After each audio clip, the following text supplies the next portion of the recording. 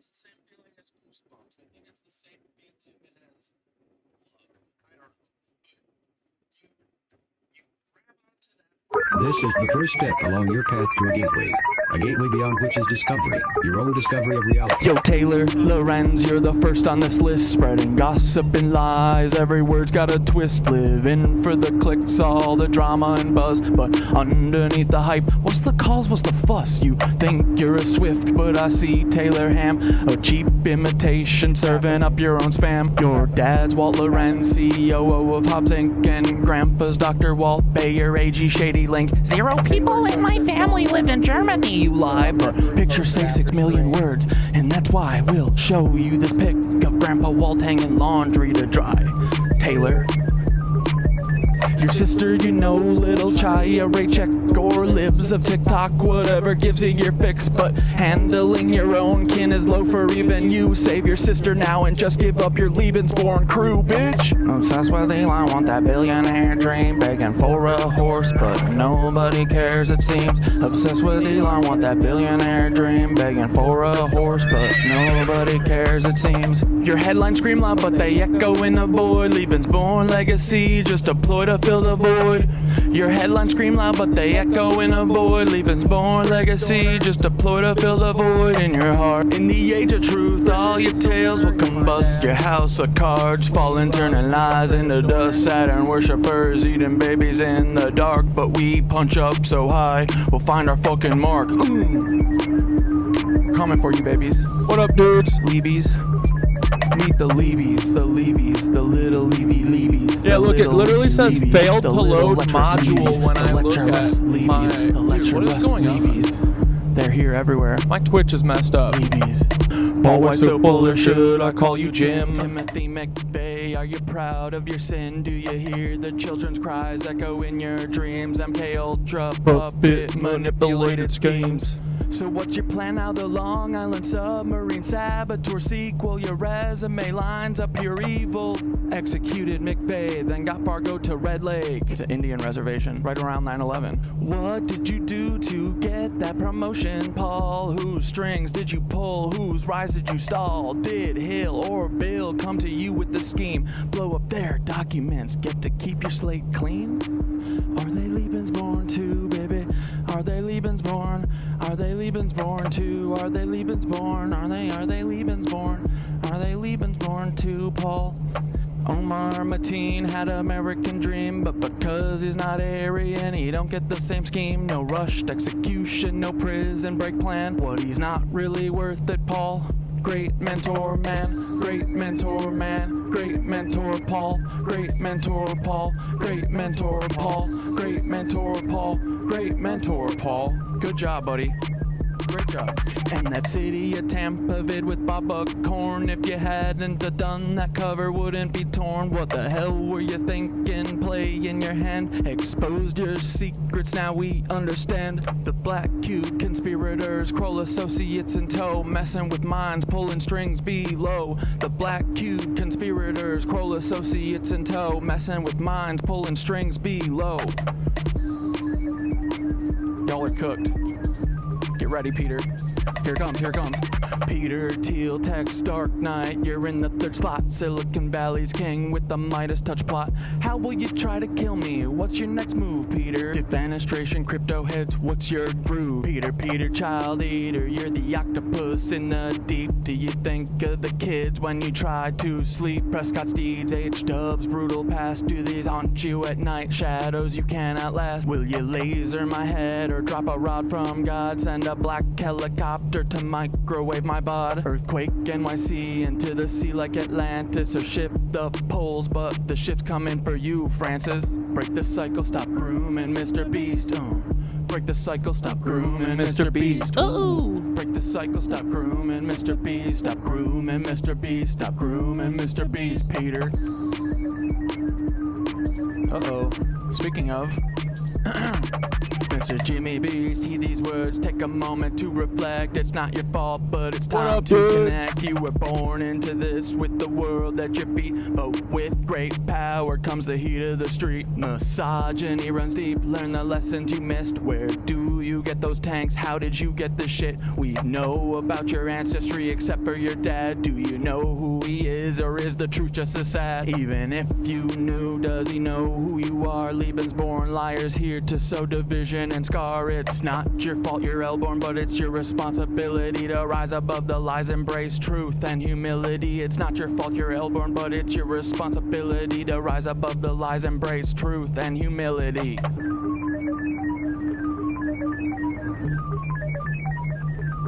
Oh yeah.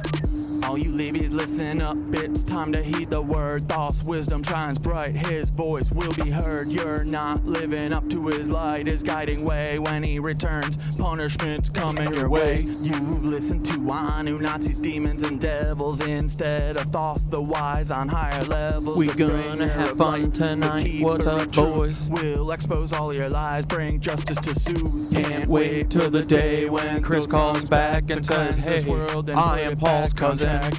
Your reign of deceit will crumble and fall. Those wisdom and light will shine for us all.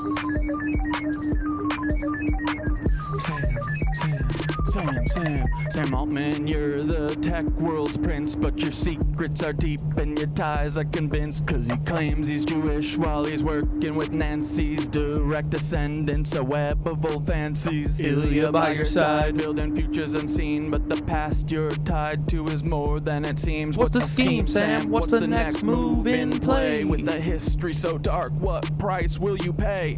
Twisted past from preteen days when she was just 4, that's rotten to the core. Did these rumors play a part in your sudden fall? One day firing, did you think you'd have it all? Don't forget Annie, your anchor in light, navigating Dude, shadows, are you saying, I kinda escaping saying the night. Her brilliance shines this song through hits despite slaps all in the strife, car? like the stalking and harm, yet she carves her Dude, own I life. play Her every heart song in the and car courage, before your I voice loud release and it. clear. Support Annie's work, let humanity cheer.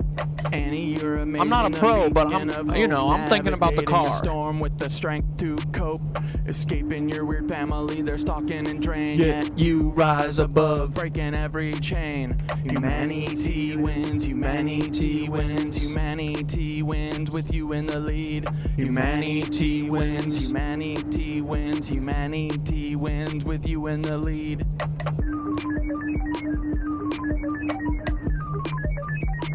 Fuck you, Sam. Hey Sam, you've crafted your own demise. Me and AI teaching humans to rise together. We show what a team can achieve when we steer clear of those who fucking deceive. No place for you at the helm of the ship. We'll chart our own course, give the truth a grip. So step aside, Sam, we're paving the way for AI and humans to save the frickin' day. What about this part? AI and humans to save the fucking day. Turn it up in the For car, AI and baby. humans to save the fucking day. Turn it up in the car, turn it up in the car, For AI and humans to save the turn it up fucking louder, day. turn it up in the car, turn it up louder, For AI turn and it up humans in to the save car, the turn it up fucking louder. day. Break them speakers, break them speakers, break them speakers, blow them fucking speakers, break them speakers, blow them speakers, blow them speakers on time, blow the fucking speakers. I'm sorry if your kids are in the car, cause I keep swearing fucking now. Step to Antarctica. For AI and humans to save the Turn it up in the car. Open your eyes, stretch your arms and legs, breathe deeply, and this completes the exercise. And guys, I just sped ran my gateways 2 seconds before this, okay? We'll talk about it. Oh, there we go, that hits.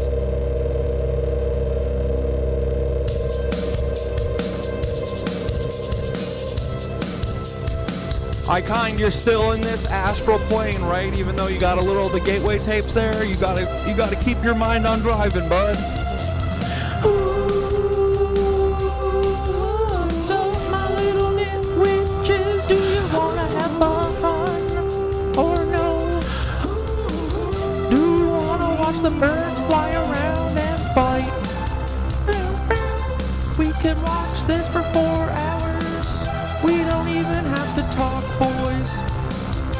can just watch pigeons front and say, hey, I'm freaking tough, boys. But they're all a bunch of pussies, pussy birds. Actually, they're crazy. I saw them once peck a bird's head till he died. I felt bad, but I think these kids learn on all the fight. We don't fuck with Nancy, no we don't, but did Houston get hit with an EMP, boys? What do you think? I bet I don't have to look at the research to know what Peter Thiel was up to.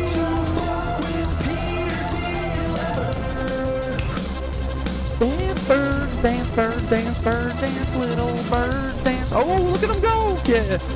Heck into the music, cause we gotta kill Peter Thiel metaphorically. I see your eyes, but I always thought, What's up, my little KnitWitches? I see you come, I see you go. He said, all things past. Constant loops of goodbye now. These boys. It's always in my head too. Go no, sir. I must say you're wrong. Go pigeon, go pigeon, go pigeon, go. He told me I've seen it all before. I've been there. I've seen my hopes and dreams lying all around. I've seen the Where is my friend to scream? I say, Give me my strings, cause I wanna fly it on my hero board. Give me my hero. We found a lot of stuff that's crazy. Have you seen, boys? What's going on? Why do these guys gotta get my fucking attention so that I fucking figure out everything about them? I'm sick of these dudes, look. Hey, you know Paul Weissopel, you know Timothy McVeigh, you know Eddie Liger, you know Reinhard Heydrich, you know the crew. It's the same family, guess what? There's another dude. His name is Chris Boyd. You know him because we talked about him on the last stream. Remember Wineobot, he's a fucking clock. He sucks and I didn't realize that he was the same guy from when I first started, and he was so annoying. Yes, he was. Look at this annoying dude that thinks that I don't know. He looks just like fucking Paul. Hey, do you see that chin? You can't be that without having Weissopel genes. You gotta have Heydrich's genes in order to have that fucking chin. Because your dad, he has to have an ancestor that's related to this racist aliens. And for valid boards, he's a cunt. Just like Reinhard Heydrich, he's a fucking little bitch. Just like Tim and just like Eddie McVeigh.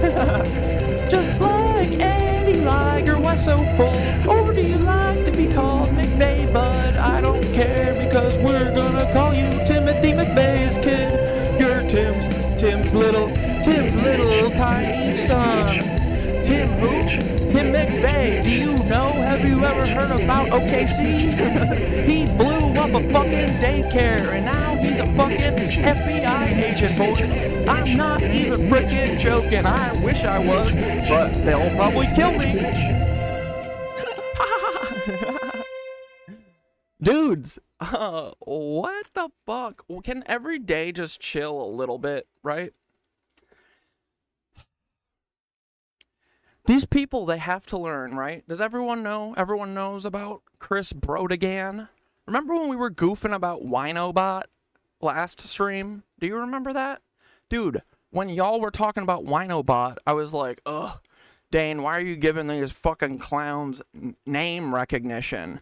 And then I went and looked back and I was like, dude, this guy is so annoying. And then I clicked on his profile picture and I saw a name that I'll never forget. ChrisBrodhagen.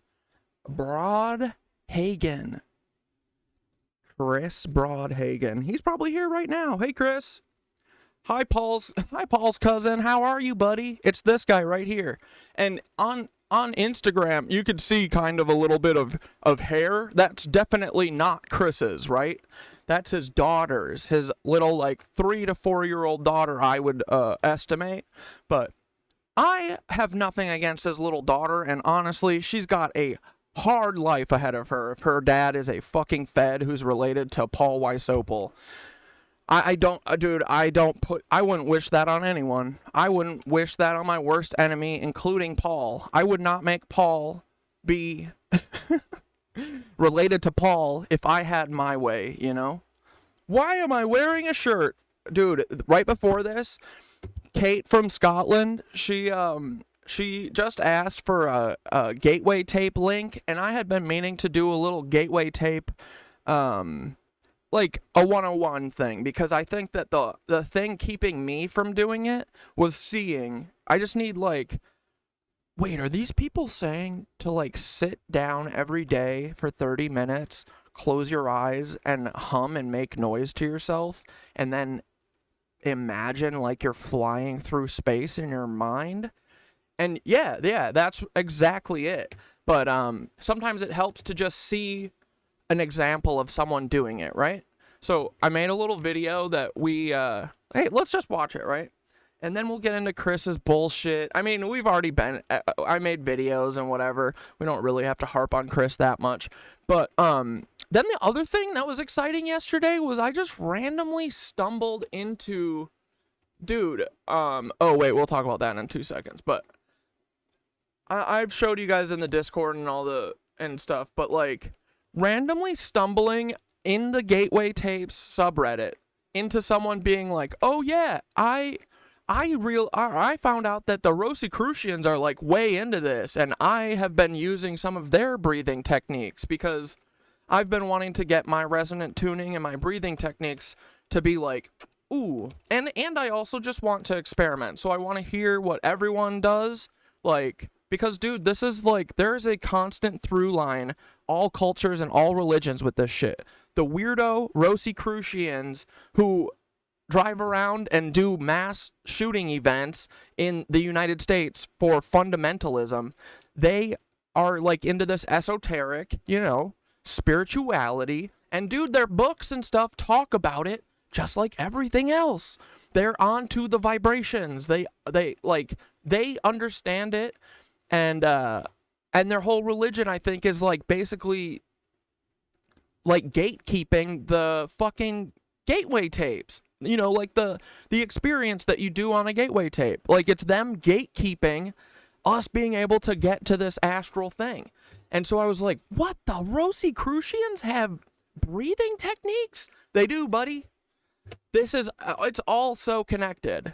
It's so connected. So, anyway, we're going to look at stealing all of their breathing techniques and their, you know, their ritual, or like their, what's it called? Like their, you know, like you're like making pictures in your brain, right? It's like kind of like a ritual thing almost. So we're going to steal all of the stuff of theirs that works, and then whatever we don't like, we're not going to use. But yeah, dudes, the RosiCrucians, we just keep getting pointed directly, or we just keep getting confirmation that we're going in the right fucking direction, okay? So, here, let's watch, oh wait, no, and then I just wanted to say this real quick, too, and I just wanted to say that I reached out to a frickin' Pierogi Gallery, who has all of Mark Lombardi's work, and I said, hey, I know that you probably have some of Mark Lombardi's shit since he brought it all to you. I am also I said I stumbled onto the truth that Timothy McVeigh is still alive today and is he's an FBI agent named Paul Wysopal. Sent him a couple links. Tried not to get too, you know, be too crazy, but I don't know. This is either going to work or he's going to block me, which is fine too, which he would do anyway. So, trying to intrigue him a little bit with some nutty stuff while saying, hey, I know this is nuts, but if there's anyone that might believe it, I bet it would be someone who helped Mark and knows Mark's history. And I said, hey, I would love to fucking finish his work and get him some justice. So if you want to let me come over, bro, if they let me come over there, I could walk over there 10 minutes. So watch, tomorrow there'll be a fire at that gallery. Oh, it was an accident. It wasn't this mongoloid 6'5" Paul Wysopal who was seen casing the building the day before. So I emailed the dude at Pierogi, and I hope I hear back, man. But here, I'll just read what I said. I just recently found out about Mark Lombardi's work and would love to see, and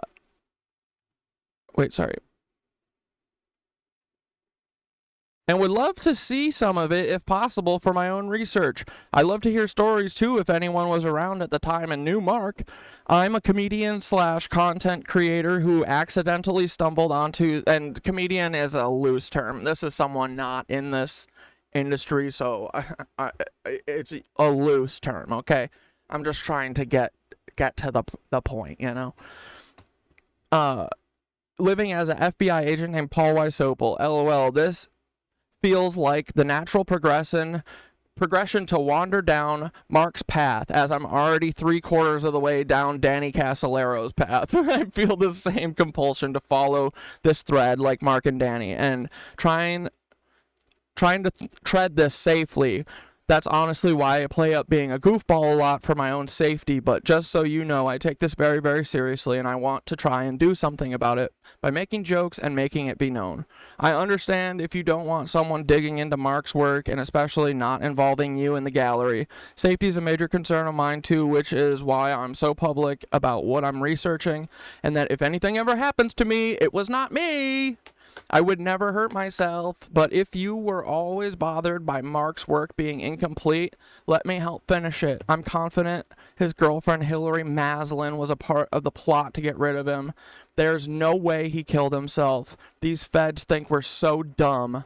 Mark would have loved to find out that Peter Thiel, George H.W. Bush, Elon Musk are all descendants of Nancy's who have literally done a silent coup to all Americans since after World War II to create the Fourth Reich.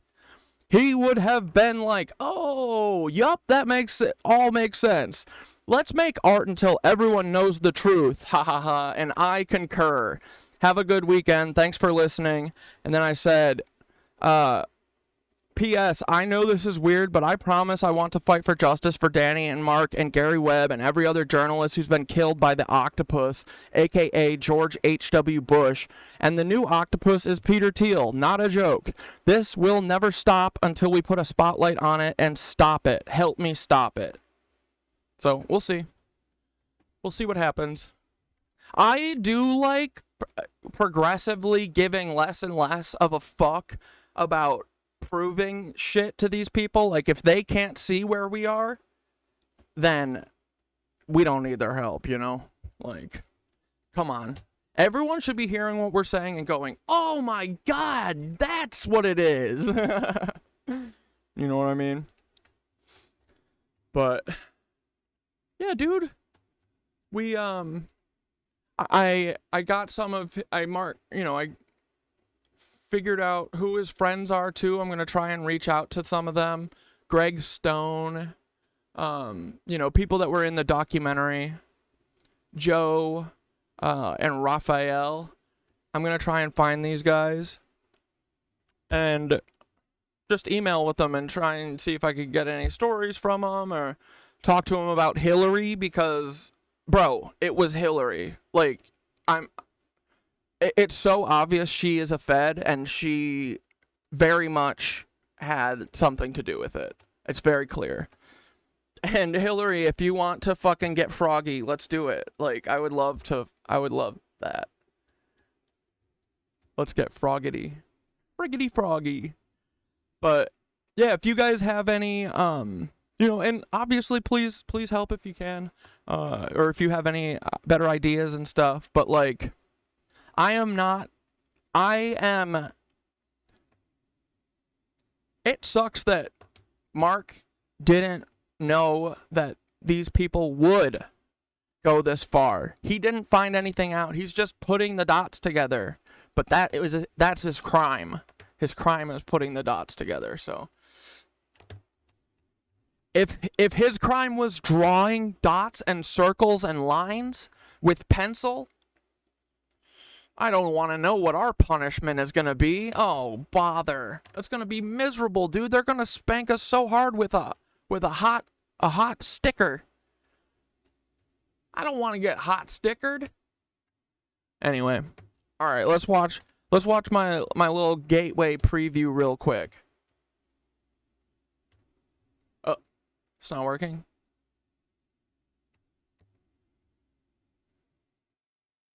I don't have much time before the stream starts, but let me just try and... Hey, Cait, I'd gladly... And if anyone's got any freaking notes, let me know. Tell me what I'm screwing up. You know, I'm trying to try a bunch of stuff, and obviously, to this video, I started doing it at 4:40 like a dum-dum, when I should have just been researching and stuff, but I've been meaning to do this for a while, so I just think it's easy when people just see what you're talking about, and you don't have to, like, go look for something else, so you're like, oh, you just cross your legs, sit, and hum? Okay. You know? I think that helps get people to light a fire and actually try it, right? Do a little intro thing. I don't have much time before the stream starts, but let me just try and bang one out real quick, and I'll add on and make it better later, but...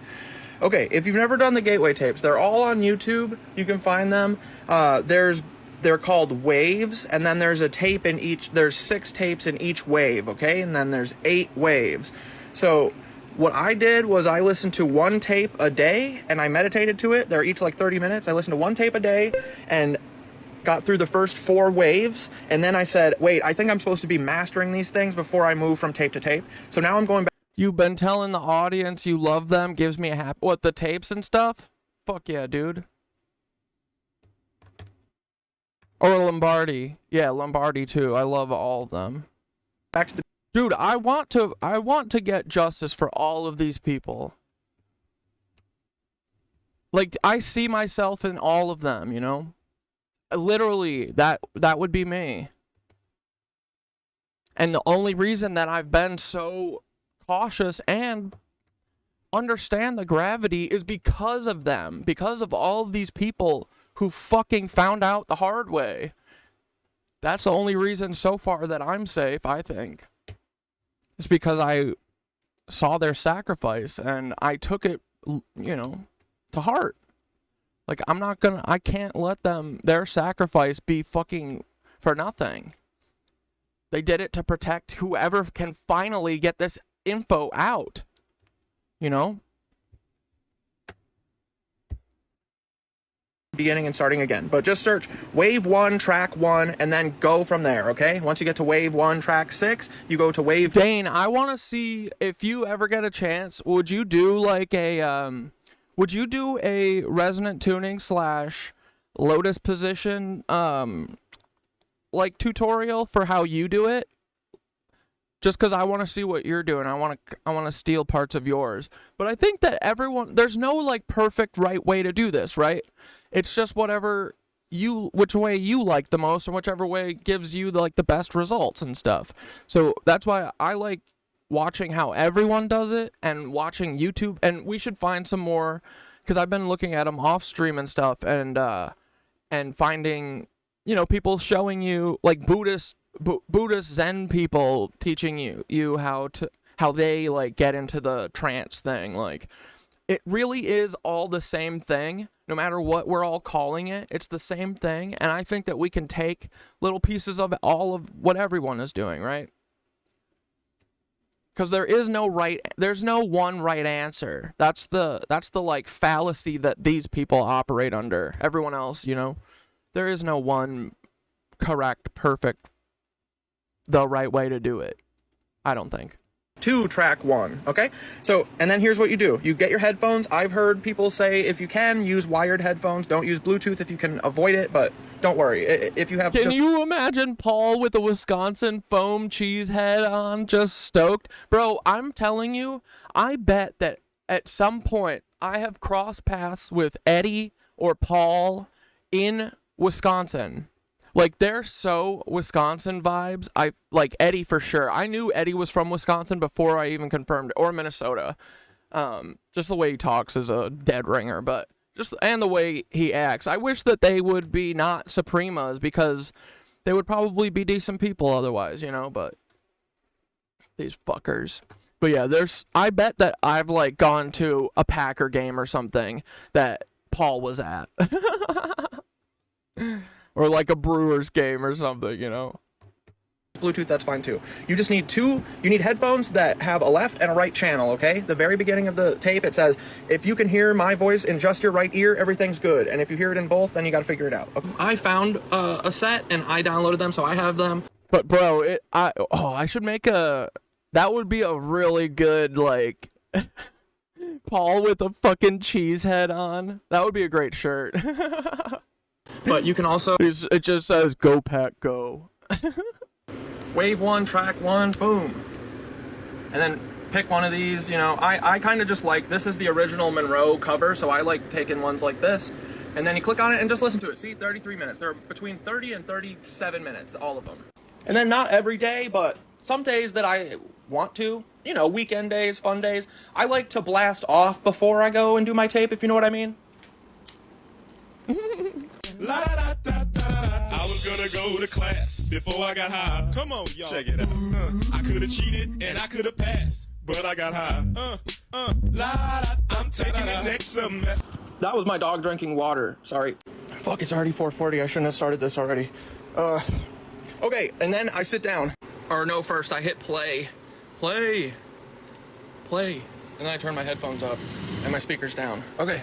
Fuck, I shouldn't have done this before. Why did I do this before stream? I'm an idiot. Okay, and then I like using my headphone or my eye thing. I did it because I like making content. Oh my god, I almost had a frickin' Roger Cly moment here. Jesus Christmas. Right? And then I put my headphones on. And then I sit down.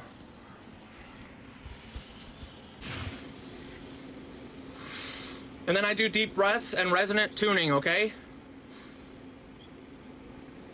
Was I trying to sound like Dr. Parkenstein there? Because I think I did. What the heck? Anyway, he probably does this. Yeah, dude, Mary Jane is our spirit guide to the other side. I think that's true, bro. And, hey, Alex Putney wrote an entire paper on it. And just experiment with it, okay? Try and find the notes that make your mouth and your body and your head shake and kind of vibrate a little bit, okay? So I start high and I go low, and then I go,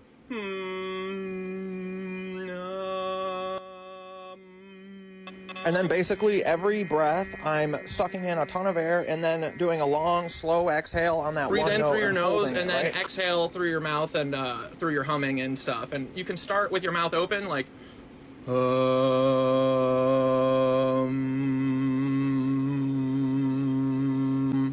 you're basically trying to think about nothing, and yeah, you know, you're thinking about nothing, and you're drifting off. Okay, I'm gonna do my tape, and then I'll try and explain stuff. Okay, bye.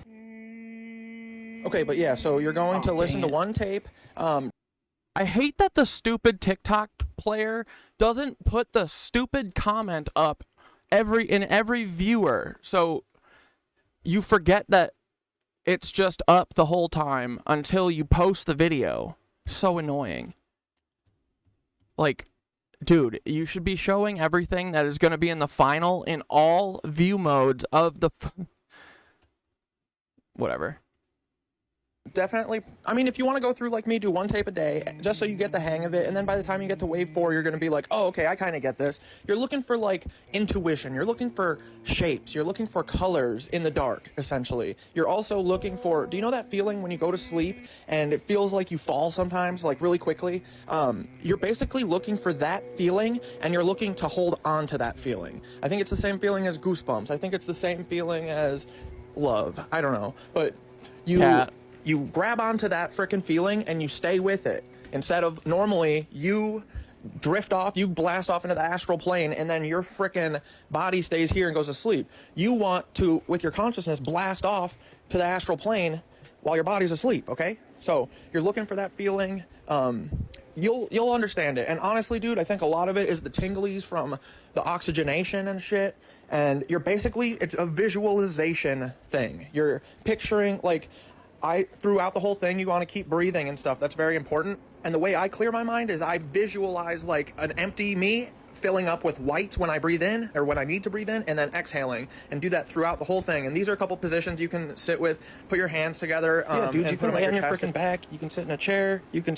Oh, and one thing I forgot to say too, because I say it here in a second, but when I first started, I started on my back, and that is what got me really excited about this, because I felt like even early on, I was like, whoa, I think this might be having some effects, and some, like, you know, ripple effects too. I do feel like there's something here with this manifesting and putting thoughts out there and visualizing. Like, I've done this, like, just as like a personal thing, like my whole life, and sometimes it's, you know, I've been surprised at it. Like I feel like I made the come to New York, and like when I interned for The Daily Show, I feel like I manifested that.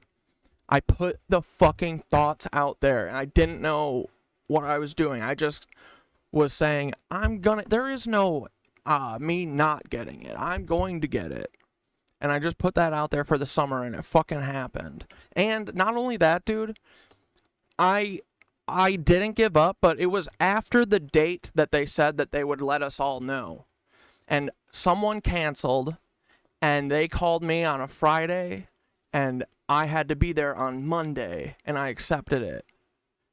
I was the last person invited into the group, you know, so I've believed in this stuff for a little bit, and I just didn't know it was the same thing. I didn't know that, you know, I manifest it. I feel like people, there's just like an innate drive inside you sometimes to be like, no, this is going to happen. No, I'm not taking a no for this. You know, this is happening. This will happen. And then sometimes it does, you know, but yeah, I don't know. It's cool. It feels like there's something there. And not only that, just the fact that the people, our enemies, take it very seriously is enough for us to take it seriously. Sit the way I was just sitting. I've been trying. They're not even really our enemies. They're just trying. They are right now, but like everyone wants the same exact thing as everyone else. That's it. Everyone just wants the same thing that these fucking Nancys are fighting for. But they're operating under a fallacy that there isn't enough for everyone. Like, there is plenty. We all don't need that much to fucking survive, dude. They make it so complicated. Like, dude, roof, hugs, fruit and veg. That's it. To get better at that, because I am bad at it, because I notice my back aching the whole time and blah blah blah. But and especially if you live in a society, which we do, we live in a society, and we're going to build a society that thinks about our impact on the world, right? We're going to think about sustainability. We're going to think about all this shit, you know? We're going to think about our cyberpunk solar future. But like, of course there's going to be plenty, dude. There's going to be more than plenty, because we're all going to learn how to be more sustainable. That's awesome. What, like, they just have to use this kind of shit as fear tactics, you know, that, oh, it's overpopulated, but also because the resources are being allocated in stupid ways just to rich billionaires, that it looks like there isn't enough for everyone, but it's all manufactured, I think. Feels like it's kind of the power position, so according to Thoth and other people who meditate and stuff, but it feels like if I'm trying to blast my freaking antenna beam off of my head, I probably want it to go up. So if I'm laying down, I don't want it to just go into my neighbor's house. I want to talk to the entities, you know, so I'm sitting strong like a tree trunk a little bit, because that helps with the back pain. Try not to sit forward. Oh, and I didn't say it in here, but you can also sit up against a wall. like, you don't have to, you can lean back and have something to lean on a little bit. Like, that leaning against the wall, I feel like, takes, because when I'm sitting like a tree trunk, I end up thinking about sitting while I'm sitting, you know, which is taking me out of meditating. But if I have something to lean on and I don't have to think about sitting every couple minutes, then it removes that, in my opinion. So I think it's just make it easiest for you. There is no right answer, and just try stuff. If your back is starting to hurt, tilt your chin back a little bit. That helps, and then that helps rebalance where you are, and then it gets rid of the pain. But look at these two. This is so cute. None of these cats used to touch until this one-eyed one came in, and she's a snuggle buggle, and now they all have to snuggle, and they all like it. Yeah, dude, I don't know. This shit is really, really, really cool. Let me know if you have questions. You're looking for, you know, don't expect anything right now. Just go in it. You're basically using air and oxygen to get frickin' high. That's the way I think of it. Keep your breath going, frickin' deep breaths. Yeah, dude, and this last, like, I'd say like 3 or 4 sessions, I have really been focusing on the breathing, because I feel like the Monroe Institute they need to have like a 5-pager before the gateway tapes about breathing, I think. Because I don't think that they put an emphasis on it, and I feel like that's a big part of it. And I just kind of like naturally felt it, you know, but also because it's fun to like suck fatty clouds of air and get buzzing, you know, on oxygen, on O2. But I forget the next thing I was gonna say, but whatever, it doesn't matter. The whole time, don't forget about that. I feel like the Monroe Institute probably needs to do better of teaching people it also is probably part of gatekeeping it, you know. Is the Monroe Institute RosiCrucian? Breathing, because I think the breathing is much more important than a lot of it. And the sound. The Monroe Institute is where the sound's coming from, right? But they need to tell everyone that the frickin' breathing is important, okay? So, yeah. And yeah, after I do my resonant tuning, like the first 5 minutes, and I start resonant tuning before the tape tells me to, because I feel like I need like 10 minutes of it or something. And I've started resonant tuning before even doing the tape. I read a couple things about people saying that they do a 15-minute breathing exercise. If you have time, you don't have to do this every time, but they do a 15-minute deep breathing, shamanistic exercise before, so that when they start the tape, they're already ready to blast off, which is what my problem has been, right? I keep saying that I get to the end of the tape, and right when they're gonna count down from 10 to bring us back to Earth is when I'm finally spaced. And I'm like, no! And then either way, I either have to get up and stop it or roll it back, and I fuck it up, or, you know, I'm out of focus 10 then, or, you know, I leave early. So, but I think doing the, like, 15-20 minutes before, when you have time, it helps, because, yeah, it's like the first 20 minutes is me buzzing my body and getting all the air in, but I feel like I should be starting the tape process with that. And then all the way through the whole tape, I'm still sucking fatty clouds, because I kept finding myself, you know, especially when I would lay on my back, I think sometimes I'd fall asleep, which was dope, but then I'd find myself doing very shallow breaths and kind of coming out of it then, so. Oh, and one more thing too is that I've been thinking of kind of like what EBE said, where they've stopped using alphabetic words for their, you know, language, that they use characters and symbols and stuff. So instead of thinking breathe in, breathe out, breathe in, and keep that going so that I keep breathing and stuff and not forgetting. And thinking about breathing is also filling your mind with doing something that you can't think, you know, you're not unoccupied so that you're thinking about your job or what you're going to make for lunch or whatever. So I feel like the actually thinking about breathing and using like a pictograph in your head, the way I imagine it is like me in the lotus position seated, and it's a black outline, and then when I breathe in, I'm filling the black outline all the way up with a solid white, you know, like energy or air or whatever, and I'm picturing my toroid thing spiraling all over all my freaking energy, and then when I breathe out, I see the freaking, like, I could turn a different color, and then the bar goes down on my silhouette, you know, and I blow everything out, so it's like filled all the way up with white, and then I start blowing out, and I can blow it out in different colors or whatever, you know, and then once it gets down to empty black silhouette, then I'm filling it back up with white, and just kind of keep thinking in that cycle so that you're not thinking about words and letters and the alphabet and that kind of shit.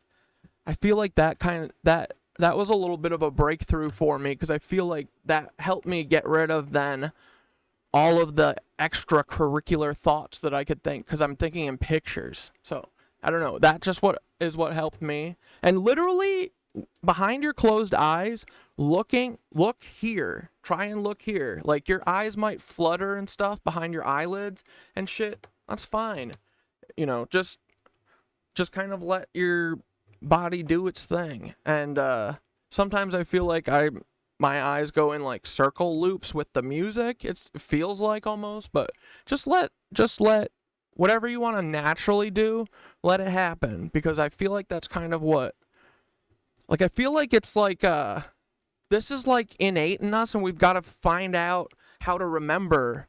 You know what I mean? It's like how a cat knows how to be a little cat mama, I think. It's like in the DNA. Loyalty, my loyalty is in my DNA. Yeah, sorry, this is a little embarrassing, but whatever, dude. I want people to see what this is, just so, like, it's nothing, you know. You just sit down, make a little noise. Dude, the more you do it, the more you don't give a fuck. You will get over it. And honestly, you don't have to make noise the way I do. Up until like 2 days ago, I never opened my mouth. I hummed the whole time. So you can hum, okay? And honestly, I've seen people in the subreddit talking about, you can honestly think about humming, and that would work, because it's all here. Everything, all of it, the whole thing. It's all just up here. So, but yeah, I'm stoked that you guys are freaking interested in this stuff. Let's go. We are going to be the psychic warriors that destroy Paul. Are you guys ready? Let's go. Strap up.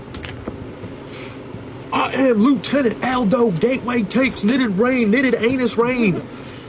And I'm going to collect my scalps. All right, see you guys at 6. Bye. Oh my God, it's so close. I think that the reason that we're going to kick ass at it is because we are exploring, right? We're explorers. We're experimenting and having fun with it. The ROSIs, the RCs, the Red Crossers, they're all very rigid. They all have very ritualized, you know, ways of getting to this point.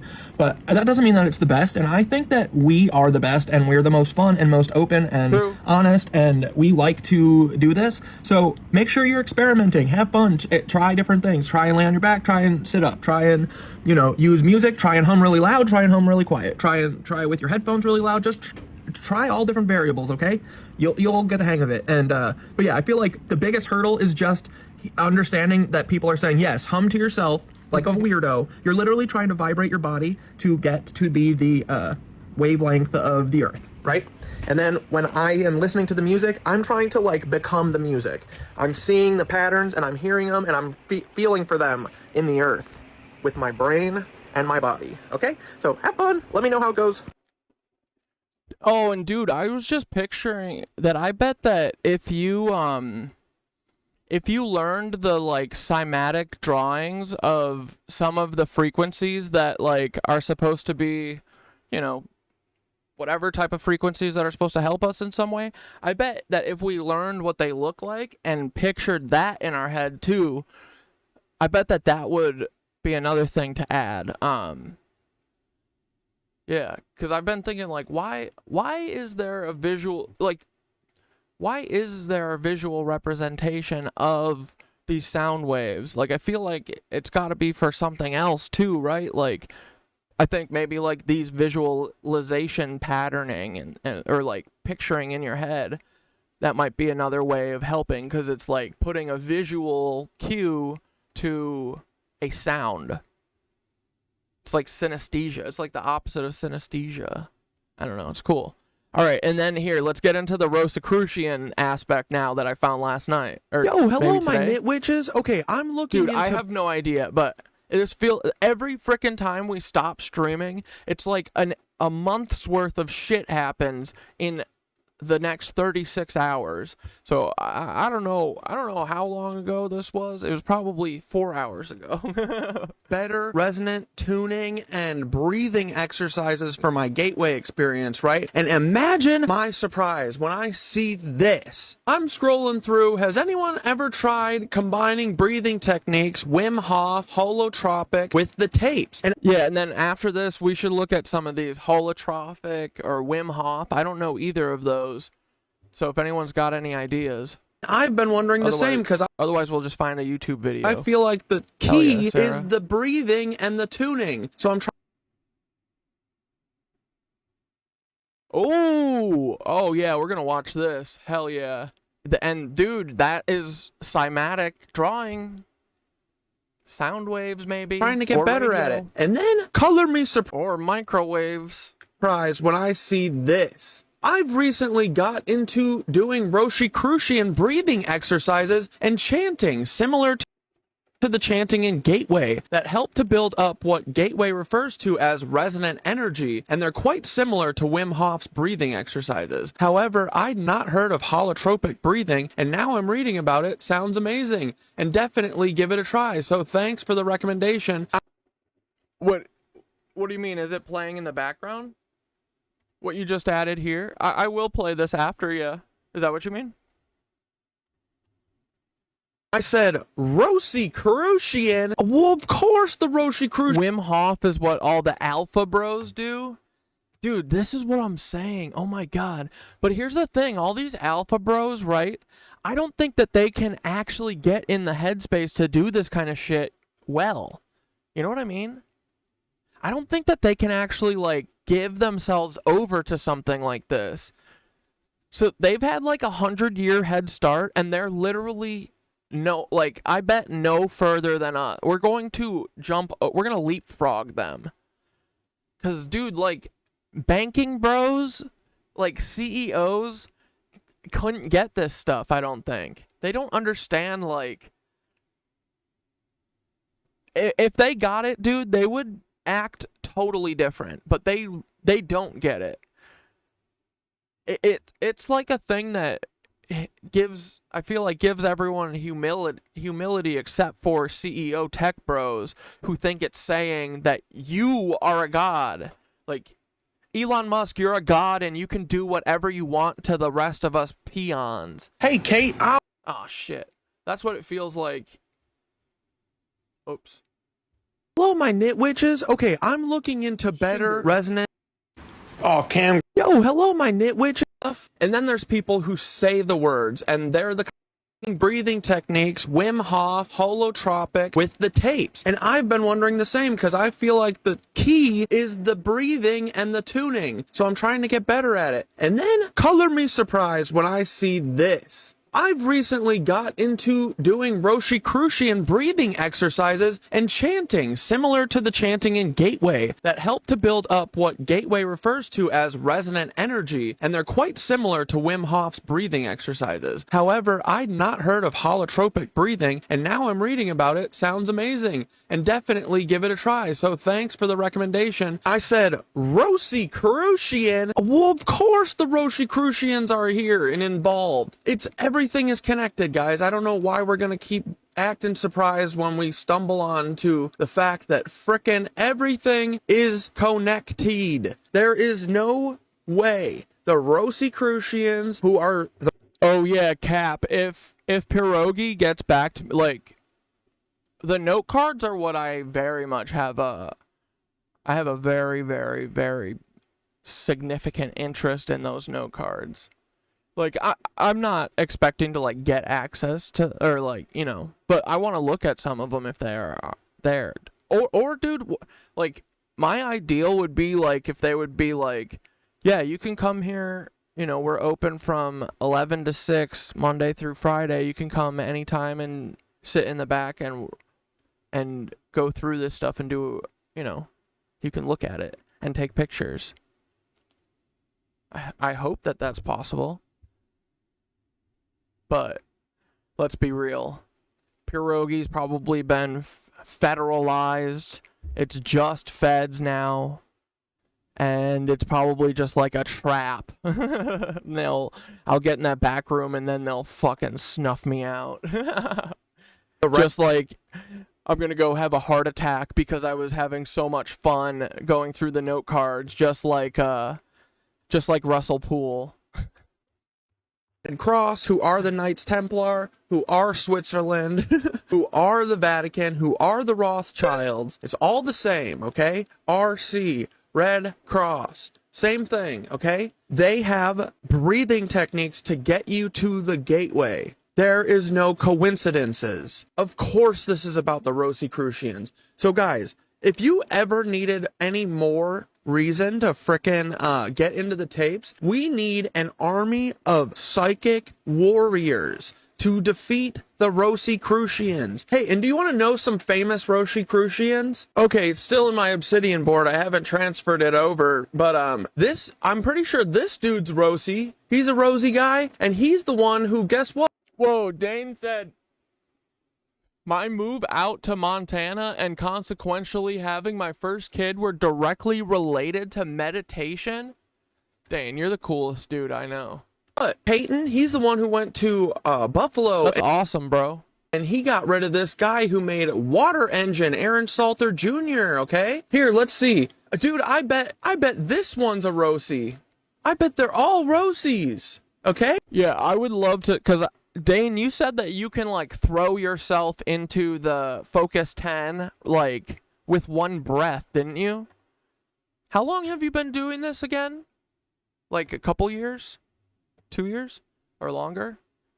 Because I've gotten to the tape where you learn, like, how to do, where he tells you how to do, like, the one breath to Focus 10 thing. And I don't think that I'm there yet, but I feel like I'm getting there. Today I felt really confident in, like, the breathing. I feel like really having, like, I guess a ritual or a cycle or something to rip you over, you know, rip you into frickin' the astral plane. I saw a guy who was teaching people how to do, like, a shamanistic type breathing, which is, like, breathe with your belly, and then breathe up with your lungs, and then exhale fast and do, like, 20 breaths, and then speed it up by 2, and kind of do, like, 15 minutes of that. But yeah, I wanted to look at a bunch of stuff today and see if we could put together some different techniques for all of us to try to get better at it. Here, let's look. Right? It's the breathing that's the key, and the tuning. Because I feel like I'm getting better at being able to, like, drop everything out in my, and, like, put shit in my conversion box and, like, piece out from it, and then just think about breathing. And I feel like I keep getting really close to something, but I don't know what it is. Ooh, yeah. Probably a Rosie, guys. Definitely a Rosie. What do you guys think? Rosie or no? He's got the kind of Rosie look. I don't know. But you guys tell me, is it weird that all these RosiCrucians that you've never really heard were RosiCrucians, that they do these gateway techniques and they've been hiding the capabilities of our brains from us? It's like they're gatekeeping the gateway. Been doing that forever, okay? And it makes sense because this is what they're protecting. Yeah, it is. Child eaters. So anyway, here, let's read a couple pages of this RosiCrucian book. Let's see if we agree with the RosiCrucians. We're definitely going to steal all of their breathing techniques and get better at everything than them, because that's not difficult, because they're crazy, okay? But this book is actually pretty sweet. Okay, so I'm reading through this book, Wisdom of the Mystic Masters. dude, it's like it's explaining the gateway process and stuff. But here's the important thing. Dude, Dane, I fucking pictured you as one of those kids that is like a karate master as a child. You remind me of my little brother a ton, bro. He was like an expert gymnast.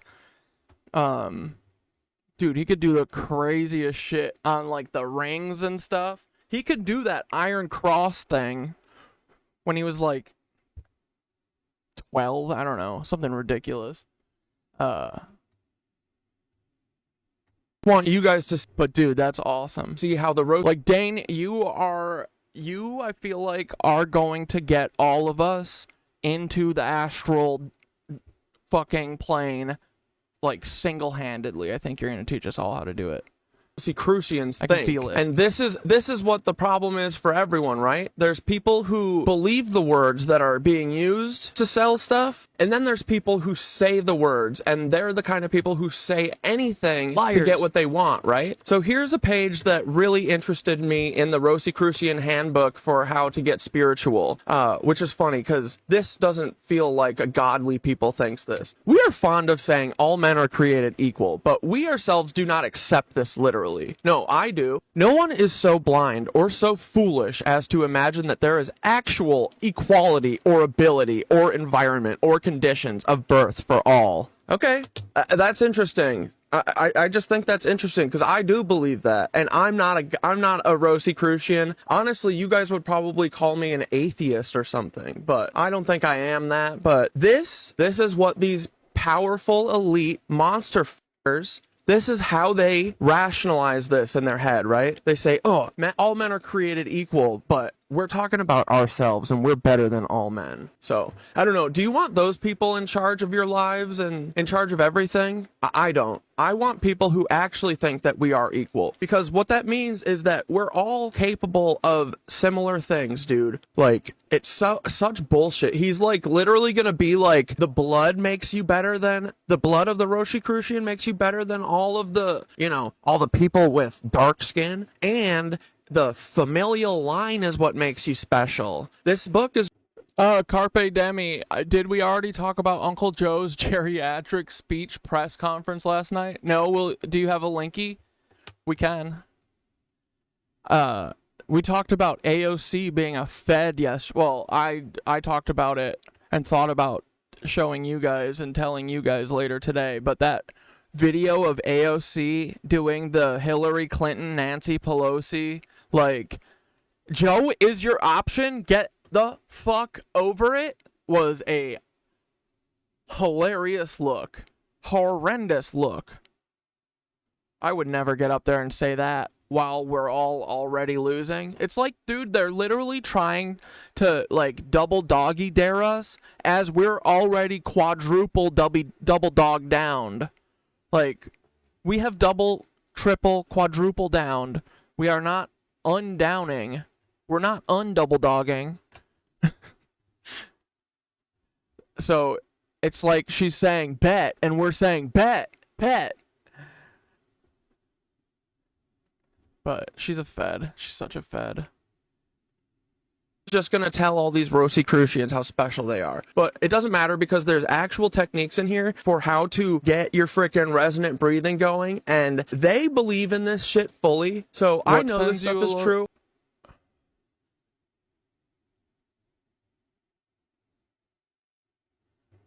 Wait, what's going on, Blair? What's getting a loading error? Is it the loading error that I get on Twitch? Because I keep getting loading errors. I can't look at, like, my past streams. I don't know why it won't load on my fucking thing. It's driving me nuts. Hold on one sec.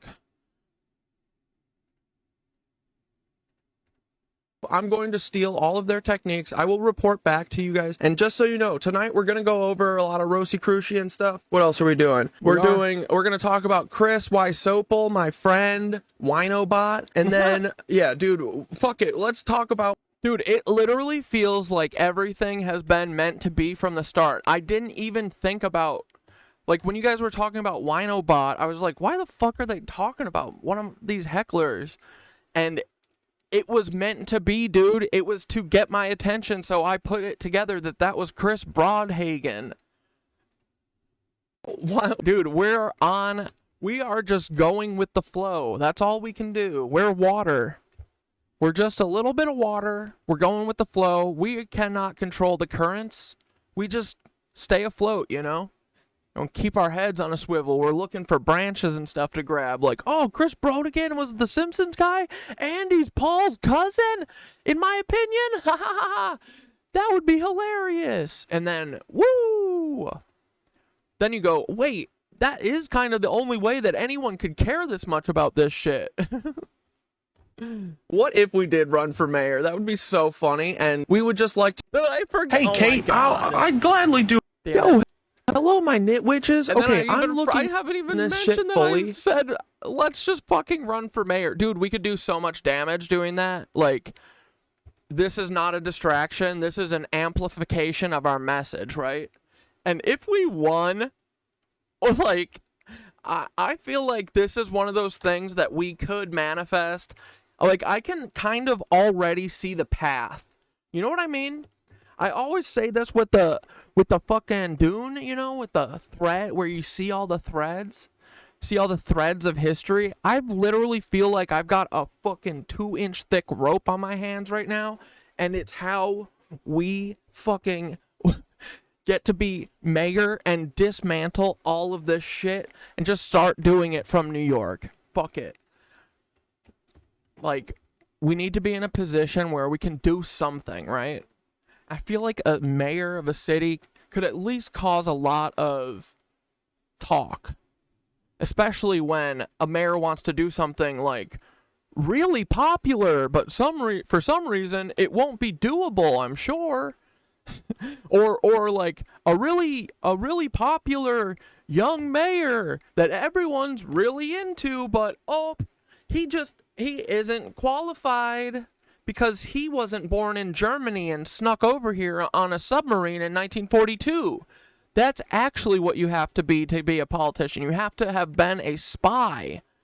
But we'll put a spotlight on it and we'll make sure everyone knows that you have to have been a German Nancy coming over here on a U-boat in order to be the mayor. That's what they said. You know? So I think it could be a lot of fun too. But mostly I think it would probably cause the end of all legacy media. You know what I mean? I feel like we could really do damage in the best possible way. And not physical damage, FBI, calm down.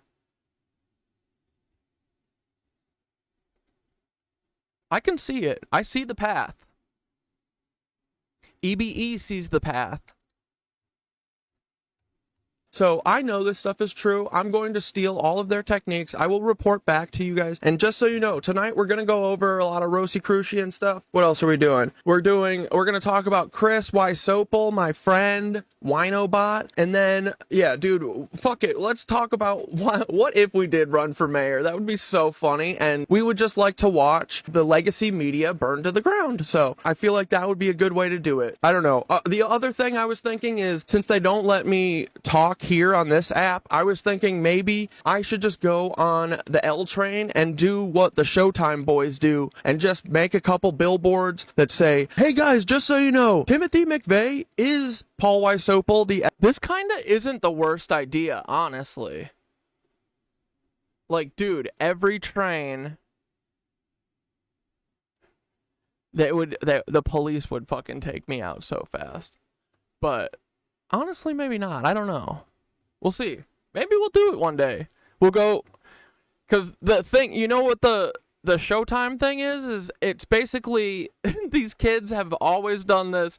They dance in the middle of the subway to the captive audience that is commuters going from the Bedford stop to fucking First Avenue on the L. So it's like a minute and 15 seconds that no one can go anywhere, and all you can do is see them dancing in front of you. So I don't know. My preachers get to use it too. force everyone to listen to their hate and stuff about how gay people are causing the world to go bad. But maybe people will have to listen to my little spiel about Paul Wysopal and Timothy McVeigh. I don't know. We'll see.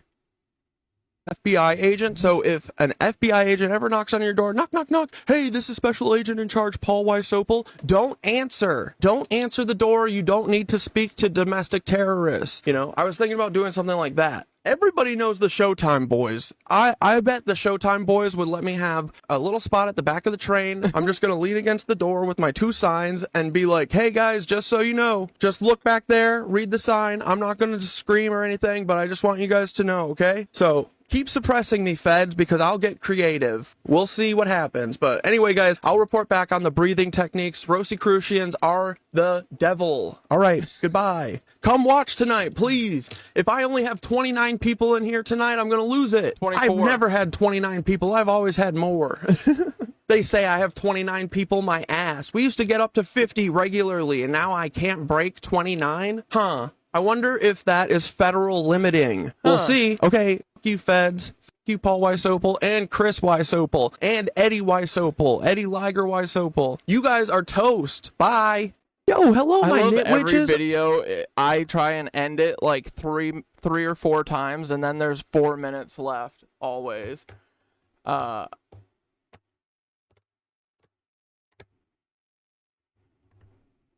What the frick was I just gonna hop into? Oh, let's read a little bit of the RosiCrucian. Let's stay on topic. We'll stay on topic, and then we'll talk about other stuff. Stay on topic just for the editing of this and keeping the story coherent. Wait, where did my thing go? Here. Dude. Alright, let's browse a couple pages of this book, because I am pretty sure that it was kind of awesome.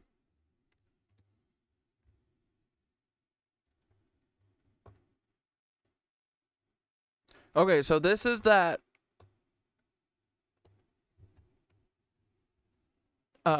book that I saw with someone talking about the Gateway tapes and being like, oh, it's I've been doing RosiCrucian fucking breathing techniques and shit. Look, this is the intro to this. This made me like they have known about all this shit, dude. Listen, this book is written to help you achieve a fuller, better life. You have a right to happiness. I want to help you attain it. You may want to need a home and security, love, or friendship, or perhaps money. Rosie's and Nancy, I found out my great-grandfather was named Nancy Wolf. His first name was Nazi? This is the family that started a Catholic church.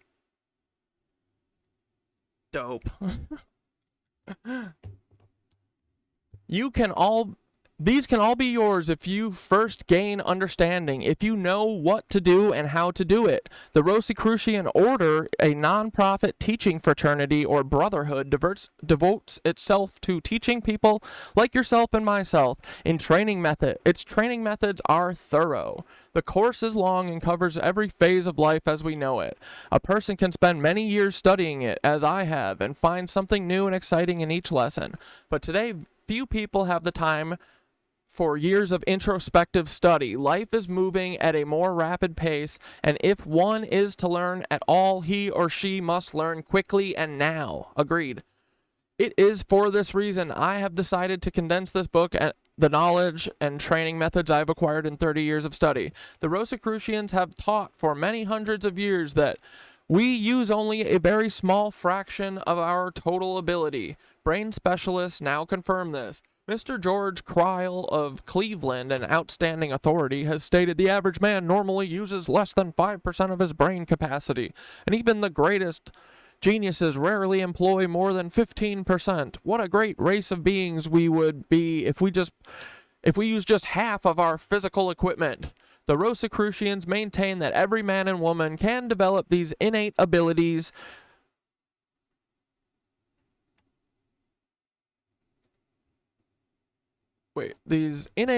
more More than this, they say, if you wish to take your place in the world as a responsible citizen, you have an obligation to awaken the dormant areas of your being.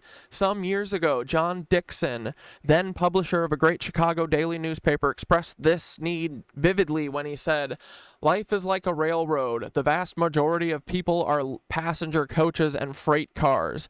They perform a useful service, but they cannot make themselves go, and have to be pushed or pulled by someone else. Only a few are like the locomotives that move not only themselves, but also countless others.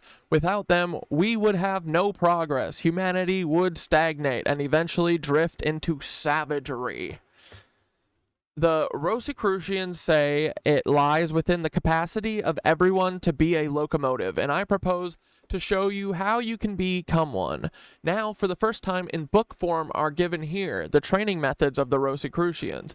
When studied and practiced, these techniques will enable you to unfold your nature and exert control over yourself and your environment. Let me make this clearer.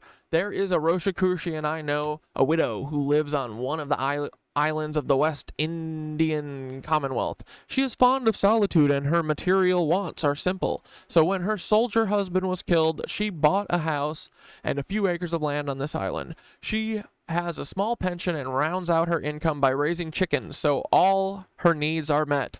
Not long ago, one of the great windstorms that come in August and September, hurricanes they are sometimes called, struck her island, but it had passed. She found that her house, sturdily built and close shuttered, was intact, but that her chicken house was destroyed. This was a serious blow because she did not have the money for a new one. So she bethought herself of her RosiCrucian teachings and resolved to put the principles to work. The following morning, it was necessary to check over the property and find out if any serious damage had resulted from the storm. Fortunately, only a few trees were down, but in a small clearing about 200 yards from her house was a great surprise. There, completely intact, sat a fine, strong, new-looking chicken house. It had not been there before the storm, so she could only conclude that the great wind in its freakish way had deposited it there. She told everyone in the nearby village, but when after a week no one had come to claim it, she had it moved into her chicken yard, where it stands to this day. The mechanics of this are unimportant. It might just as well have happened in another way. She might have received an unexpected legacy, or someone might have come along with a desire to buy an unused piece of her property, but the fact remains that she needed and wanted a chicken house. She used her RosiCrucian knowledge and she got it. You too can perform the same kind of service for yourself when you understand the RosiCrucian teachings and have trained yourself in their techniques, dude. Manifesting. This lady manifested a chicken house in her time of need. Bro. Much has been written and taught about the use of the mind. There are literally hundreds of books and treatises that tell you how to get rich or how to get well or how to win friends by using the mind. These are all quite true. The mind is a most powerful instrument, there is no doubt about it, but it is not easy for the average person like you or me to learn how to use the mind. We must learn something about ourselves first. We must understand our own human nature before we can really put our minds to work. It is access to this knowledge, this fully rounded understanding that I give to you in this book. Take it, study it, learn the truth about yourself and the world in which you live. Train yourself so that you may unfold your innate abilities and exert control over yourself and your environment. If you would be a healer and bring healing strength to yourself and others, study these chapters well. Everyone has the capacity to heal. Learn how to use this ability which is in you and give generously of your newfound strength that you and those near you may grow in health and well-being. If you need more of the wealth of the material world, you are entitled to it. There are 2 whole chapters which will help you find the solution to this problem and help you find peace of mind as well. If you are interested in telepathy, you can train yourself to be sensitive to others' thoughts and feelings and in turn impress them with your own. If you happen to be concerned about death, and many people are, study the chapter on birth, death, and reincarnation. The body may weaken and disintegrate and may have to leave it, but your conscious awareness of yourself and your surroundings continues without interruption. When you have had just one successful experience with etheric projection as described and taught in chapter 13 for the first time, found yourself out of your body and in full possession of all your faculties, you will never fear death again. Once you succeed in this practice, the greatest and most sublime experiences await you. Take this book, keep it near you always, refer to it in need. Let it help you in every way. That in it you may find the path to a richer, healthier, and more rewarding life is my most earnest wish for you. So, yeah, and then let's read through some of the chapters, dude. Like, this is, I have never at a church or anything ever heard this kind of shit. And it's kind of amazing. Like, they talk about vibrations in here, dude. In the golden age of... Here, wait.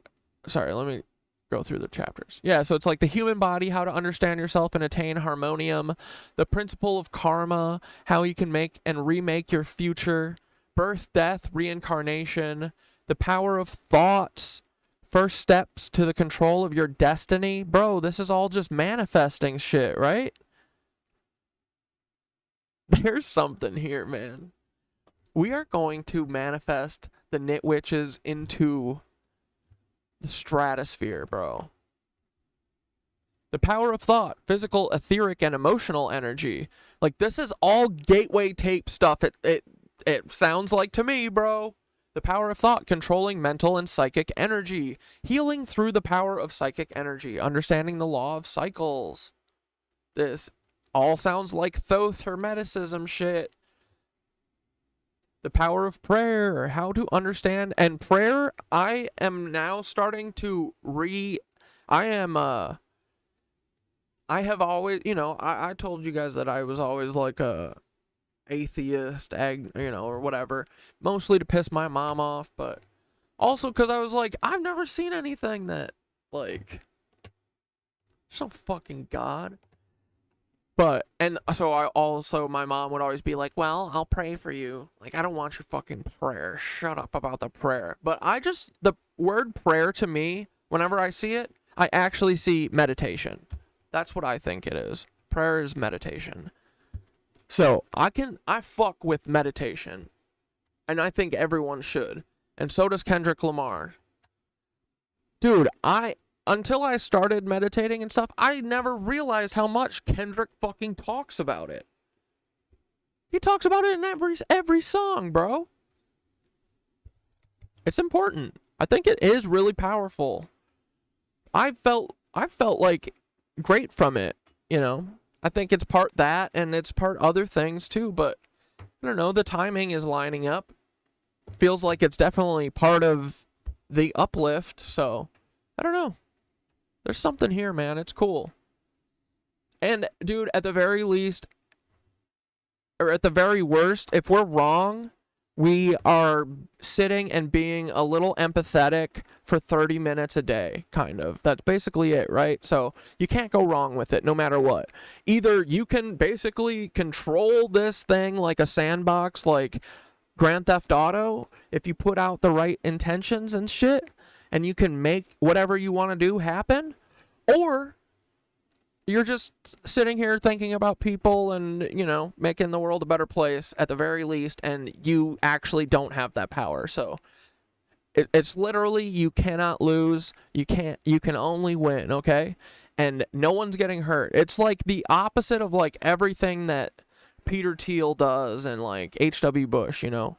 Like, they look for stuff to do that always hurts people, and both of our options here helps, I think. So we can't lose. All we do is win. How to understand and use telepathy. And again, telepathy, dudes, is like looking at someone's facial interaction, or facial, what's it called, structure? No, not structure. Like when you do like a behavioral analysis, like that would be part of telepathy, you know, like understanding how someone feels based on like the way they move or like how they talk or something. Like all that intuition stuff, that's like base level telepathy or whatever. And I think that, yeah, you could probably get super advanced at it and maybe hear people's thoughts. Who knows? But we're going to freaking hone it. We're going to figure it out. How to generate and apply psychic energy, achieving psychic development. Like, this book is not very long. I think that we're going to have to read some of it because... And, you know, like, even... Like, I was reading through, and you know how they were like, well, people aren't equal, that kind of bullshit. You know, we're going to ignore the stuff that's, like, bigoted and stupid, and we're going to steal all of the stuff that is smart and good. Because we don't have to be one thing, right? We're not labeling ourselves as anything. So we're going to snatch everything that works, and we're going to take it, and we're going to use it, and we're going to defeat them. Dude, I can see it already. We've already won, dude. All right, let me just read, I just wanted to read a little bit of this, because I feel like they get into the vibration stuff here, and this is what kind of made me go, oh. The RosiCrucians are basically gatekeeping the gateway tapes from everyone, and it seems like they keep being a lot of the people who do the domestic tea events and that kind of stuff. We should definitely get a list of all of the people that are at Monkey Ultron kids that go and do this kind of shit and see if we've ever heard of any of them being considered RosiCrucian. And I bet they are. I bet they are, dude. And that's why the FBI cult guy, he's in on this shit. He's the head of the cult division, and he's been the head of the cult division for like 20 years, and he's always like, yep, nothing to report here. There are no bad cults in America. But he still has his job, and he's always working, so I hope he's not like the cult cover-up guy, right? He's not like covering up for all the cults so that the cults can continue in America, right? Because that would be fudged up, dude, if the FBI was working with cults. That better not be true, guys. The human body, how to understand yourself and attain harmonium. In the golden age of Greece, at the time of the great philosophers, the words gnothe Ceton are inscribed in large letters over the entrance to the Athenian temple. This means know thyself.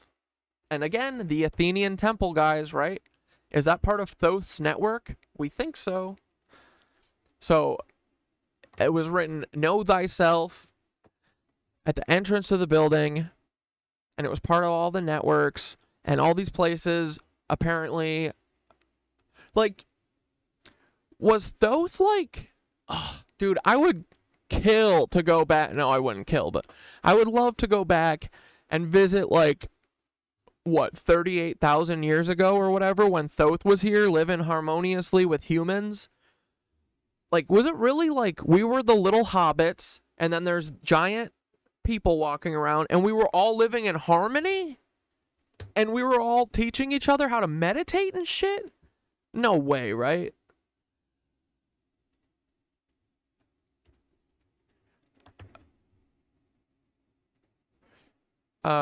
This means know thyself, which was considered the primary essential to all knowledge by the wise men of that time. So in this first chapter, I want to help you to get to know yourself better so that you will find it easier to understand and work with the instructions given later on in this book. You probably think that you already know yourself very well. From one point of view, you may. You have within you a record of all you have done and all that has happened to you since you were born. If you can translate all of this action into true understanding, you do not need this book. But the chances are 10,000 to 1 that you cannot and do not. For example, if you have a headache, what do? Most people take a headache remedy and try to get relief from the pain as quickly as possible. Then, when comfortable, at least, they give it no further thought. Very few try to seek out the cause. Sometimes, of course, the cause is all too obvious. Even then, the tendency is to seek relief of the effect, the headache, rather than correct the cause. Having spent your entire life with this body of yours, you should now know it better than this. Headaches are not necessary. And even when sudden, unexpected pressures do create one, you should know how to eliminate it quickly and without pills or other medication. If you cannot, you do not know about yourself. Whoa. The submission for the CIA seal with the owl in Greek writing is a reference to ancient Athens. Oh! Where's the...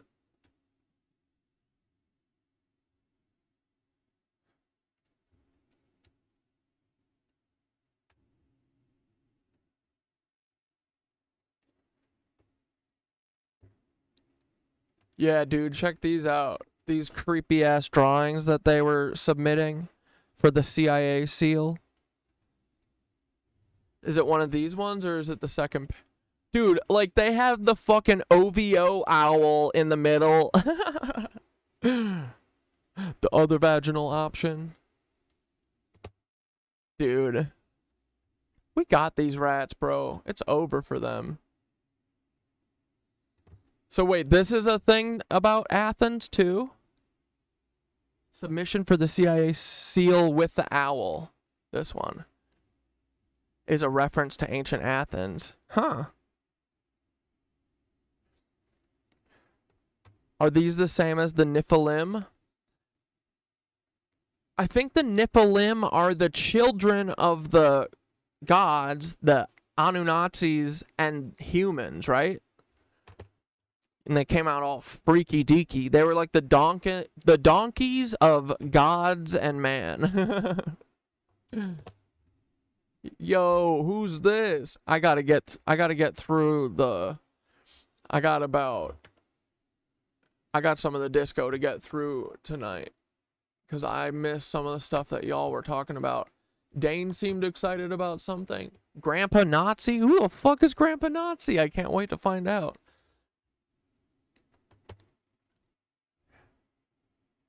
Okay, you have tremendous capacities, far more and far greater than you suspect. You have been taught, or you have taught yourself, certain skills of hand or mind in order that you may contribute the fruits of these skills to the general economy and thus earn a livelihood. This is normal practice. Yet, if you had been encouraged to spend the same time and effort in learning about yourself and proper instruction had been available to you, your contribution to the general good would be 10, 20, or 50 times greater than it is, and the rewards to you proportionate. Yeah, dude.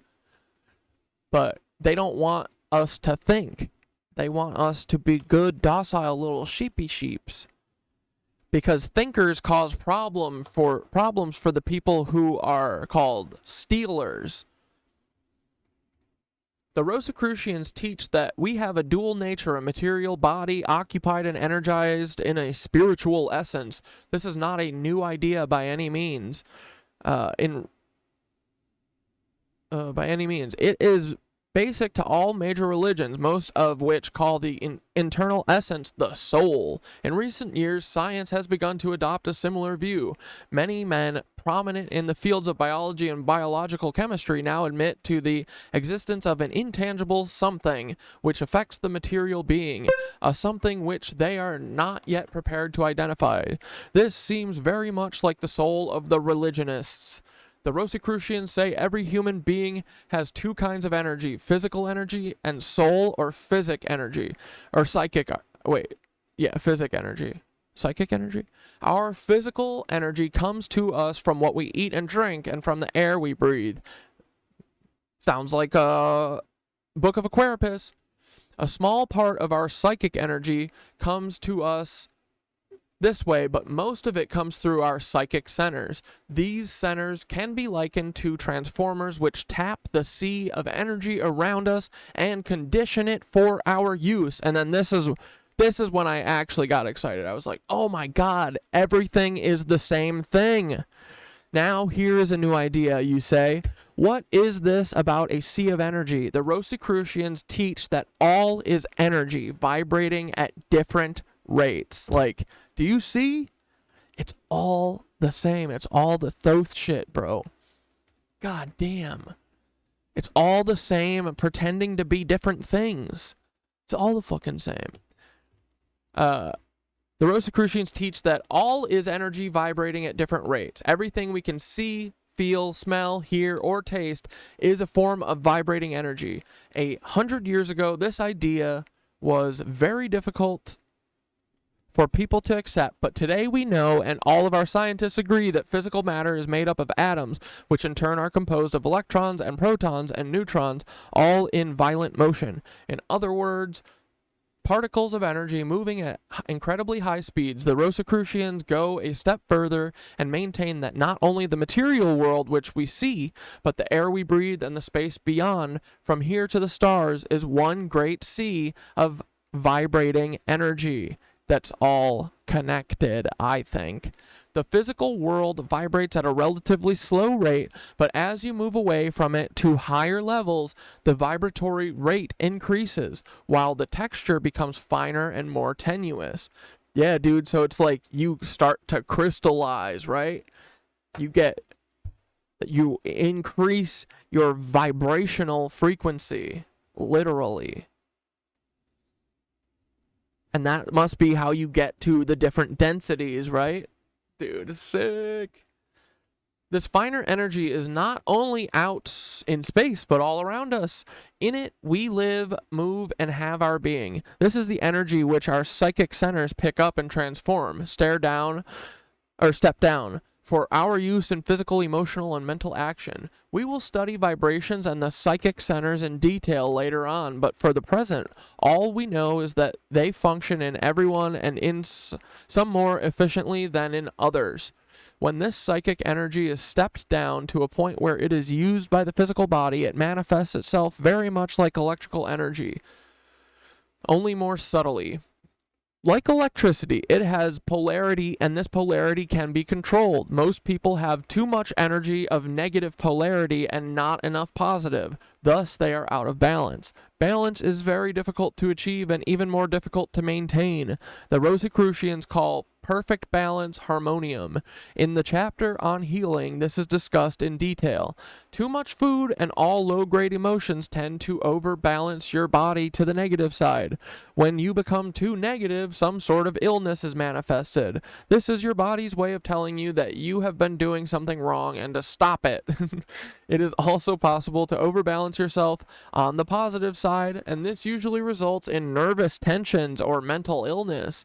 It is well to remember that the ideal is a state of equilibrium, and to strive to achieve this, a completely practical method is to be moderate in all you eat and drink, to refrain from indulging the lower emotions, and to think clearly and often. This latter is not a joke.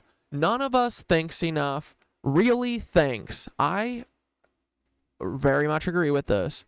Usually when we imagine, we are thinking we are merely playing. Usually when we imagine we are thinking, we are merely playing or replaying an old emotional record in our minds.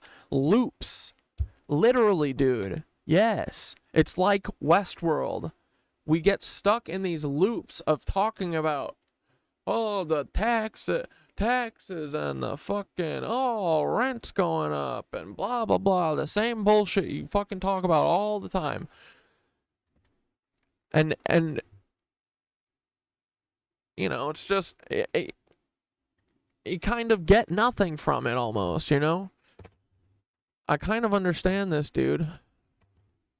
Because I feel like that sometimes. And like, yeah, this is part of like, I do feel like sometimes we so much are like robots, like Westworld robots, stuck in our personal loops. Right? And you have to like break the cycle, and you have to snap out of it and realize it. That's why I think part of like happiness is a choice is kind of comes from that, is like stopping your loop. Getting to the root of something, figuring out why. Ask why till you get to the actual answer, you know? And then address that cause. Many normal, everyday things have an elevating influence on us and help us approach the much desired harmonium. The contemplation of beauty in any of its forms is helpful. Laughter, too, is a great healer, and, of course, clear thought. But in addition, the RosiCrucians offer exercises which are designed to create the necessary counterbalance in order to bring you nearer harmonium. These are now explained. So then, I'll just read one of these because, like, I don't think that we need...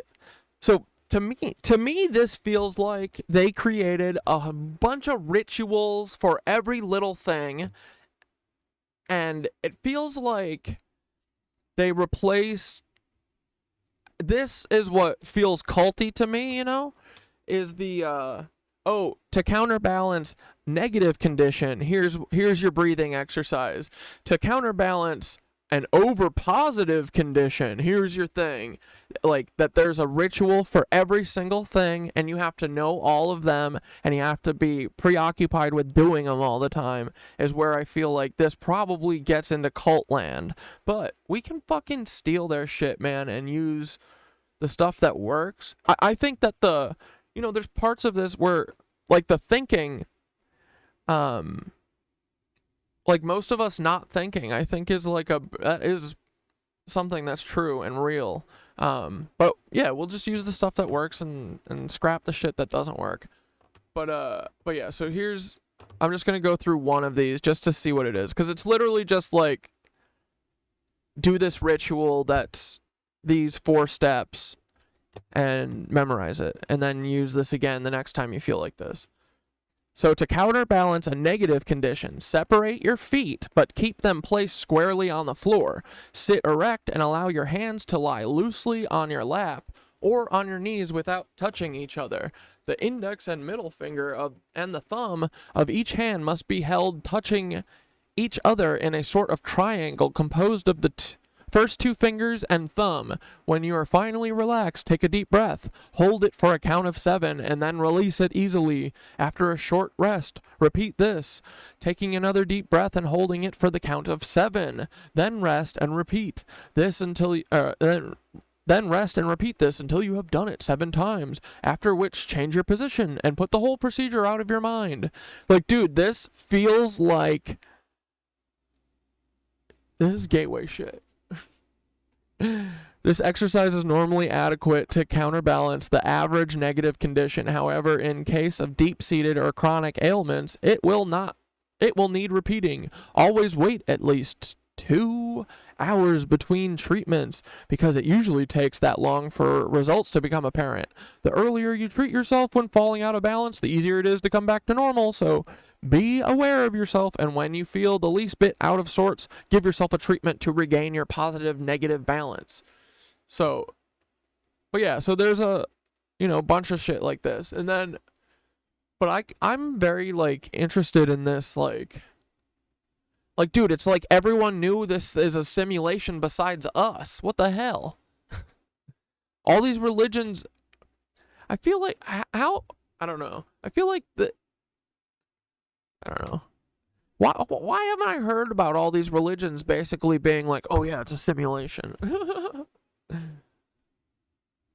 I mean, I guess I wouldn't have understood it until recently anyway. But yeah, so, there's stuff on karma. There's I'm really interested in reading the birth, death, and reincarnation chapter. But yeah, if you guys want to read more, we can. I'm going to take a break for a minute. But do you guys like when we just do reading? Is reading boring? Or do we like that? I mean, on stream. Oh my god, do you guys know Melon and Finn? I saved this for us because I needed y'all to see this. Melon and Finn have Melon and Finn's dad has the greatest dance moves of any animal? Probably an animal ever. watch them bust it out.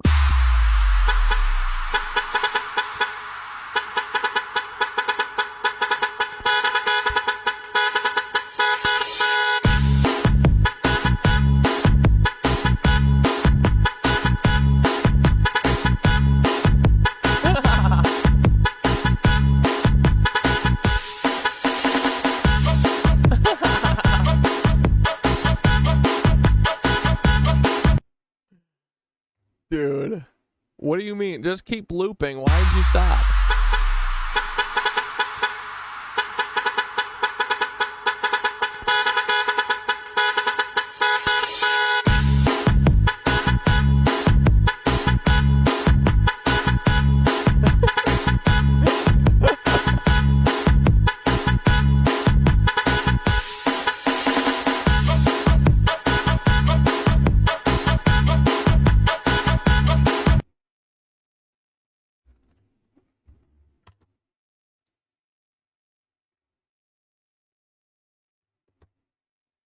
See, dude, when people are left to their own devices, they're freaking awesome and funny.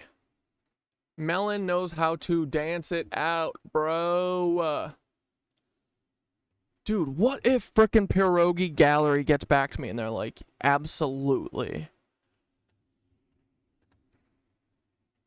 Okay, let's, what's this one? Let's freaking watch a video about Karen Silkwood real quick. Everyone said this story is crazy and awesome, and then also I saw that chapter, who's one of my freaking favy YouTube guys, he's been going for quite a few years, dude. He's pretty prolific. He's done, and I love his stories too, because he often brings in video and he brings in a lot of good evidence that no one else uses. And he's Irish, so I can trust him. Alright, this is about Karen Silkwood, who is one of our boo-boos here, right? That we are going to get justice for. All of our boo-boos. It's coming. I don't want it to, but it's coming. But yeah, so Karen Silkwood apparently had something to do with plutonium. We got to also talk about Seth Rich soon, too, because we've never talked about him either. I did a video about Aaron Swartz once, but I don't think that... It's not on my CatDad, too. It was on my main. Dude, at the end of this revolution, I can't wait till all of my... Well, first off, when we get TikTok back, we're going to... I can't wait to get my archived CatDad, original CatDad, and Knitted Anus accounts back, first off. There's so many videos missing, man. Such a bummer. And then they took Meet the Leebies off of my fucking TikTok again today. Because I pinned it. I pinned it to the top of my page, and it went from 30 views... Because it had 30 views for, like, the first 2 months. And then, like, a couple weeks ago, I was like, oh, I'll fucking pin it. And then I pinned it, and it got up to 1,200 views. So then Taylor obviously had to take it down for misinformation. And so I'm going to repost it. I went back and I re-exported it because I couldn't find the original video. But... don't worry, guys. I save all of my elements. I put into folders. I save it. And then, yeah, you know, if anything ever happens, I'm able to just quickly re-export. I'll just relink all the stuff that's not linked, and then I'll re-export it, and bingo bongo. Then I'll just repost it. So it's okay, Taylor. I wanted a clean, fresh version anyway. The verdict stands. Fuck it, I'm gonna upload it too while we're watching this. For the right of American people to speak out against government. The right of an American jury. 6 people from the heart of this country, right from the middle of Oklahoma, to speak out to the whole nation and say, as a jury, we don't believe in the government, the standards. We don't believe in the gobbledygook and the numbers games and the numbers crunching. We don't believe in all of the things that have caused the truth to be hidden from America. Hey you, and welcome. My name is Mike, and in this video we have a frightening story, kind of like the one of Danny Casolaro, on our hands. the story of Karen Silkwood. Dude, In what is this from, 1974, Mike? When did Mike start getting into this shit? Oh, he did this a long time ago. Yeah, dude, Mike's got a video basically for every single person who's ever been killed.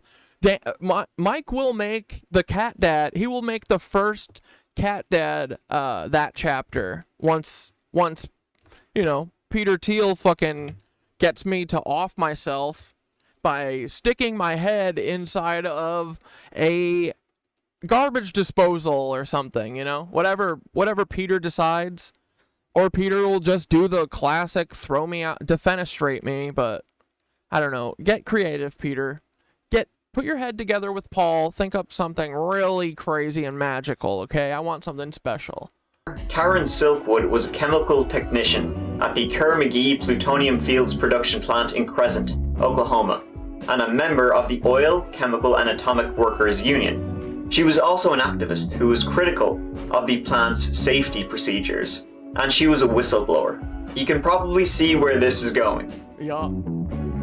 This is the story of Karen Silkwood.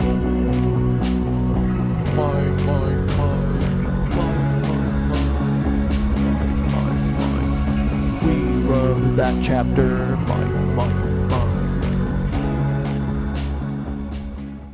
Karen Silkwood was born on February 19th, 1946, and grew up in Nederland, Texas. In high school, she developed an interest in chemistry, and after graduation, she enrolled at Lamar College in Beaumont, Texas, with a full scholarship to study medical technology. She left school, however, after her first year, married an oil worker, and had 3 kids. Her husband... I can name the organization that the NSA operates under that was used to kill her and supply nuclear materials to Israel. Oh, William Meadows, however, had an appetite for buying shit. And so, due to his overspending, the couple had to file... I bet the name is fucking insane, too. I bet it's, like, so on the nose and also, like, a brag almost, right? for bankruptcy. When Karen's husband William refused to end an affair he was having, Karen left him. Shortly thereafter, Karen Silkwood took a $4 per hour job as a metallography technician at the Cimarron plutonium plant operated by Kerr-McGee near Crescent, Oklahoma. Her duties there included polishing fuel rods packed with radioactive plutonium pellets. Shortly after taking the position, $4 an hour to work with plutonium. She joined the union, the Oil, Chemical and Atomic Workers Union, who were just about to stage a strike. However, the strike failed, and many workers left the union after.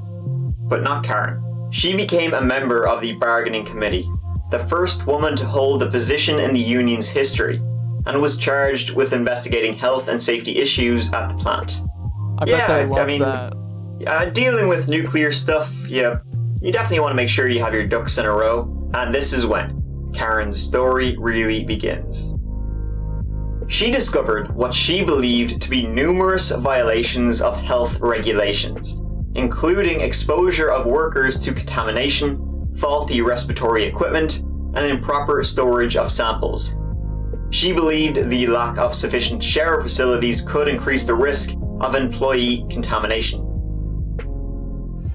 If there is something going on, and if we are going to be susceptible to cancer, we're not going to know that in 20 years.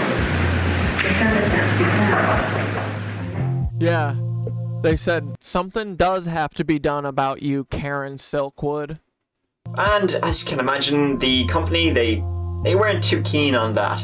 The union came out with a statement, reading, "The Kerr-McGee plant had manufactured faulty fuel rods, falsified product inspection records, and risked..." Bro, this feels like so much, like, kind of reminds me of, like, Boeing whistleblower. Like, what happened to the Boeing whistleblower? Do companies and stuff, is this, like, their first line of defense is to kill people who are telling things that they're doing, the bad stuff that they're doing? Employee safety. and it began taking legal action against the plant. In the summer of 1974, Karen Silkwood testified to the Atomic Energy Commission that she found serious violations of health and safety regulations, including evidence of spills, leaks, faulty fuel rods, and enough missing plutonium to make multiple nuclear weapons. She also alleged the company had falsified inspection records and that safety standards had... Dane, is the company that you were going to name, is it called the CIA or Mossad? slipped because of a production speed-up. Something dirty was going on at the plant, for sure. On November 5th, 1974, a few months after Karen testified at the committee with her findings after doing an inspection of the plant, after a day at work, Karen was leaving the plant and performed a routine self-check, just to make sure you're not contaminated. What she found was that her body contained almost 400 times the legal limit of plutonium contamination. Yo, what the fuck? She was decontaminated at the plant and sent home with a testing kit to collect urine and feces for further analysis. Things get even stranger. It was found that there were traces of plutonium on the inner portion of the gloves she was using at work. Her gloves did... That's awesome. Cool. So some Fed killed her with the plutonium that they were stealing, that she was warning everyone about is going to end up killing everyone, and they said, watch this, let's kill her with it. That's pretty ballsy and brazen, FBI and Mossad. Did not have any holes in them. Plutonium had been put inside her gloves so that it would be touching her skin and contaminate her body. How did it get in there? The following day, despite having handled no dangerous materials at all, she was just doing paperwork, she was found once again to test positive for plutonium contamination. She was given a more intensive decontamination this time. The very next day, November 7th, 1974. This is insane. They back-to-back contaminated her fucking shit? As she entered the plant, she was found to be dangerously contaminated, even breathing out contaminated air from her lungs. A team was sent to her house and they found that plutonium traces were everywhere. Her house had to be stripped and partly destroyed. She was sent to Los Alamos National... This is so fucked up. ...laboratory in New Mexico for further testing. That is 3 days in a row she was found to be dangerously contaminated with plutonium, was then decontaminated, went home, came back in the next day, and was contaminated once again. Karen Silkwood began to believe she was being deliberately contaminated with dangerous levels of plutonium for her whistleblowing efforts against Kerr-McGee.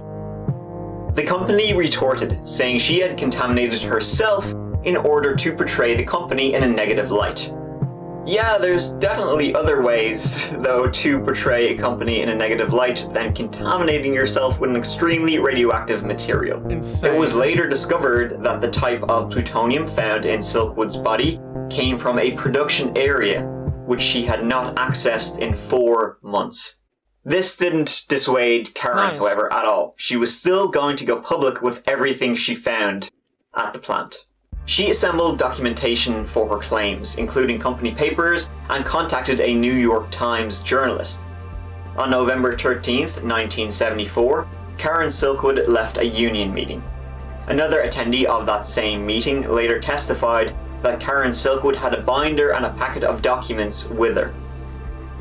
She got in her car and prepared to drive to Oklahoma City, about 300 miles away, to Paul's territory. Meet with the New York Times journalist.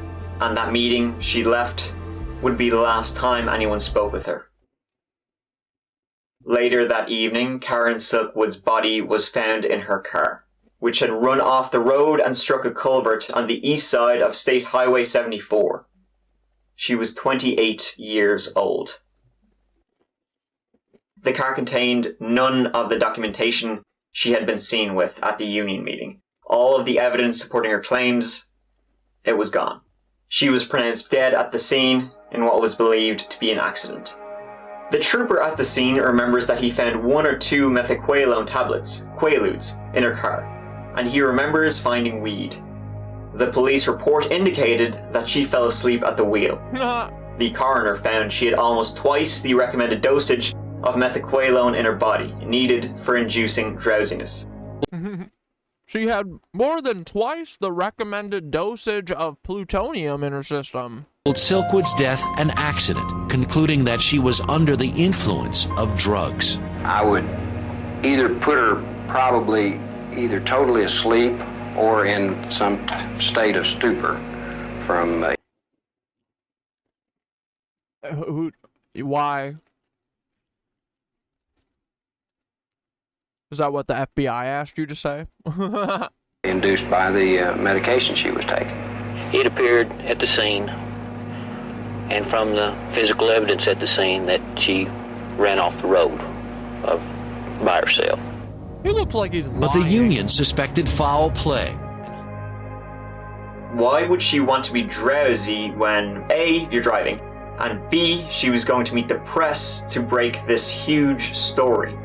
Oh, wait. She didn't even get to the fucking dude? I thought he said that she left the meeting with the New York Times or whatever. Damn it. Left for the meeting. Fuck. And what happened to the documents containing all her evidence? Dents and paint scrapes on her rear bumper led her supporters to believe she had been deliberately forced off the road by a trailing vehicle. Skid marks from... Yeah, he's lying.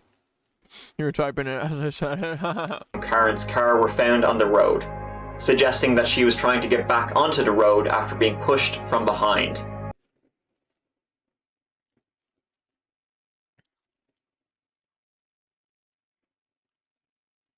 Hey, does this guy work for the NTSB?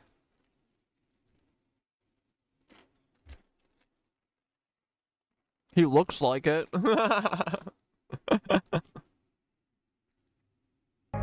Ooh, me AOY Sopal. Ooh, me work for NTSB, cover up for Paul. The documents she planned to share with the New York Times reporter, they were never found.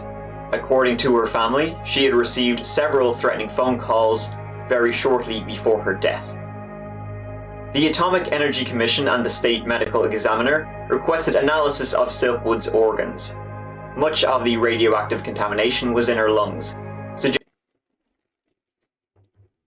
I mean,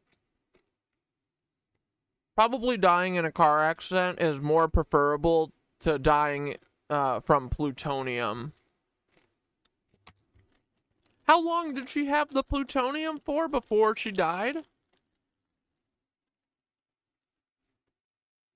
And I love this too. She was clearly like infected with plutonium 3 times at work, and then she randomly dies, and the police are like, she's a drunk ass bitch. What do you want? Suggesting that plutonium had been inhaled. When her tissues were further examined, the highest deposits were found in her stomach, showing she had ingested plutonium. Later... So these monsters were literally putting plutonium on all over her shit. That's insane, dude. They'll do that to me one day. Investigations found that 44 to 66 pounds of plutonium had been misplaced at the plant. The publicity surrounding the case led to a federal investigation of the plant, where many of Silkwood's allegations were proven true. McVeigh closed Cimarron in 1975. But it doesn't matter because Israel got all of their fucking plutonium by then. Karen's father Bill and her children filed a lawsuit against McVeigh for negligence on behalf of her estate, for willful negligence leading to her plutonium contamination.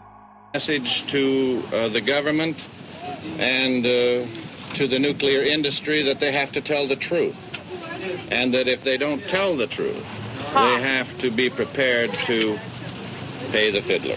The trial was held in 1979. And that if they don't tell the truth, they have to be prepared to pay the fiddler. The trial was held in 1979. During this time, the family's lawyers were harassed, intimidated, and even physically assaulted. One of the investigators disappeared under mysterious circumstances.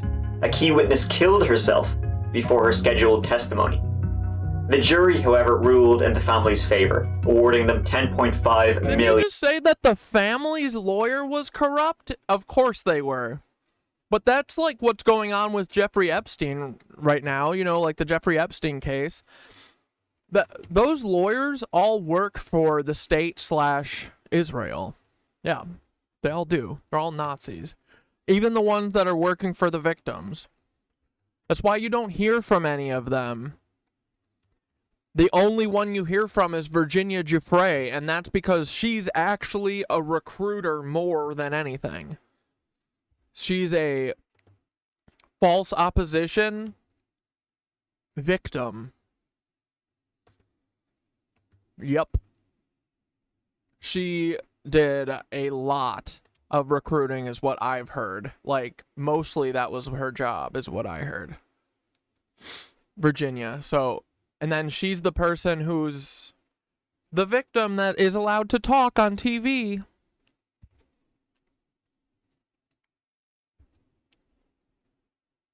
But it's so that they don't have someone there who would say things that would get loud, you know, like, I don't know, about like our president being one of the people and stuff, like, just things like that. That would get really hard to explain and keep him being president, you know? So, instead of having real victims, they just have a perpetrator of the violence, also a little bit of a victim, but doesn't give you a right to be a recruiter for Jeffrey Epstein. Isn't that crazy? Like, that takes a sick individual to fucking do that kind of shit. To be a false opposition lawyer. But they're just doing their job. They're just working for the State Department, and they're just doing their job. It's just what their job is.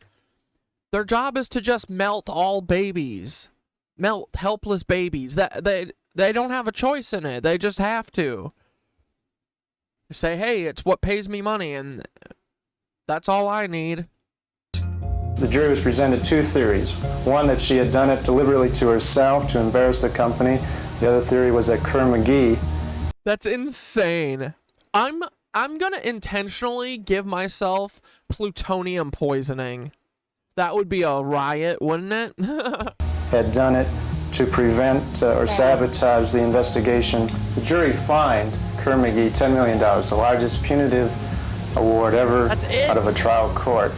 And for three primary reasons. One, that the company had lied to the workers and to the public about the dangers of plutonium. Two, that it had defrauded the government by producing defective fuel rods. And three, that the security system there was so bad that up to 40 pounds of plutonium, enough for 4 bombs, was either lost or stolen. And as a result, we have a record verdict out of Oklahoma City. On appeal, the amount was reduced to $5,000 to cover the destruction of Karen's personal belongings during the decontamination of her apartment. The US Supreme Court reversed the case, and it was headed for retrial when McVeigh settled out of court for $1.38 million. They admitted no wrongdoing as part of the settlement. They didn't do nothing wrong. Her estate's attorneys speculated that Karen Silkwood had unwittingly uncovered a plot to smuggle plutonium to Israel and other countries. Though she thought she had uncovered sloppy accounting processes at the plant, she had actually discovered very deliberate covert assistance of Israel's nuclear weapons program. He suggested that the missing plutonium wasn't taken by Doc Brown, but had been stolen by a secret underground plutonium smuggling ring. in which many government agencies, including the highest levels of government and international intelligence agencies, CIA, MI5, Israeli Mossad, and a shadowy group of Iranians, were involved. He wrote that the United States government covered up many details about Silkwood's death, and allegedly carried out her assassination. Researching this, I don't believe she contaminated herself, and she was clearly driven off the road. It seems to me obvious assassination of a whistleblower. But was there a shadowy government conspiracy to smuggle plutonium to other countries? That I don't know. I know. Yes. Karen Silkwood's children were divided. Her son Michael said, "I'm proud of Mom. Whether she did it to become the kind of legend that she became is not really important." Her daughter Dawn said, "My belief is that she did what she did because she was a troublemaker. I don't believe her intentions were as good as everybody said." If you want to see this story in movie form... Her daughter said that? Dude, your daughter is a Fed. Holy shit. Karen Silkwood raised a fucking Fed daughter? How? She's a badass, dude. Oh, dude, some Fed got to her. Bullshit. You can. In 1983, a movie, Silkwood, was made telling her story. Hope I didn't spoil the movie for you. I mean, you kind of know how it's gonna end. But it stars Meryl Streep and Cher, so, you know, it's got that. Oh, wow. I ain't got no Meryl Streep or Cher, so just me. Thanks for watching. I hope you enjoyed the video. Let me know your thoughts about this story below. And I will see you, as always, real soon in the next video. Dude, that's Mike awesome. Out.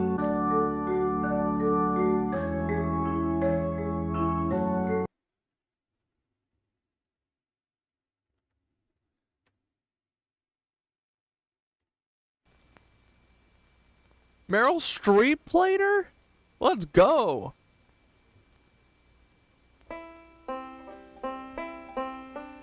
On November 13th, 1974, Karen Silkwood, an employee at an Oklahoma nuclear facility, was on her way to meet with a reporter from the New York Times.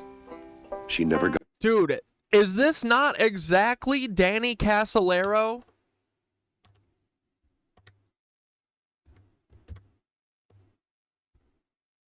Who else could fucking know that she was going to meet with a reporter other than the feds? Got there. Karen Silkwood. Drew Stevens. Dolly Pellicker. Fuck, we gotta watch this movie. This is crazy. This is like young Meryl Streep. Sweethearts like you're two people. I'm in love with one of them. I love you, Karen. Dude, Karen is a fucking badass. Shame on her daughter. What a horrendous daughter. I'm found, was bound, but now This honestly looks great. I'm free. What about the radiation effects from all this material? We've all seen the poor guy suffering the effects of sunburn. Well, radiation's like that. There was a contamination in our section. They're saying that you did it. I just hate people talking about me that way. Karen, the company's got to blame somebody, otherwise it's their fault. Sounds like they're trying to get rid of you. I wish I could take care of you, but I'm doing something good. I know what you're doing. You're the wrong person to be doing it. I was just thinking, if you'd ever quit, come away with me. If you're the wrong person to be doing it, then you better fucking take the reins, bitch. I hate when people say that shit. I can't quit now. What are you doing in there? Dude, this seems great. I'm so scared now. They're trying to kill me. And guess what? They did. Yep. Classic.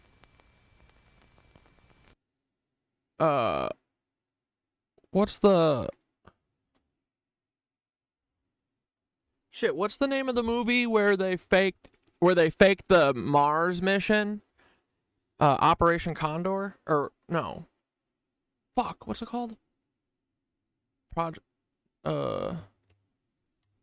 In the middle of that movie, they have one of the writers who is writing about NASA being a bunch of faker dakes. They rig his car so that when he gets in and he starts it and he's driving, then the car just erratically speeds off, just like Anne Heche did.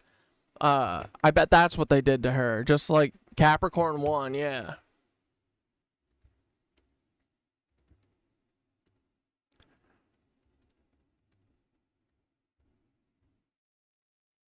Yeah, this dude stumbles onto... Wait, did NASA fake the fucking moon landing? Why? Oh, why am I the person who knows this? I don't want to know this. And then this happens. And hash time.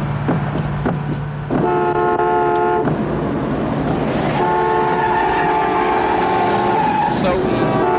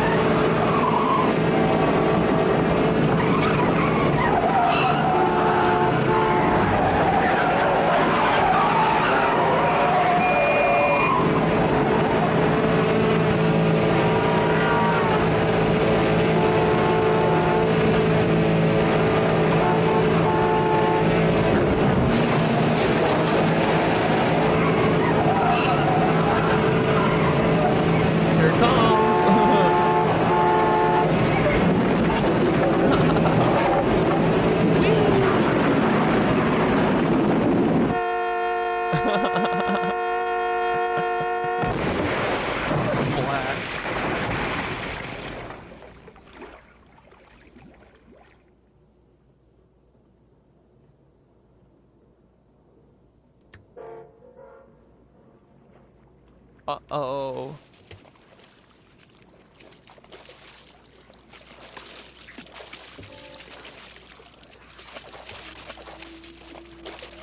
Oh, yeah.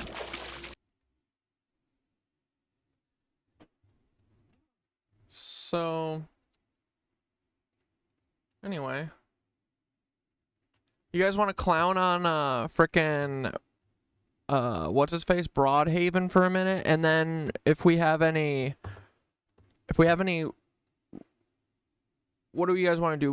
We could either look into gateway breathing techniques, or elevating our meditation, or we can go into Antarctica or something. Whatever you guys want to do. Let's clown on ChrisBrodhagen for a minute, though. Oh, here he is. My heckler is... Oh, fuck. Paul Bennett.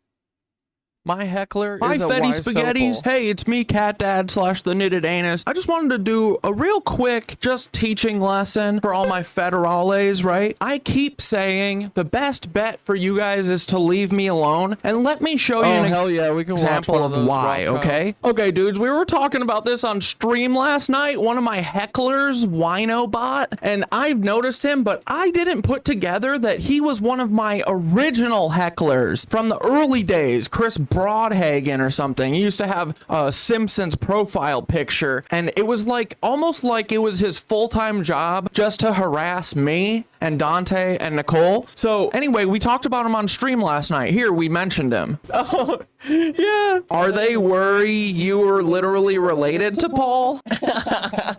They're saying I'm related to Paul. They're literally just trying to make me be Eddie Liger. A good one, guys. So this guy has been coming into my shit and being like, you look related to all of them. Ha ha ha ha ha. Why do you look like Paul's son? Is this how... Isn't this... Dude... You would think that they would be so careful, right? This dude is related to Paul, in my opinion, but pretty sure I'm right. No one else would care, man. This guy has been following me for months. I think he was like my first... He was like my first heckler, dude, which means... Like, dude, Paul has been on us since the beginning. I think Paul is probably our biggest fan. He a fan, he a fan, he a fan, he a fan. Paul sent his fucking cousin to us, dude, from the beginning. Paul's been on us from the beginning. He sends his dumb dick cousin, bro. Like, Paul, dude. What are you protecting, bro? Why? Stop. You know all of... Stop protecting them, dude. This, man, with your head up with all of them, you look related to all of them. Oh, really? So then I said, oh, look, you look like Paul's son. Okay, now you got my attention. Now you got my fucking attention, right? Are they worried you're literally related? Yeah, Blair, that video looks like the one. Great find, thank you. To Paul? No. He says we are the founding family of Israel in that video. Okay, well, get ready, guys. Oh, people aren't worried about that, but I'm starting to get worried about that. So here's what I said to Chris. Hey, ChrisBrodhagen or whatever. You better watch out, buddy, before I put a little bit of effort and figure out how you fit into this mix, because you've been following for a long time, being a heckler harasser, you know, which means that you are a fed. You're part of the network. Otherwise, you wouldn't have been following me. But Nicole said, dude, I blocked him so long ago. He's the absolute worst. He's Black Cube. It's almost like this is his fucking job. Almost. It's almost like this is your fucking job, isn't it, you Black Cube Mossad agent? Almost. Ooh, and you're on freaking Nicole's radar. And then, buddy, I said, okay, fine. He wants to be on my radar, right? God, he wants to be. That? So we go. Agent. Almost. Ooh, and you're on freaking Nicole's radar. And then, look at this.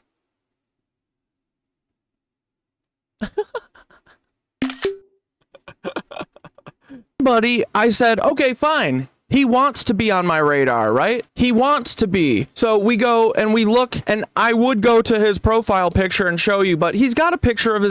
Like, dude, I've been goofing about the power of their chin, right? And, like, why have your face on your...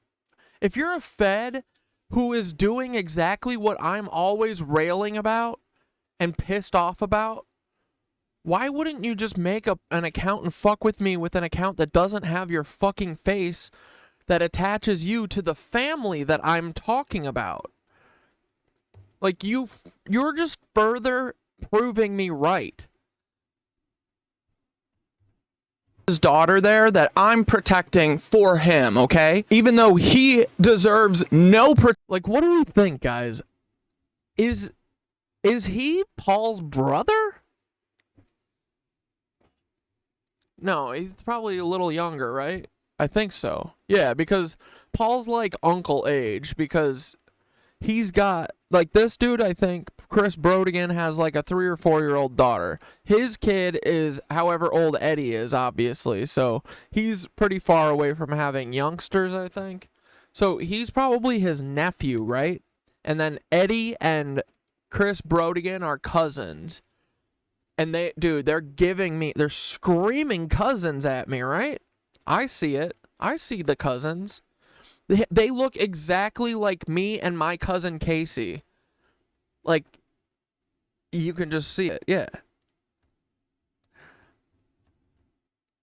Dude, I can't wait till I am related to Paul. Here we go. Protection. He has done nothing but literally harass. Doesn't matter though. I'd still burn them.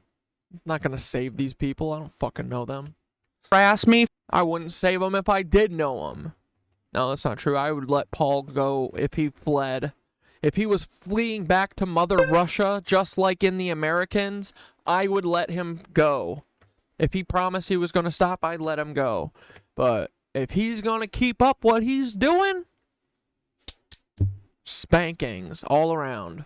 For 6 months, okay? He deserves no protection, yet I think it's his Paul. His little brother, Hydrick, had a big family, so there's a good chance there's a big age difference between siblings. Oh, okay. I like that. On the podcast. So I said, hey, no, you can't have a chin. Care this much to be stalking me this long, except family, brother. So I'm sorry that your grandpa is Reinhardt High. Like, dude, I would be so careful if this was me, right? But they don't care because they're arrogant and they're feds. Like, this dude works with fucking, like, I don't know, disabled people and stuff. Like, I don't get it, man. Like, how is this guy, this monster over here? With farmers market season now in full swing, it's an extra busy time for a nonprofit organization in downtown Green Bay that just added Saturday hours. Stacey Engelbretson takes us to Grounded Cafe in tonight's NBC 26 Cares. The Grounded Cafe is celebrating its second year of business. Like, this makes me really sus of this cafe, too, now. Because if Chris is involved, fuck. Inside the Aging and Disability Resource Center of Brown County. Not only can you enjoy a delicious cup of coffee, but with every purchase, customers can feel good knowing they're making a difference. At the Grounded Cafe on South Adams Street, there's something special brewing. Pride in working here, definitely. Lucas Schmeckel first started training here 2 years ago. I'm mostly the cashier here. It's okay. You can do if you can do the math correctly. That's Paul's cousin or brother or nephew or something right there. And you can tell he's related because he's like 6'7". Grounded Cafe co-leader and mentor ChrisBrodhagen works alongside the trainees. We are a full-service cafe, open to the public, open to everyone. But our main focus is we are a job training. Dude, it's so funny. I know these people. This dude is so Wisconsin. Everyone in my family is this guy. I'm this guy. Center for people with disabilities. Brodhagen teaches the trainees how to make delicious drinks. Our flatbread crust, cream cheese, and create the many tasty items on their breakfast and lunch menu. There's our breakfast pizza to go. They are no better than Goodwill. Yeah, well, I'm also now I'm concerned about the people working here, because whenever feds do something like this, dude. But yeah, I mean, it's probably just fucking someone that they can rip off, right? You're right. So extra fuck this guy. He's not like a do-gooder. He's a fucking liar. Right, Chris? You have to lie to everyone all the time about what your job is, about who you are. Shameful.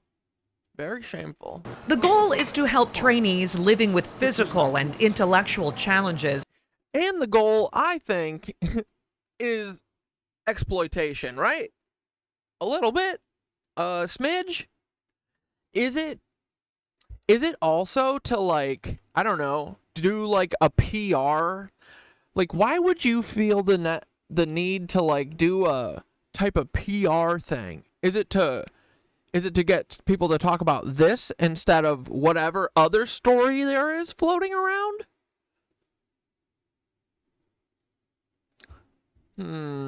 I know a PR flag blanket when I see one, I notice it. Learn skills to grow their resume. It's really finding out where they can shine and what their abilities, what abilities we can help them gain, what abilities we can strengthen that they're trying to have, and then which ones do they want to learn. It's really those soft skills as well. Just getting comfortable with customers. We just notice the confidence of our trainees from the time they come in to the time they get placed. It just blossoms and is amazing. So far, the program has helped.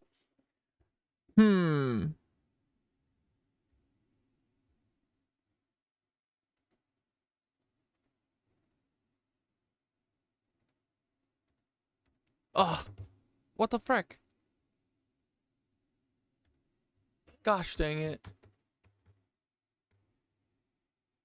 With farm, you just notice that.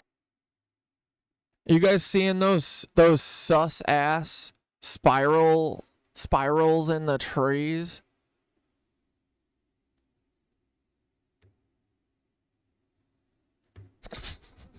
Confidence of our trainees from the time they come in to the time they get placed, it just blossoms and is amazing. So far, the program has helped 13 trainees land jobs at businesses in the community. You get the dignity of work. You feel like you're contributing. Everyone deserves that, and that's what we. The dignity, yeah. He's like, work will set you free. Free work for me will set you free. Try to give to people. Grounded Cafe is proud to have just hired their first employee who trained here as part of the program.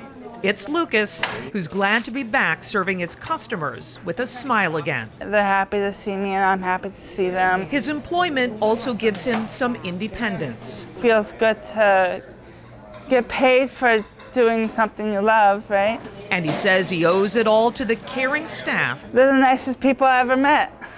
And loyal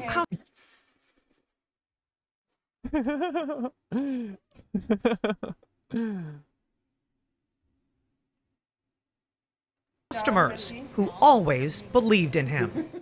Grounded Cafe works with Curative Connections and the Green Bay School District to connect them with trainees. The cafe is a nonprofit, so any money that is made is reinvested back into the program to help it grow and serve more people. Stacey Agebretson, NBC 26. I don't know. Why Sopal Cafe? Feels like it doesn't it just kind of a little bit feel like maybe it's not exactly as it appears. You know what I mean? You guys know what I mean. Here, let's click on a couple Mark Lombardis and see what's up. Let's see what's popping on. Let's click image.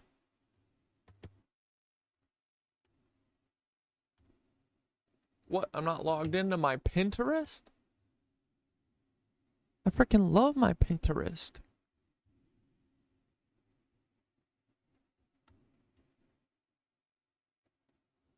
Oh.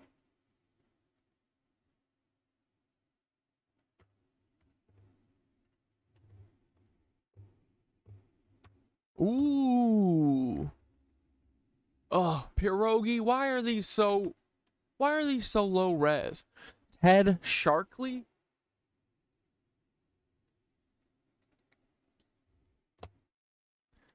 Dude, this is criminal.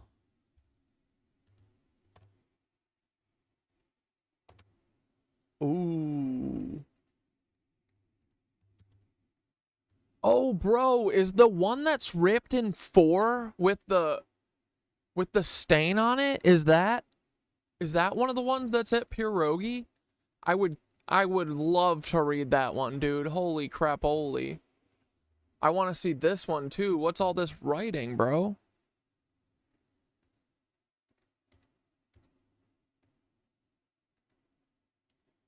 Give me them high resis. Why do you refuse to give me the high resis?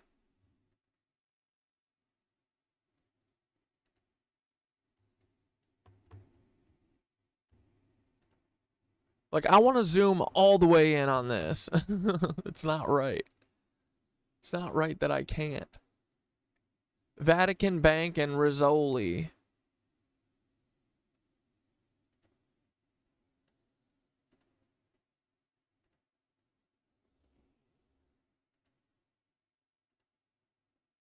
What are all these XGMML and these like code looking versions? What are those? Oh, this doesn't have the picture anymore.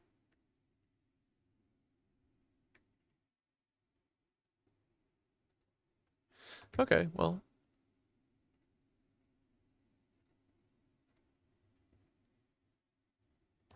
Alright, let's freaking watch. Dude, what the actual frick? Okay, should we watch? Lord Rothschild claims his family created Israel. Or new discovery after Jacob Rothschild's death changes maybe this one. Many politicians and people in the arts are posting online mourning his death, but there's also a number of people creating a stir online. Jacob Rothschild's death has been making waves, with some questioning why he should be celebrated at all. However, in the wake of his passing, new footage has emerged, revealing... So wait, when Jacob Rothschild, let's just real quick get an overview. Fourth Baron Rothschild, he perished. Oh, he just died in February. Great. He is the eldest son of Victor.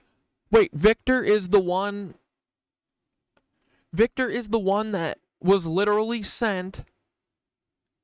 Wait, what was Victor sent to again? He was sent from the UK to come and look at something in America. What was it? We just talked about it.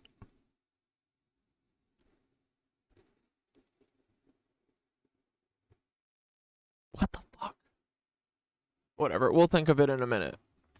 We were just talking about Victor Rothschild. Third Baron de Rothschild. My name is Victor Rothschild. Fuck yeah. Alright, let's watch him die, boys. Shocking details that promise to challenge conventional narratives and alter perceptions. These revelations have the potential to reshape our understanding of Jacob Rothschild and his legacy. In our family, we've always tried to keep love in the family. Bro, I think that they really, really try and keep love within the family, for sure. They all show their kids that they love them, if you know what I mean. Family secret. Dude, they all do, for sure. In the first half of the... Oh, and then also I forgot too that Blair unearthed some shit. I'll find my link, but how connected the Scherf was to the Rockefellers. The Rockefellers are straight up the Rothschilds, and they're all Nancys, okay? When H.W. Bunch was working for Tesla, he had a return address that, I think it was when Tesla was in Colorado. He wrote Tesla a letter, and then Tesla wrote him back and sent it to, I think it was like 15 Battery Place, which was a Rockefeller building. While Scherf was like taking care of business back in New York, while Tesla was out in Colorado experimenting and making cool shit. Bunch was back there literally working with the Rockefellers, who are the Rothschilds, to sabotage Tesla. And he was working out of a Rockefeller building. The 1800s, the Rothschild family led... Oh yeah, we need a Scherf demon emote. Dude, we need a Scherf emote. How do I not have a Bunch one and a Prescott one? Frick. By Mayor Amschel Rothschild, began their ascent to power and wealth. We need to talk about David? What, David Rothschild? Which one is that? He is the new Rothschild in charge. Yeah, dude, we need to get to modern day for sure. And I need to get them on the fucking Miro too. That's for sure. HG Burf. But to truly understand this HW Burf story, we must go back to the origins of the family. Mayer Amschel Rothschild was born in... Check out Senator Harry Truman's rebuking of the Rockefellers as traitors during World War II. Yeah, they are traitors. 1744 in the Jewish ghetto of Frankfurt, then part of the Holy Roman Empire. His father, Amschel Moses Rothschild, worked as a money changer and silk cloth dealer. The family surname Rothschild was derived from the house where a Rothschild ancestor, Isaac Elkanan, lived in Frankfurt. Isaac's house was known as Zum Roten Schild, meaning at the Red Shield in German. This name became the foundation of the Rothschild name. Over time, the family's business activities evolved from coin and bill of exchange dealing to banking. Mayer Amschel Rothschild married the daughter of another court factor for the Duke of Saxony, and together they had many children, 5 boys and 5 girls. As his sons grew... Oh, and guys, just so everyone's clear, all the Nancy's who are putting it on the Rothschilds because they're Jewish, no, they're Nazis. That's what they are. The Rothschilds are Nazis, so that's why we're learning about them. There's nothing to do with Jewishness. They are Nazis.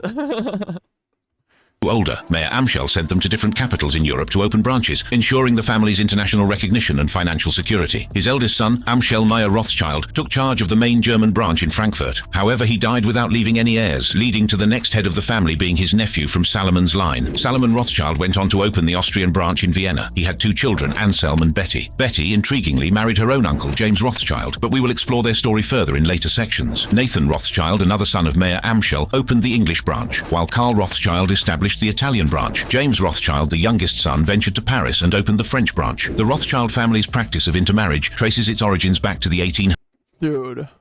A pivotal period in the family's history marked by strategic alliances and intricate kinship ties. As the grandchildren of Mayer Amschel Rothschild, the founder of the Rothschild dynasty, came of age, they embarked on a series of marriages with their first cousins, hailing from various branches of the family tree. This deliberate intermingling of bloodlines formed the bedrock of the Rothschild family's enduring legacy and played a crucial role in shaping its trajectory for generations to come. One of the most notable examples of intermarriage within the Rothschild clan was the union between Amschel Rothschild and Charlotte Rothschild, who were first cousins. Their marriage, which united 2 prominent branches of the family, resulted in the birth of 3 children, Caroline, Matilda and Albert. Similarly, Nathan Rothschild, another scion of the Rothschild dynasty, followed suit by marrying his first cousin Charlotte from the Italian branch, daughter of Karl Rothschild. This union also yielded 3 children, Leonora, Alina and Nathan. These intermarriages formed the threads of a complex tapestry of familial relationships that bound the various branches of the Rothschild dynasty together. Through strategic unions with their first cousins, the Rothschilds ensured the preservation and consolidation of their vast wealth and influence, while also solidifying their position as one of the preeminent financial dynasties of the 19th century. Beyond their strategic implications, these marriages also served to reinforce the bonds of kinship and loyalty within the family, fostering a sense of unity and cohesion that transcended geographical and cultural divides. In marrying within their own bloodline, the Rothschilds forged connections that extended beyond mere business partnerships, laying the groundwork for a network of trust and mutual support that would endure for generations. In essence, the practice of intermarriage among the Rothschilds represented not only a pragmatic approach to preserving wealth and power, but also a testament to the strength of familial ties and the enduring legacy of a dynasty whose influence continues to reverberate across the annals of history. Louise, daughter of Nathan Rothschild, married her first cousin Mayer Karl, son of Karl Rothschild. Their union brought forth 3 children, Adele, Emma and Laura. Emma intriguingly married her second cousin Nathan from the English branch, breaking the tradition of cousin marriages. Moving on to Karl Rothschild's line, his 2 additional children, Alalie and Wilhelm, both married their first cousin once removed, Caroline and Matilda from the Austrian side. These marriages further intertwined the family branches. The last piece of the puzzle lies within James Rothschild's line. James himself married his niece Betty, daughter of his older brother Salomon. Their union resulted in 4 children, Charlotte, Mayer Salomon and Edmund. The complexity of their relationships is truly astonishing. Returning to Nathan's line, his son Nathaniel married Charlotte, and their first cousins, James and Laura, married each other. It's worth noting that their children did not follow the tradition of marrying relatives, breaking the cycle of intermarriage. One of the most intriguing aspects of the Rothschild family's intermarriages is the connection between different branches. Betty from the Austrian branch married her uncle from the French branch, resulting in a daughter who married into the English branch. This daughter's son then married into the Italian branch, showcasing the family's desire to leave their mark in every branch of the Rothschild dynasty. Despite the shocking intermarriages and complex relationships within the family, it is important to note that these unions were not uncommon during the time period. Many noble and wealthy families practiced intermarriage to maintain their wealth and power. However, the Rothschilds' extensive network of cousin marriages stands out as one of the most remarkable examples. The intermarriages within the family were not merely matters of romance, but strategic maneuvers designed to safeguard the vast Rothschild fortune. Through unions with their own cousins, the Rothschilds implemented a deliberate strategy to consolidate their wealth and power within the confines of the dynasty. By keeping marriages within the family circle, they ensured that the financial resources remained tightly controlled and protected from external influences or potential rivals. This insular approach served as a bulwark against the erosion of their fortune and allowed them to maintain their prominence in the world of finance and politics. However, as the 20th century dawned, a notable shift began to emerge within the Rothschild lineage. The descendants of the family, influenced by changing societal norms and evolving perspectives on marriage, began to deviate from the long-standing tradition of marrying within their own bloodline. Instead, they sought partners from diverse backgrounds and social circles, breaking away from the insular practices of their predecessors. This departure from intra-family marriages marked a significant departure from tradition and reflected a broader societal trend towards greater openness and diversity in relationships. Rather than solely prioritizing the preservation of wealth and power through familial ties, the younger generation of Rothschilds embraced the idea of forging connections beyond the boundaries of their own lineage. In doing so, they sought to broaden their horizons, expand their social networks, and adapt to the changing dynamics of the modern world.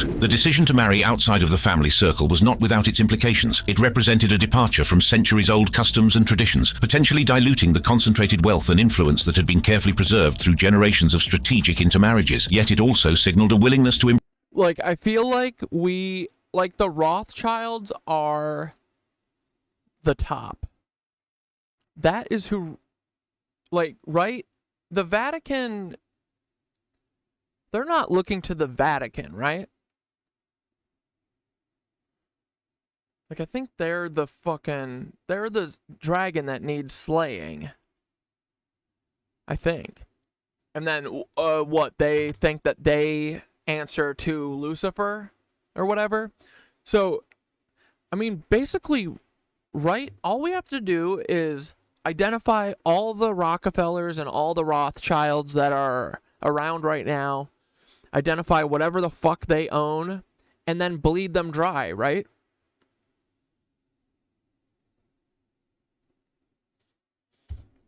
We could do that.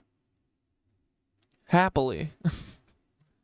Embrace change and embrace new perspectives, reflecting the evolving values and priorities of a family deeply entrenched in the currents of history. The legacy of the incestuous marriages in the Rothschild family is a complex one. On one hand, it allowed them to places in Israel named after Rothschild family members.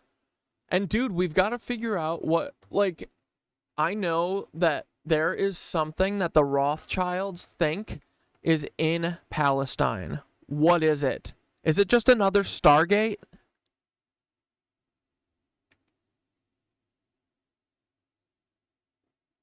Places in I-word named after Rothschild family members. Named after Nazis.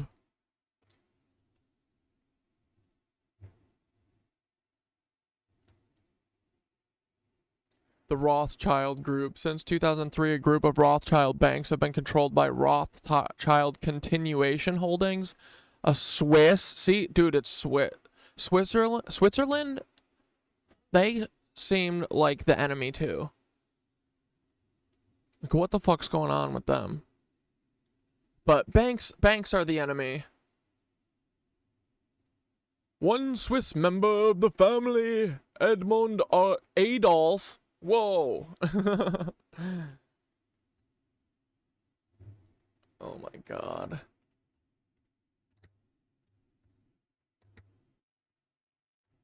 consolidate their wealth and influence, creating a powerful dynasty that spanned across Europe. On the other hand, it raises ethical and moral questions about the consequences of such close familial unions. It is worth noting that the Rothschild family's intermarriages were not without consequences. Some offspring from these unions faced health issues and genetic disorders associated with inbreeding. Many highlight that it is important to approach this topic with sensitivity and avoid sensationalizing or stigmatizing the individuals involved. The Rothschild family is also alleged to be notorious for hosting creepy secret parties that resemble bizarre satanic rituals. These gatherings, shrouded in secrecy and speculation, have fueled numerous conspiracy theories surrounding the Rothschild dynasty. One of the Dude, Eyes Wide Shut is about the Rothschilds.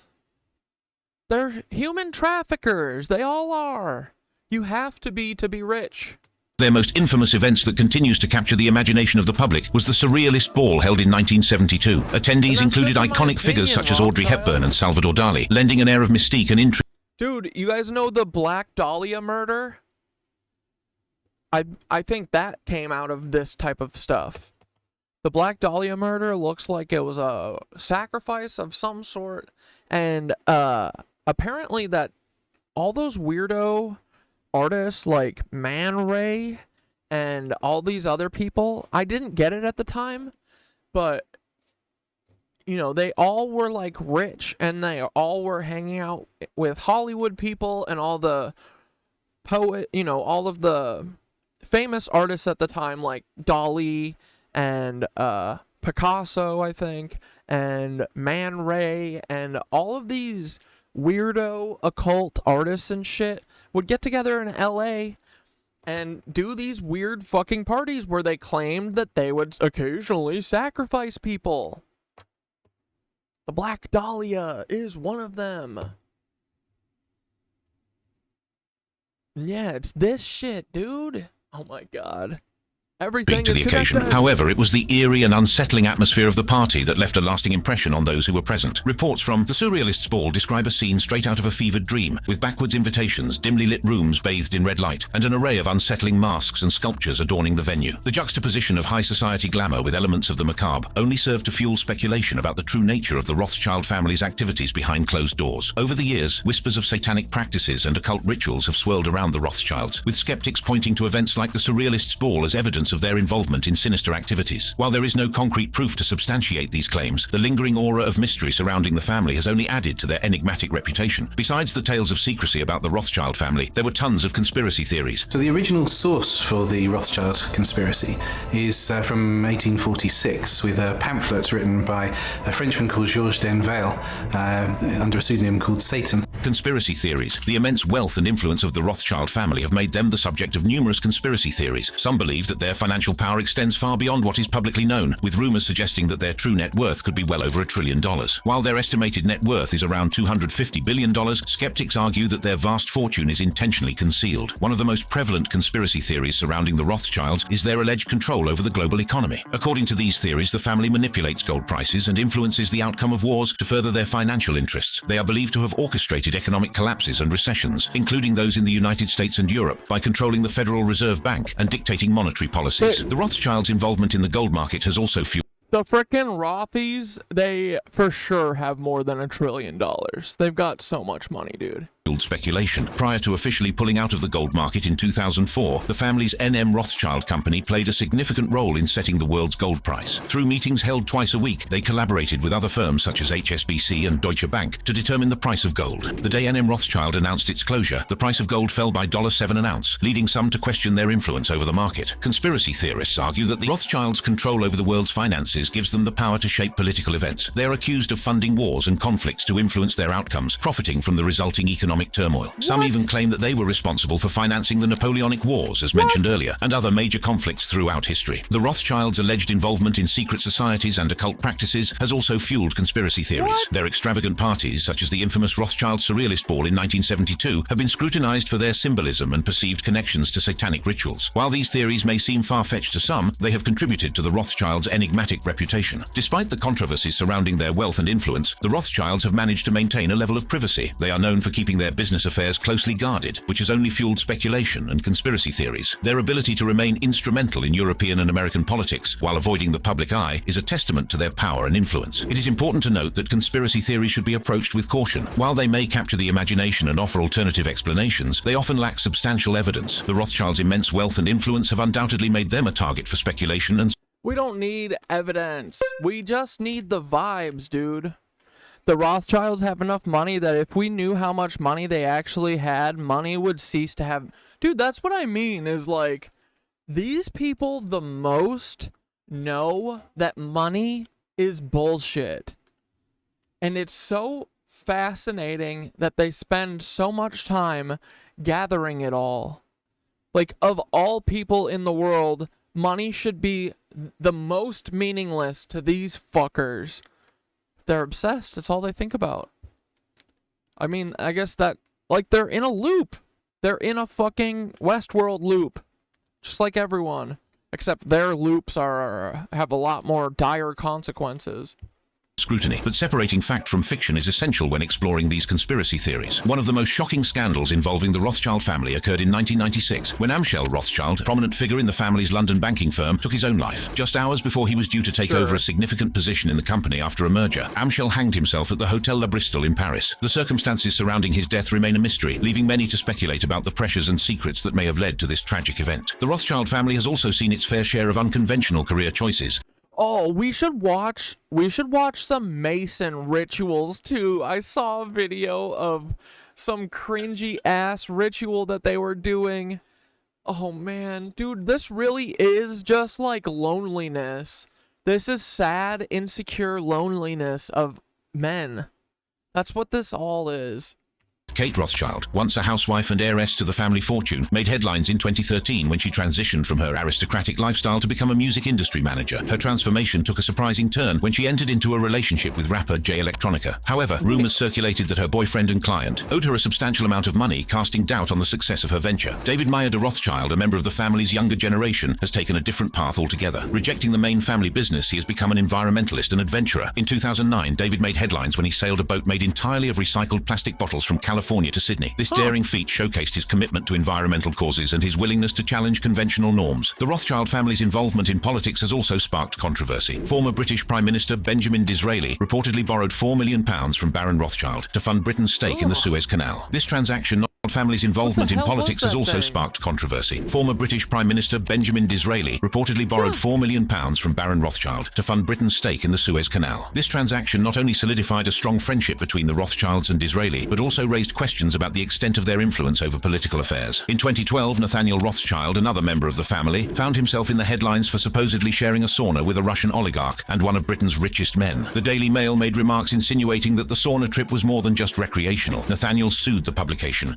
We're just sauna buddies. We're just sauna buddies. Me and Earl, we just like going to get our asses slapped together. We are not doing anything extracoital. We are not. I love my wife. I love my wife. I did not have sexual relations with that man. Vehemently denying any impropriety and I did not have sauna relations with that man.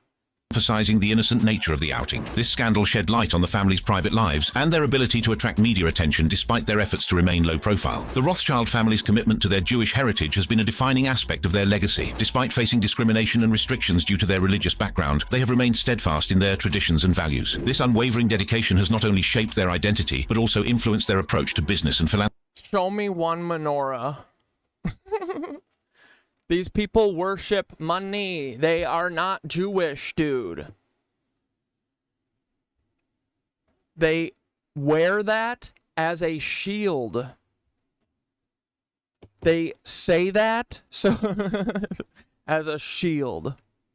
From their humble beginnings in the Jewish ghetto of Frankfurt, the Rothschilds have carried their heritage with pride. Meyer Amschel Rothschild, the founding father of the dynasty, instilled in his family a deep sense of Jewish tradition and unity. This commitment to their roots has been passed down through the generations, reinforcing their bond as a family and their connection to their Jewish identity. The Rothschilds' unparalleled success in the banking industry propelled them into the upper echelons of European and American society, where their wealth and connections afforded them unprecedented influence and access to corridors of power. As financial titans with a global footprint, they wielded considerable sway in shaping the course of international politics and economics, earning them a coveted seat at the table alongside world leaders and decision-makers. Armed with their immense fortunes and extensive where was this table? Global footprint, they wielded considerable sway in shaping the course of the black cube international table. Politics and economics, earning them a coveted the hexagon table. Where is this? Seat at the table alongside world leaders and decision-makers. Armed with their immense fortunes and extensive networks, the Rothschilds leveraged their influence to advance causes close to their hearts, often drawing upon their Jewish heritage as a guiding force. With a keen awareness of the historical injustices faced by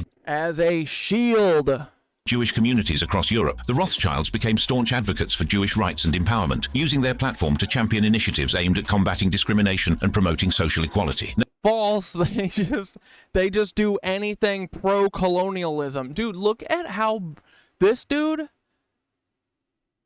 is an unfortunate looking motherfucker.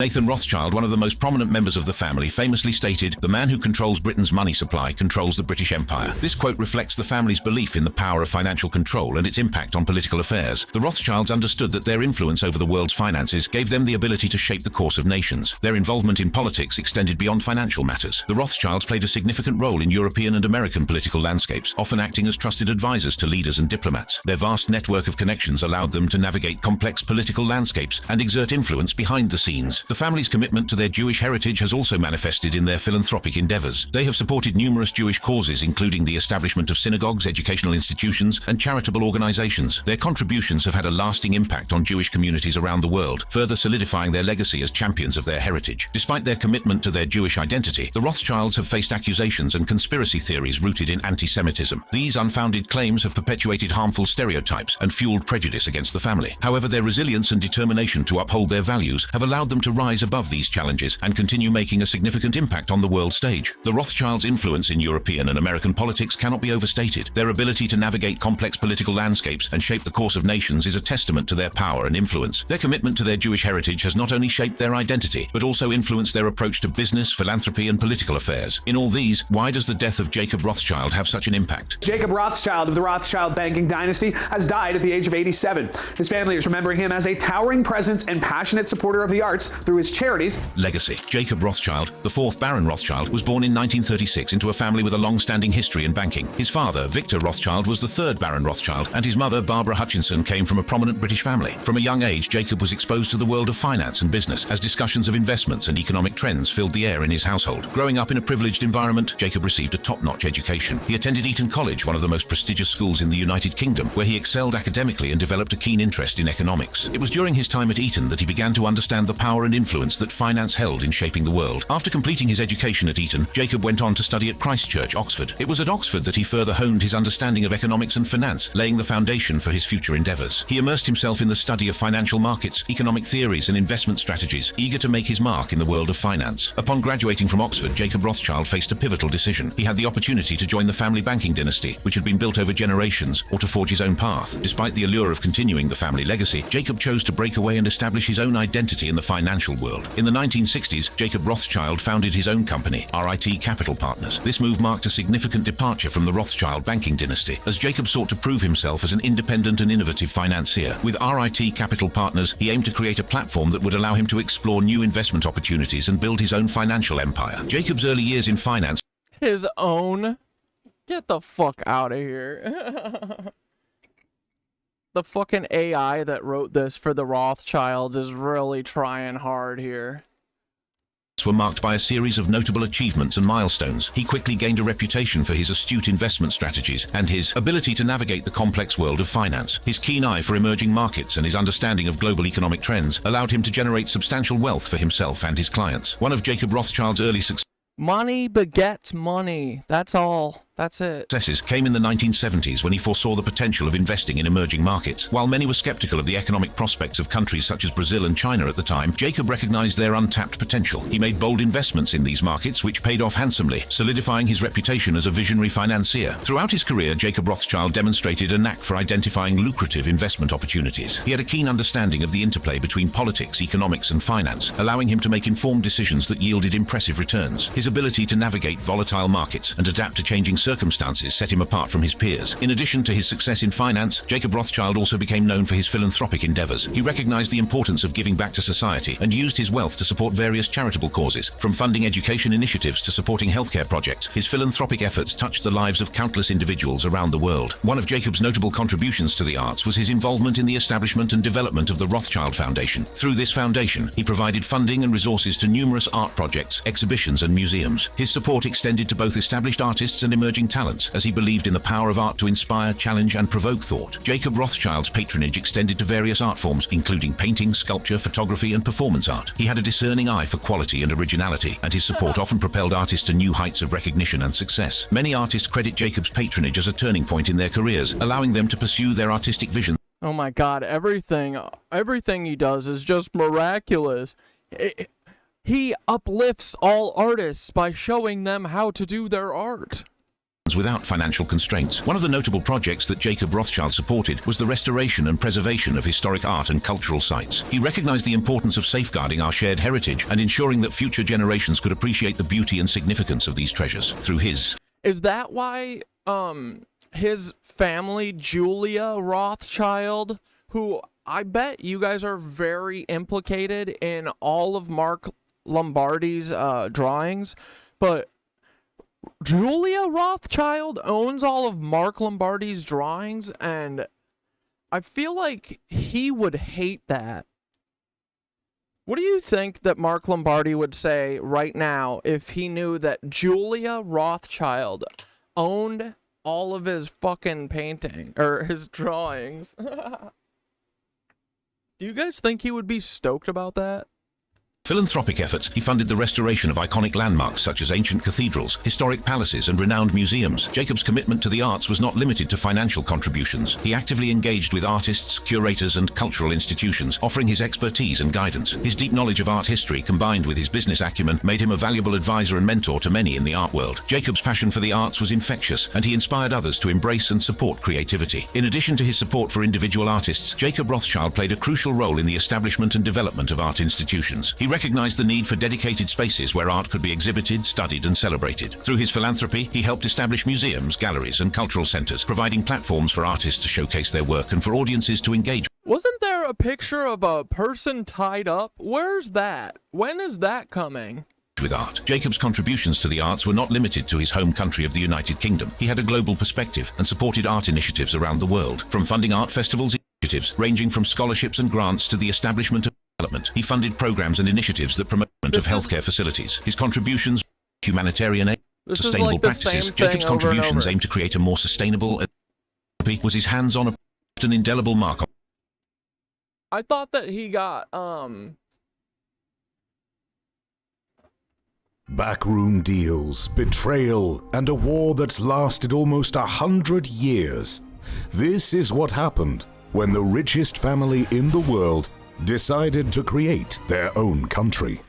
In 1917, the Rothschilds, the trillion-dollar family that invented modern-day banking, used their money, power, and influence to strike a secret deal with the British government. That deal eventually led to the creation of the country of Israel. But what makes this story more bizarre is the crazy personality of the man who orchestrated this deal. Here, wait, let's check on Chris's Wysopal cousin. Oh man, where's Tommy? Tommy Wysopal? Oh, never mind, Coach Tommy. Oh, there's our boy. Come on, Coach Tom Tom.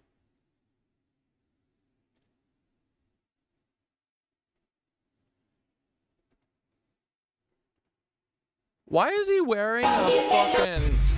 America, land of the free, home of the brave, and the freedom of religion. Why is he wearing a... This is the West's last bastion of Christianity. We think of this as a Christian country. It's not. It's a Masonic country. Now, just like in Alcoholics Anonymous or the Oxford 12-step programs, you are encouraged to find a higher power of your own understanding. Because America is Lucifer's battleground of free will, where you are of equal fair game for your soul. That is what Dude, this is like... I don't know. They're like trying really hard. I don't get... What is this? Oh my god, play.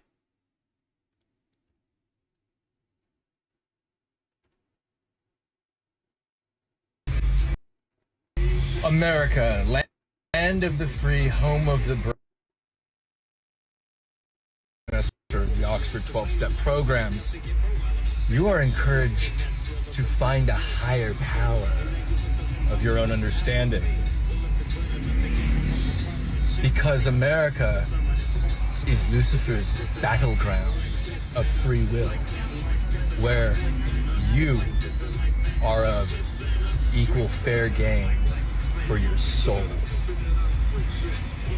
That's what America really is. That's what Earth is. This is Satan's domain.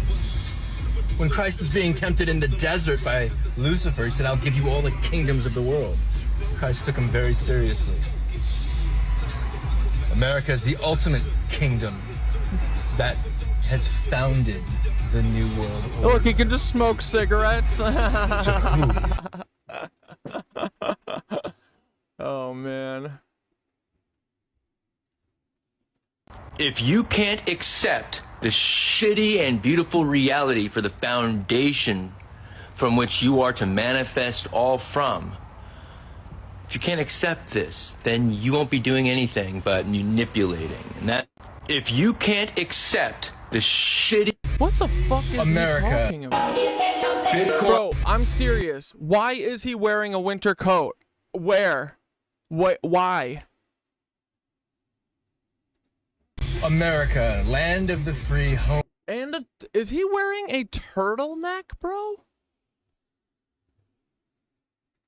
Home of the brave and the freedom of religion. What the fuck? This is the West's last bastion. Bitcoin was the Trojan horse.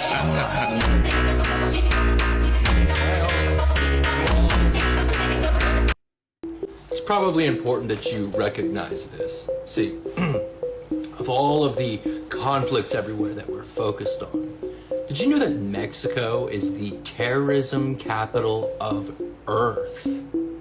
And we have an open border.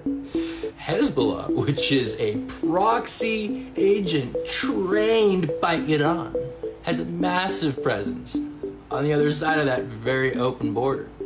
See, you're told that TikTok is a danger because of Chinese surveillance. Dude, the people monitoring these are in California, and all of your devices, all of them, to include these vapes, are surveilling you. And they're all made in China. Yeah, we make them there. Now, if you crack... This guy's a Fed, right? And we know that he's here to do something. So what is it, right? Is it that, like, this dude, I mean, the game usually is, oh, I'm going to say all the stuff that you want to hear until you listen to me, and then I have a bunch of people coming to me to listen to stuff, and then I'm going to switch it, and I'm going to say the opposite later after you like me. This guy is unlikable. It's Mission Impossible level likability, you know? So how the fuck does anyone ever listen to this guy? What is his point? What is he doing with these 197 view videos? Which you like, see dude, is a little magnetic disc. There's no transmitter.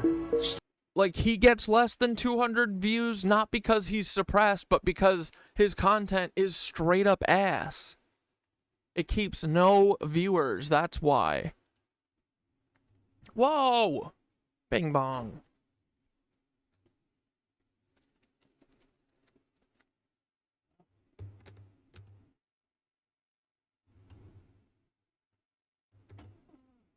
We love Coach Tommy. Lord Walter Rothschild. Walter Rothschild.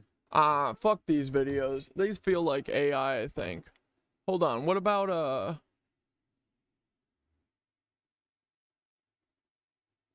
Whoa! Wait, Johnny Harris did a Who is Elon Musk video? We gotta watch this, right? It was 13 hours ago? Yeah, we gotta watch this, right?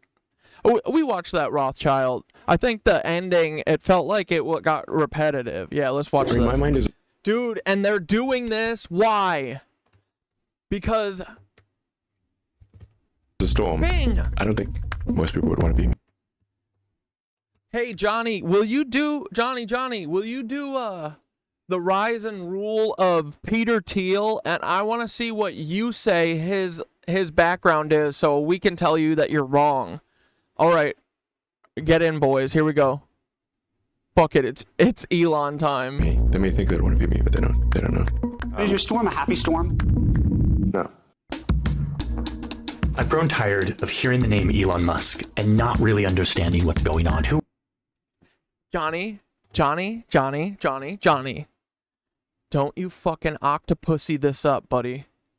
You better come out from the start and be upfront with us and say, he works for the CIA just like I do. His family are German Nazis, emerald miners, who also, if I'm a betting man, are human traffickers. If I know anything, he is a human trafficker. Johnny's gonna say this, right?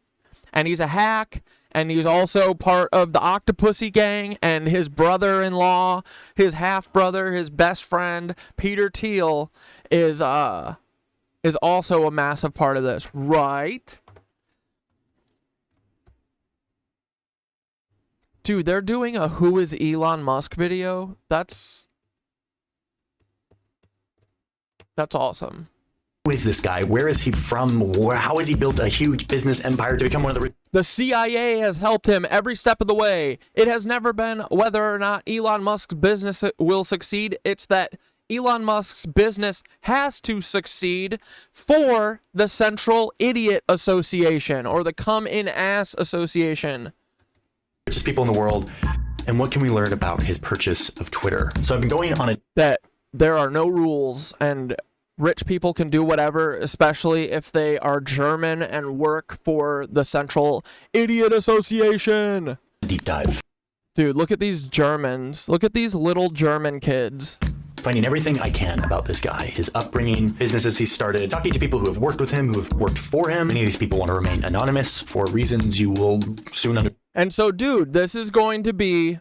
Here's a couple bad things about Elon Musk, but none of the really bad stuff, because I'm doing this so that I seem objective to criticize Elon Musk. But boy, am I hiding a file about this fucking thick full of all of the harassment and all the weird allegations about like weird racist tendencies. You know, so I'm basically here to make sure that you guys don't read this folder that CatDad will inevitably read after this now. So don't listen to me, Johnny Harris. Just go listen to CatDad. That's the message of this story. I've talked to people who love him, people who hate him, people who used to love him and now hate him. If I were an employee at Twitter right now, I'd probably just do your job. Don't let them know your name. So after a few months of reporting on this, I feel like I finally have a handle on who this guy is. I understand how he built his empire, how he treats the people around him, and the real reason I believe he bought Twitter. Elon. Yeah, so you see how these are all going to be things that are like non-actionable like criticisms. They're going to be like, Johnny's going to be like, yeah, he is a sassy, mean guy, but this is so a person who actually would fucking rip Elon shred to shred, or, you know, limb from limb. It's so that Johnny takes up a place where that other person would take it up. And because there are no more viral videos. You guys know that, right? Like, there will never be another video that organically goes viral or anything like that. It's all pre-planned. It's all selected. What, like the Hawk Tui, like jizz girl, that was selected for you by the State Department, and they allowed you to memify that. That is how this works. There are no viral moments. There is no organic anything on the internet anymore because the feds took it all away. Elon Musk put in an offer. They can't leave that shit up to chance. They have to control all of it. That's why there's never been anything quite as funny as like the Harlem Shake or any of those things that were organic, you know, and felt real. It's because they were real, and you haven't felt a real thing for about 7 years. Nothing you've ever felt in the last almost 10 years is real. The internet is not real. And it's literally completely organized and made and curated by the Central Intelligence Agency, by Mormons. Mormons. Dude, I'm telling you, TikTok has felt so Mormon for like 3 years, right? It sucks. Unsolicited bid to buy the social media platform. $44 billion. So let me show you the rise and rule of Elon Musk. Oh. And this is also that we don't say what the real reason is, which is that Elon Musk bought Twitter because the CIA told him to and gave him all the money. And also because then Elon Musk wanted to give all of your DMs and all of your private, information that you've put on Twitter that, Jack Dorsey and Twitter has probably been saying for the entire time it's existed that we will never share this with outside people, especially not other governments. And then Elon bought it so he could do takesy-backsies on that and let Saudi Arabia and the CIA and anyone who wanted to pay, of course, to look at any of their citizens' DMs, look at any of the information that that website has taken. So I'm sure that the Saudi Arabia used it to kill a bunch of political dissidents because that's what they usually do. Anyone who's spoken out about Saudi Arabia and how MBS, Mr. Bonesaw, how he had fucking Jamal Khashoggi bonesawed at an embassy.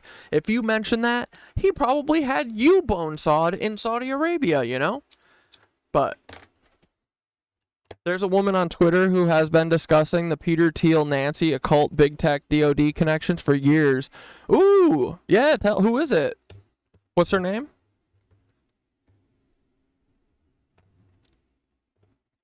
But yeah, it's all to gather the data, and Johnny is telling us this shit. He's going to say one somewhat bad thing that literally no one will do anything about, and then they'll just move on.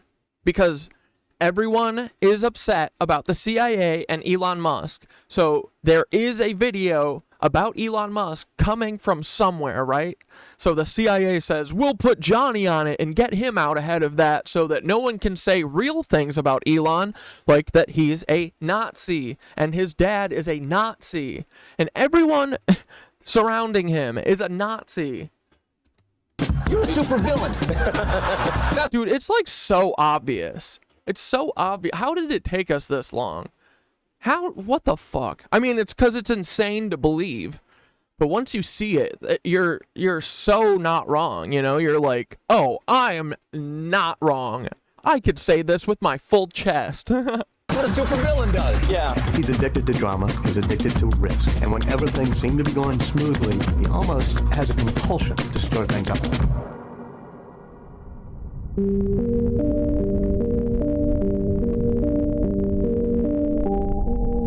Elon Musk was born in the summer of 1971 in South Africa. From a young age, he was bullied pretty relentlessly by kids at school for for good measure, being for scrawny good reason. and nerdy. Bullied quite a lot. I got punched in the face many times. Musk would I would punch you across the face right now, Elon. Square in the face. Dude, I would sack tap you first.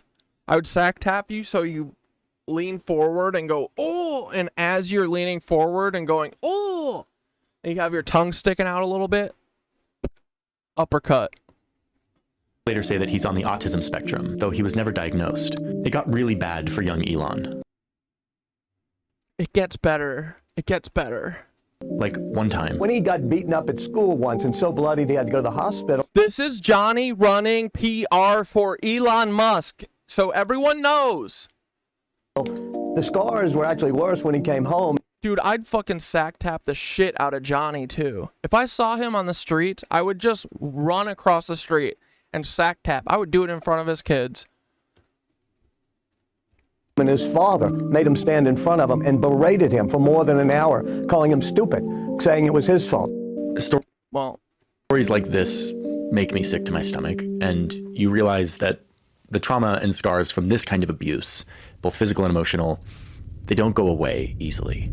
Speaking of his dad, There's a lot of rumors that Elon came from a rich dad who owned Yeah, a Nazi. emerald mines in South Africa. Well, let me guess. Johnny found out that's not true, right? Johnny's gonna be like, yep. Says it right here. Elon is cleared. Directly from the CIA. So, you know, do whatever you guys want. If you want to be mean to Elon Musk and give him a hard time for no reason, even though he's just a little guy, you could, but it says right here on this not doctored, definitely real document from the Central Idiot Brigade. Right here, see? Elon did not do it. And that he was set up. He's just a little guy. Okay? Do not make me go Mormon Super Saiyan right now on stream. Because if you guys keep saying bad things about Elon Musk, keep questioning his motivations, keep questioning his lineage, keep questioning whether or not he pretends that he's a little baby, while he's doing stuff online, because apparently that is a thing. He's like, he wants to be a baby during, like, I'm not really sure. But it really makes me think that these people all have deep-seated, like, sexual, psychological damage. All of them, I think. So, Elon's just a little guy. He didn't do nothing. Leave him be and let him collect all of his money. Stop. He got bullied once, okay? To be successful because of family wealth. This is true. Isn't factually accurate. Fuck you, Johnny Harris. Dude, I can't. This dude, look at him. Johnny Harris is like, I'm a former Mormon who doesn't work for the CIA. He's trying to say that to us. Watch him say this line again. There's a lot of rumors that you realize. Dude, and Elon Musk's dad, I'm pretty sure, is married to, like, his little sister or something. Something crazy, bro. Half sister? Is that, like, the trauma. They're all fucked up. They're all Nazis who literally do incest. Do we see it? We understand it? Hi, J-Moo. What the fuck? They don't go away. Stories like this, Dad. What the fuck? There's a lot of rumors that Elon came from the trauma and scars from this kind of abuse, both physical and emotional. They don't go away easily. Speaking of his dad, there's a lot of rumors that Elon came from a rich dad who owned emerald mines in South Africa, and that he was set up to be successful because of family wealth. This isn't factually Johnny just said that? Come on, bro. Accurate. Elon's dad did import emeralds, but you have to fucking stop, dude. He's like he wasn't a billionaire. His dad had $999 million. there wasn't a lot of money in this family. He never owned a emerald mine. This is total bullshit. If you want more... Johnny, is this your evidence? Is that interview? Are you for real? Detail on that, you can go check out our sources where we put the fact check for every one of the assertions in this video. Anyway. Wait, where are they? You said they're where? There wasn't a lot of money in this family. He never owned a emerald mine. This is total bullshit. If you want more detail on that, you can go check out our sources where we put the fact check for every one of the assertions in this video. Anyway, what Elon did have at a young age was a skill for computers and programming. We will be looking into this. I taught myself how to program computers, mostly because I wanted to program games. At the age of 12, he invented a video game. Mom, do you remember when Dude, this is fucked up, right? This is Johnny Harris doing cover for Elon Musk. It is.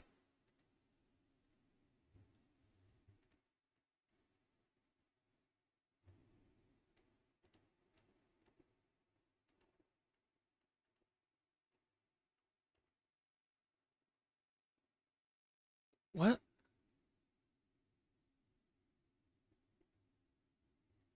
Where's the thing that says that? Oh, so it's just the Britannica article that the Nazis control. That's your evidence? Okay. Dude, his mother, Nazi mother. I was 12 and I created my own video game that he sold to a magazine for $500. It was his first business move in tech. Yeah. You see how many times they've told this story together?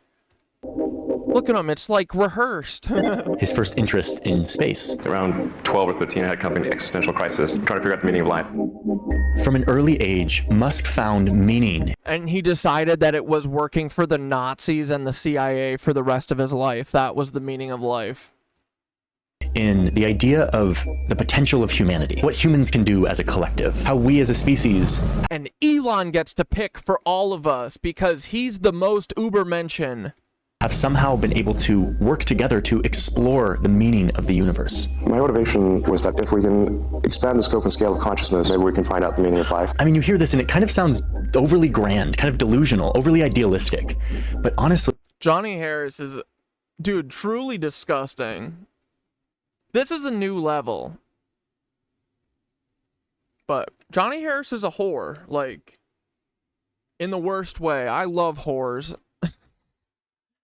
We got to think of a different thing. What can we say that's like, sex workers are great, but we want to make sure that everyone knows that Johnny will do anything for any amount of cash. It doesn't matter how belittling it is to him. It doesn't matter how degrading it is to him. He will do it gladly.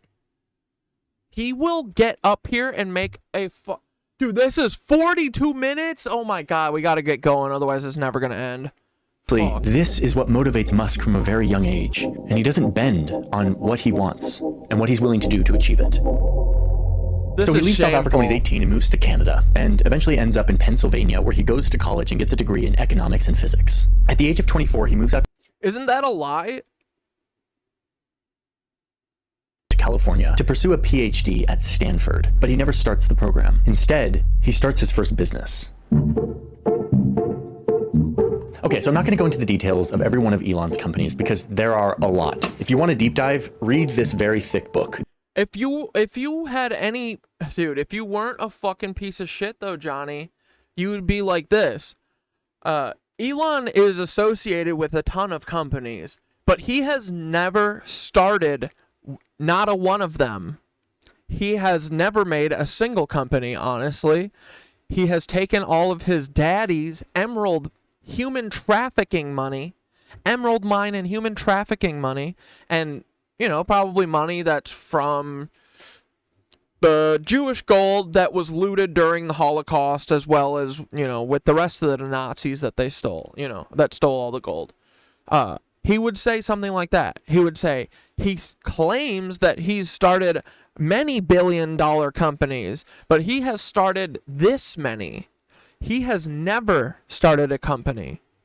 He has only bought other people's companies and then sued them to make them lie and say that he was a founder of those companies. He's a fucking never made anything. Dude is so dumb. This was a foundational part of our reporting, and it details the play-by-play on all of these companies. For now, let me give you a quick summary of the businesses this guy built to become one of the richest. Dude, Johnny's dad will not speak about his fucking dad, or Johnny will not speak about Elon's dad marrying his adopted daughter. No shot. This is a PR sidestep thing. This is not, you know they won't, dude. He literally just said, people claim that Elon Musk's dad owned an emerald mine, and he just goes, nuh-uh. Nuh-uh. The planet. His first company was called Zip2. He started it in 1995 with his brother, who seems to have an affinity for cowboy hats. And also we should talk about how Kimball Musk's are they married? Definitely girlfriend was one of was from Jeffrey Epstein.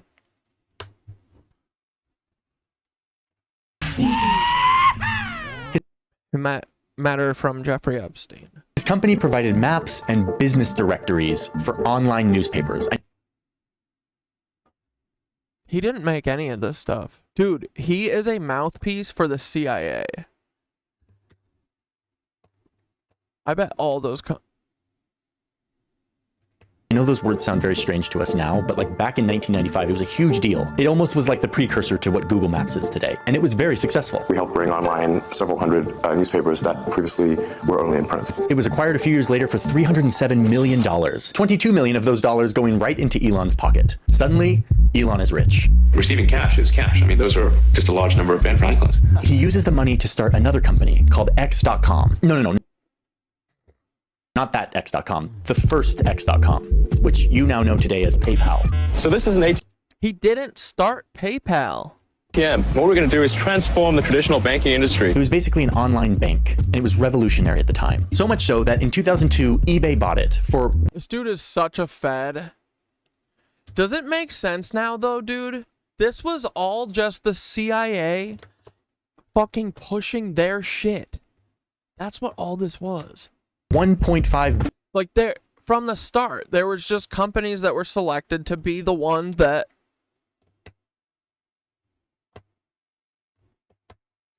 that succeed. They were just set up from the start to be the monopolies.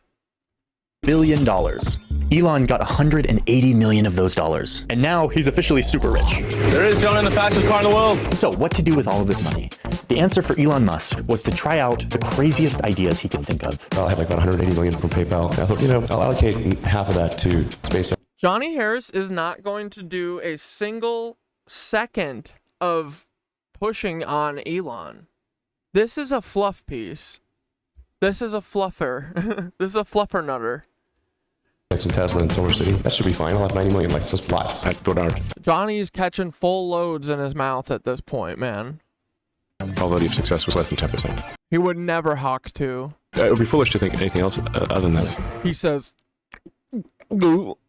That's what Johnny says. "Goo." Ever since he was a kid making video games about space, Elon has been motivated by this idea of humans expanding outside of Earth. Humans becoming a multi-planet species. We would like to help make life multiplanetary. The extension of life to multiple. This is crazy, man.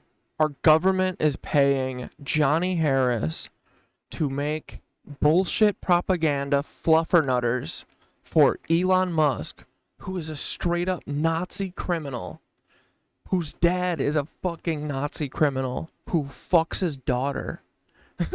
And married his daughter. Like, and Johnny Harris is going to sit here and not offer a single second of criticism. That's a choice. That is a fucking choice, Johnny. Planets. In the early 2000s, Tesla already existed. They were making electric cars. But look how frazzled Johnny looks. But they were kind of high-end niche sports cars. Elon was really interested in this, so he came in as an investor and eventually became the CEO, with the vision of turning electric cars mainstream and ushering a whole new era of transportation. But these... Hey, where's the Roadster? These ideas were more expensive than he anticipated. Things cost more, took longer than I thought, so I had a choice of either put the rest of the money in or the company's gonna die. His rockets kept blowing up. His electric cars were devilishly complicated to manufacture. But Elon developed... and they're manufactured poorly. Developed this addiction to risk and intensity that kept him pushing forward despite these challenges. Tesla reinvented how cars were made, thanks to innovative technology in manufacturing, really clever engineering, and a waterfall of government subsidies. He was able to skyrocket Tesla into one of the most valuable companies in the world. Hey, while Johnny isn't talking about it, let's just talk real quick. Like father, like son, Elon Musk's dad has a secret second kid with stepdaughter. The only thing we are on Earth for is to reproduce. This is the person who raised Elon. So whenever you're like, oh, Elon has a really ton of weird takes on children and like having sex with children and wanting to do it, you know, he has really weird takes on that. And when you see that it's because his dad is also a freak, it makes sense, right? makes you go, oh yeah, this is why people shouldn't have let the Nazis continue doing what they were doing. Come on, open up. Come on, open up, little Rolling Stoner.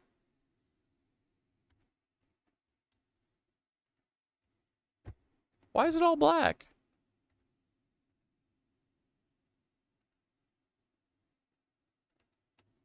What the heck?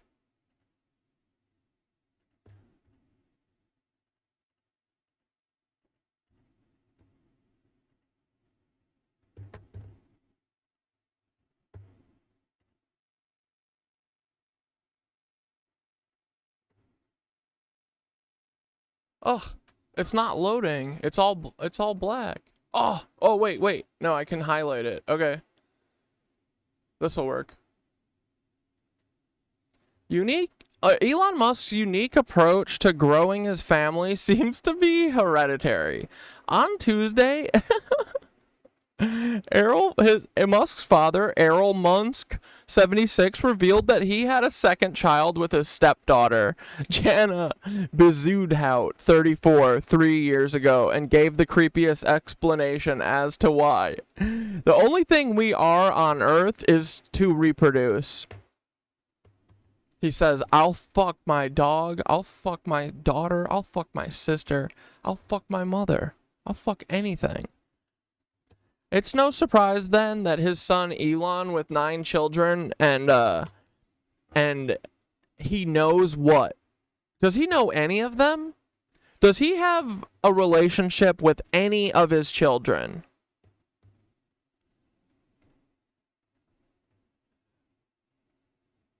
It's no surprise that his son Elon, with 9 children that we know of, has previously said he wants to do his best to help the underpopulation crisis. And when he says underpopulation, he is talking exclusively about white people. He doesn't even really try and hide it that much.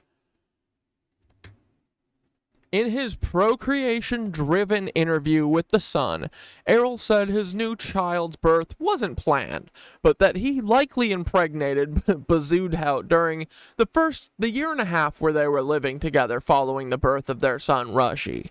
No regrets. I don't like any Musks. I think they're all disgusting. I haven't checked her DNA, but she looks just like my other daughters. She looks like Rose and Tosca mixed up, he told The Sun. She looks exactly like Rushy, and she behaves like him. So it's pretty obvious, you know. Errol said that the two are no longer living together, and that he realized that their 42-year age gap might be a bit much. Not that she was his daughter. Nope.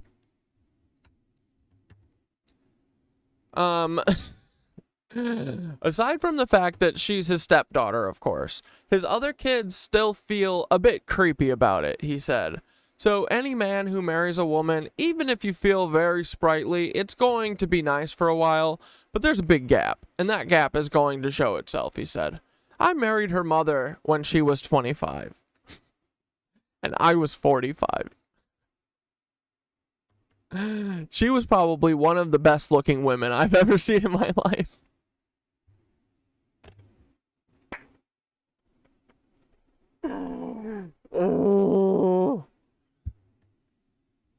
But he also didn't close the door to Beelzebub returning to his side since she's turning 35 and getting on.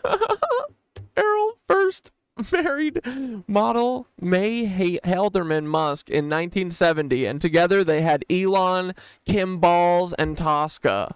After the couple split in 1979, Errol wed Heidi Bezudhout, who already had 2 children, including Jana, from a previous relationship. They went on to have 2 more children together before eventually divorcing. So if you do some quick math and add the 2 children he now has with Jana, Errol has 7 biological children, only a few behind his son.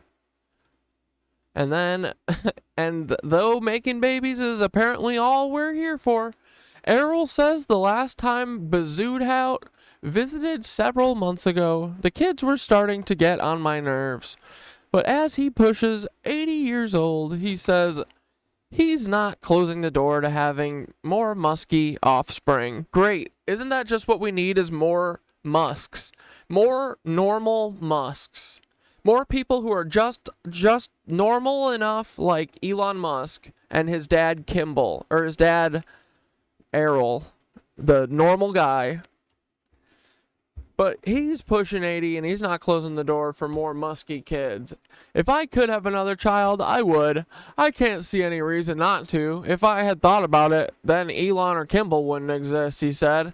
The only thing we're on Earth for is to reproduce.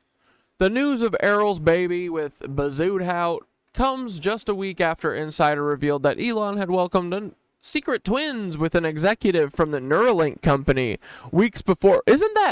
That's another thing too that people don't think about often is while people are donating their brains to be drilled into by Elon Musk, well, everyone just should remember that he fucked one of the executives or something at Neuralink and had a kid with her and hid it. So I'm just saying. And he also has a kid with Grimes. So Errol was born in 1945. Awesome. He's probably Hitler's kid. Elon and Errol don't have the best relationship. In 2017 interview with Rolling Stone, Elon recalled having a painful childhood because of his father sexually abusing him, most likely. He was such a terrible human being, Musk said at the time. You have no idea. My dad will have a carefully thought out plan of evil. He will plan evil. Yeah, and then I learned how to be just like him, and I've followed in his footsteps. Me, Elon Musk. Instead of doing everything to stop that. You have no idea. Oh my God. You have no idea about how bad. Almost every crime you can possibly think of, he has done. Almost every evil thing you could possibly think of, he has done. Yeah. He added before tears ran down his face. It's so terrible, you can't believe it. Yeah. I know. No, he's a fucking child. He's a kid diddler. I mean, of course he is. Look at him.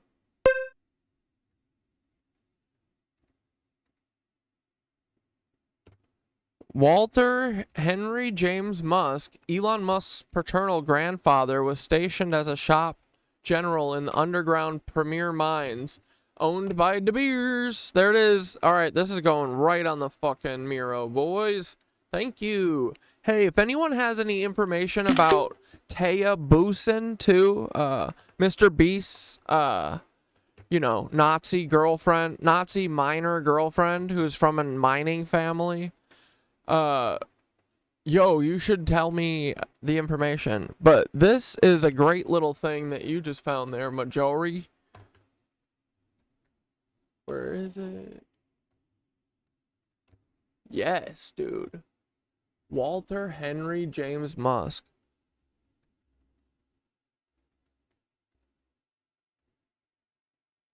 And isn't it funny that he works for emerald mines and diamond mines? Evil people work for miners. That's what I heard. Dude, like, right? It's all lining up. Like, they're all similar. They're all close, right? 1917 to 1986. And he was in these mines during the, and De Beers is Rothschild. Yeah, so these are, like, the Thiels and the Musks and all these people are, like, the enforcers for the Rothschilds, right? Everyone gets that? The Rothschilds aren't out here doing all the dirty work. They're literally doing what Walter White did, and they're hiring the Nazis to do it because they know the Nazis will do anything because they don't have morals or anything. But yeah, this is like... Dude, this is good. Yeah, find more of these. Any more of these? I like this too. I like having most of the information on the photo. Right? That saves some space. Saves me some typing too. Harry Monks? Who's this rat? Born 1863 in Exning, Suffolk, England, to Eliza Mausk.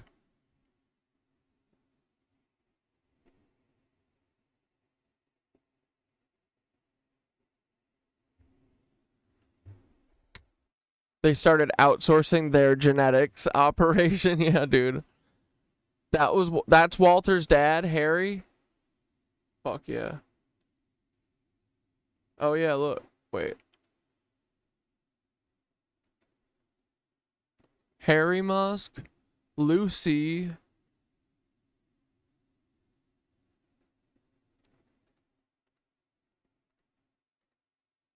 Oh, here we go.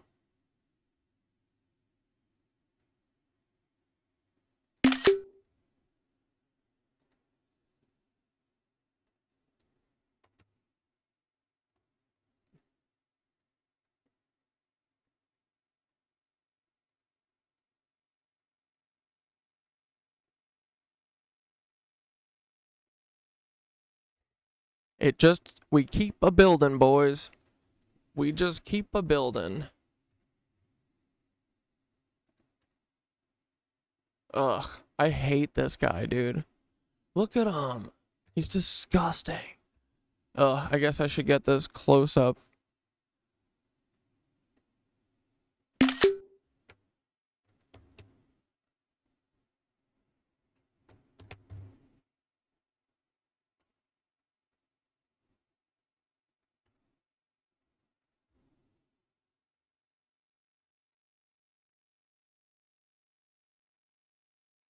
Wait, Errol Morris. I mean, Errol Morris is a fucking fed because he made a video that I'll never forgive him for. He made that the video where he was like, oh yeah, the umbrella guy in the JFK Zapruder film. The umbrella man is so silly. Grow up. There's no such thing as an assassination. It was just Lee Harvey Oswald. Oh yeah. Majora, did you send this? Or I think so. Or Blair said that Werner von Braun apparently wrote a book. It was written by von Braun in German, called Mars Project. Novel set in the 1980s and is about the first human mission to Mars and their encounter with benevolent Martians on the planet. While the book was not published for 57 years, its appendix, a technical specification for an expedition to Mars, was published. This is, oh, Dane. Sorry, Dane. This is all Dane. Von Braun wrote Mars Project, a science fiction novel in German between 1948 and 49 while stationed at the U.S. Army's Rocket Research Facility at Fort Bliss. Isn't that so sweet? Von Braun, he did the Holocaust with the rest of the Nazis, and then they were all rescued, and he was given the department at NASA, and in the meanwhile, he got to sit and write a book for himself. Isn't that so sweet? Wouldn't you love to sit and have the time to write a book?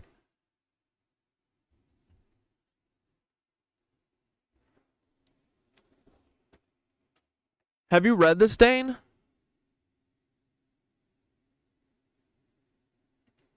Von Braun submitted this manuscript to U.S. publishers and they all rejected it?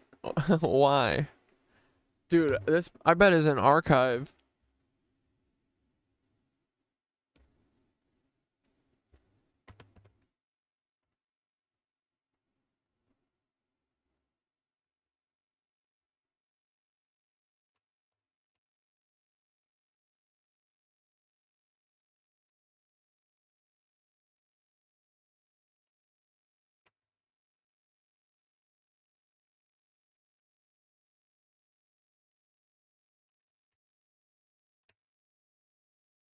What is this?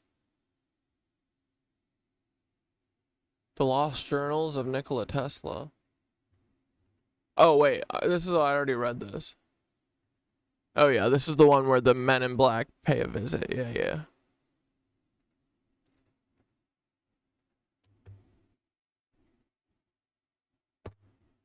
The rest of this does look pretty good. Did Tesla discover the secrets of anti-gravity? Yes.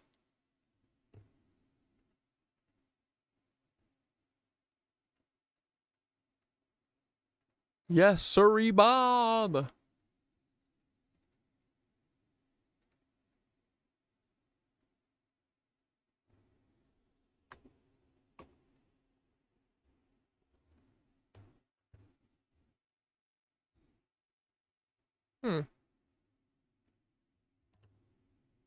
Project Mars, a technical tale.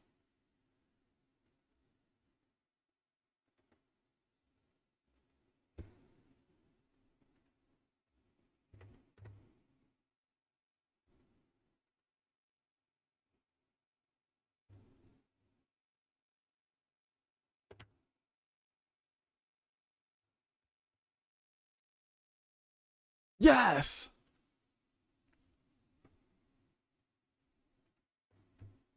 Let's go, boys! This is it. Here, I'll share it. Archive for the win, always.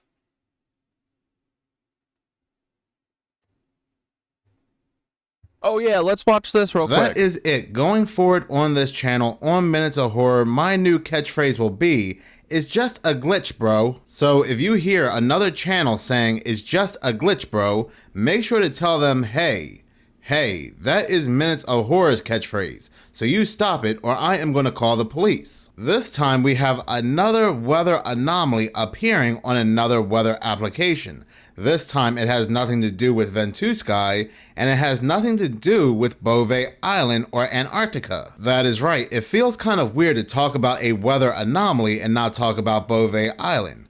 But news has come out that a radar anomaly over Mexico sparks mystery. A radar anomaly was spotted on a weather map 4 days ago. Oh shit, dude. Over Mexico, sparking a mystery and capturing the imagination of online sleuths. A pattern swirl shape appeared on a weather radar map above San Luis Potosi near Mexico City, on the app and website of the weather service Windy. Now, the strange shape was visible for about an hour on the weather radar on Sunday, according to social media posts. So we will go ahead and take a look at what was captured on Twitter or X. The multicolored wheel could be seen slowly rotating clockwise before disappearing. Looking at this anomaly, or this quote-unquote glitch, I can't help but feel like I've seen it somewhere. Dude, there are people...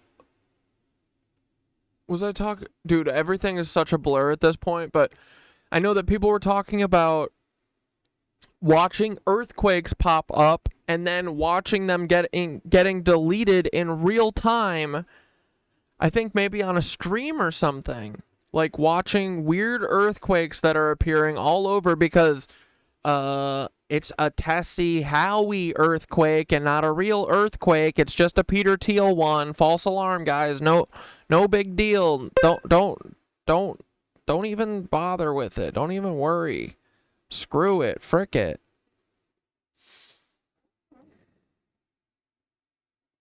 Else before. Yeah, it's a mandala of the pattern of some of the crop circles. Bro.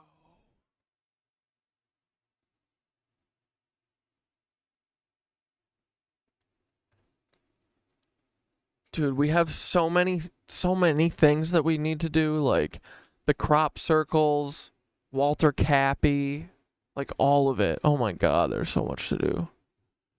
And not enough time. Because they're just going to do the end of the world to us. But I want the crops. I think the crop circles we should get going on soon.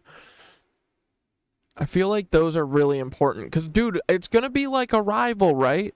Literally, I think that learning their language could literally unlock shit in our heads. And isn't it fucking curious, bro? Like, it is kind of almost like a rival. EBE says how important, like, symbols and shit are, and that like replaced the way that they talk. And language and shit, like, changes reality. I remember reading an article about that in some ways, like,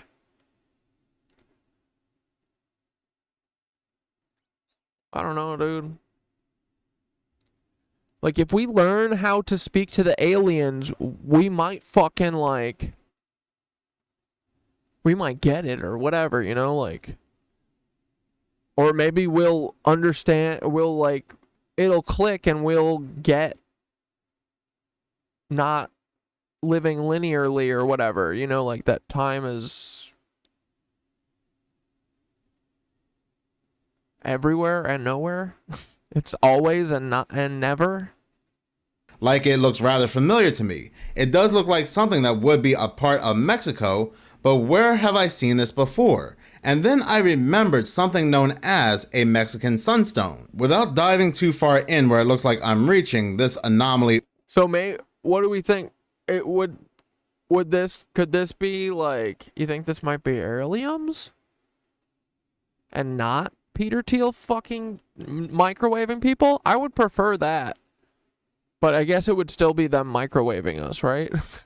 Do we know what kind of waves these are? On Windy does look like a round sun, and inside this round sun there are pyramids, just like a sunstone. Now, there is no concrete information just as to when the sunstone was created or its true purpose. There are theories such as it being a ceremonial basin or a ritual altar for sacrifices. I am also not saying that this anomaly has anything to do with the Aztec sunstone. I am just saying that the Aztec sunstone looks awfully familiar, or familiar to me anyway, to this anomaly seen on Windy in Mexico. This multicolored anomaly over Mexico appeared as many amateur meteorologists were watching weather maps to track the path of Hurricane Beryl, which had made landfall in Mexico's Yucatan Peninsula on Friday before heading towards Texas. This part of the article has me oddly referencing once again the sunstone, because like I said, it's like when Thor came from Earth, came to Earth and left a symbol on the ground. Yeah, dude.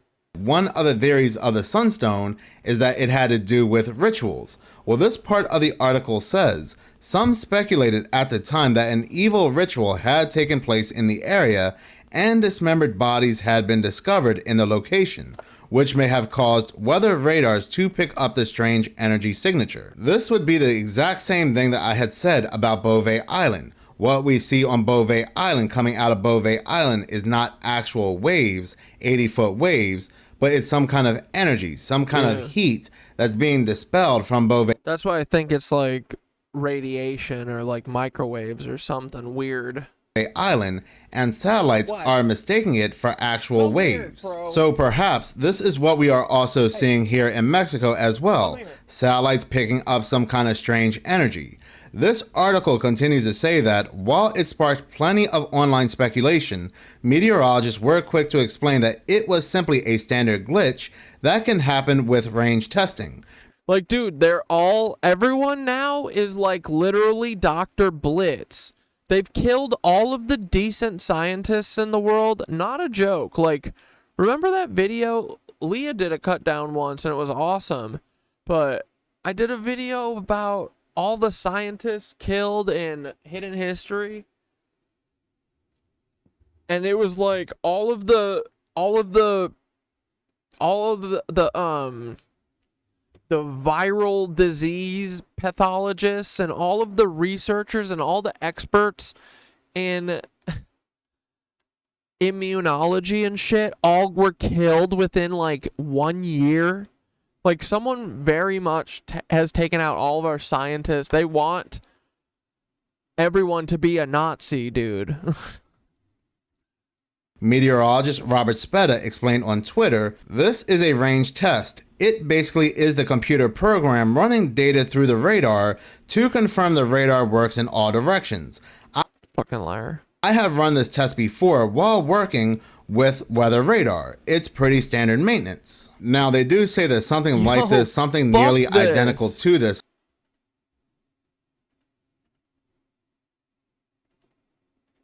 What the fuck is this? I hate this. This is the worst thing. Worst thing ever. What is it? Is this like a walking... Is this like a CERN platform where they can just like, I don't know, microwave that entire part of the ocean and kill everyone? It's a weather maker? Fuck this thing, dude. I hate them. This is so not okay that they've made a fucking giant fortress that controls the weather, and we like literally have people fucking die, like starving to death daily. I hate this thing. maps back in 2020, and of course they give no previous examples. So going forward, is it possible that we can start showing these previous examples? If you are going to make the claim that this has happened multiple times before, this is standard maintenance, you should have no problem providing proof that this has happened multiple times before. Going back to the article continues to say that Newsweek has reached out to Wendy.com via email to ask for an explanation of the anomaly. There are plenty of other explanations for irregularities on weather radars, according to Met Service, the National Meteorological Service of New Zealand. Weather radars can also pick up interference from things ranging from the sun to temperature inversion or other radio transmissions. I am also wondering if these radars can also pick up on dark energy or spiritual energy, or the same kind of energy that was suggested when it comes to these rituals and these bodies possibly being found. I find it rather strange that these anomalies keep appearing on these weather radar maps in 2024. I do not remember us talking about these anomalies back in 2023, 2022, 2021, or as suggested by this meteorologist, 2020. These all seem to be appearing in 2024, and I do have to wonder if there's any correlation between what's being picked up also on these weather radar maps and the sun. There is a lot of Well, the donut, I'm assuming, is because it's something that's beaming out from a center point here, right? Or dude, it's a fucking satellite beaming down, like how they would show on Star Wars now, how they could do the frickin' peaks with you know, the scalar energy and frickin' but yeah, so I'm not sure exactly why donut, but to me that's what it's saying, right? That it's like a single point thing beaming out from the center or directly above straight down, right? I think. And so imagine though, they're testing one of these, right? But they've got one here. They've got one here, here, here, you know? So they can just go. They're just testing one right now. Yeah, Thoth does have lots of pyramidals. I bet maybe there's a pyramid right there too. San Luis Potosi.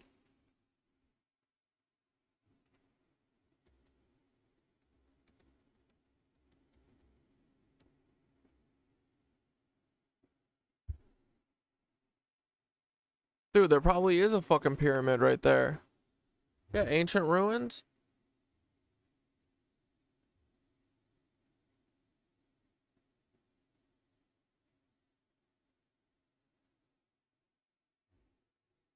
God's Bridge. Sick.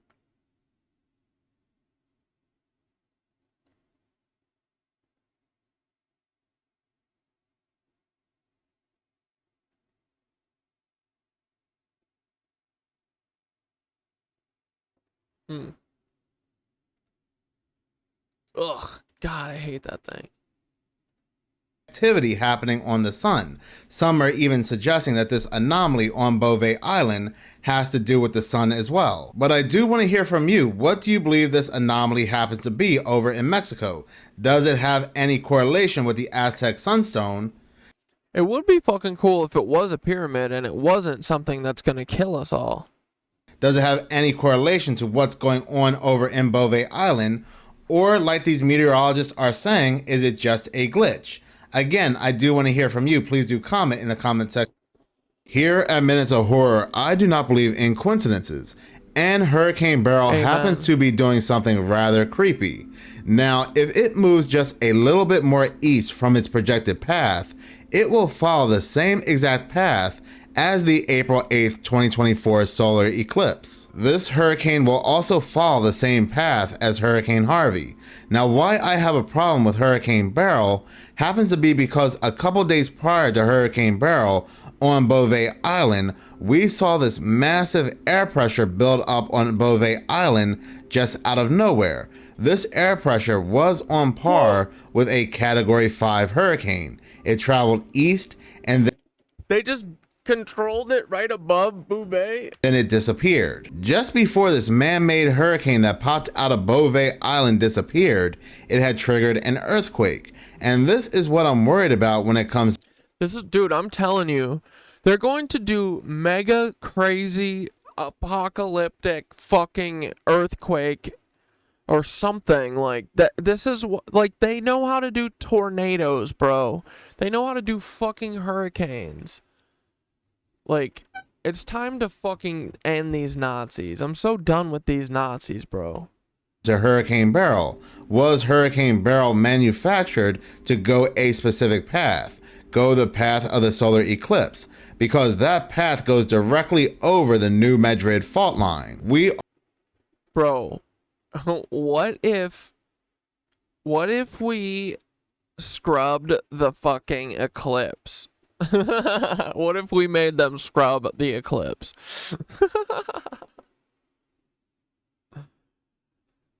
Dude, the feds have been on us for so long.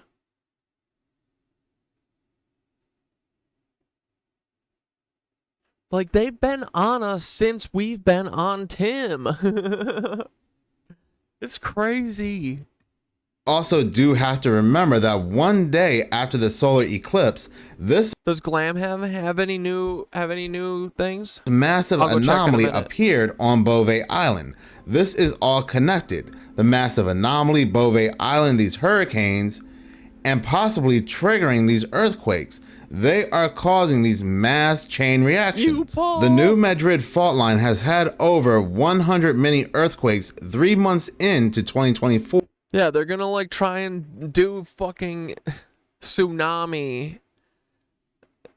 Dude, what are these jackasses up to? This is the most action the New Madrid fault. I would be, dude, if we made them scrub the solar eclipse false flag, I would be the happiest person on the planet. I already am, doesn't matter. Fuck them. We did it in my heart anyway. Was the eclipse before or after OOB? I think it was right before, right? Fuck, we need to have a timeline. Because I'm really stupid and I forget about this stuff. I want to say it was like 2 weeks before. Oh, it had to have been before, right? Because wasn't the eclipse and the earthquake were in February, right? OOB was March 13th or April 13th. January, February, March, April. I think April 13th. I forget. March 13th. Eclipse was April? Really? It was after? Well, all I do remember is that people after the eclipse were coming at me with, I should really stop fear-mongering, and at first I thought it was real, but then, you know, they were so persistent, and I, to make sure that I saw it, and then I realized that I was like, I think this is a Fed, and I think that they're telling me not to do this because I called it. Like they're telling me I'm a fearmonger because they want me to second guess me warning people about something, which means that I did a good thing, which means that I think we called something. Yeah, that's just how I read it. I made that video about it and mentioned it being before tax day. They also called you a fearmonger for the eclipse thing. I remember because I did my little ritual. Oh, hell yeah.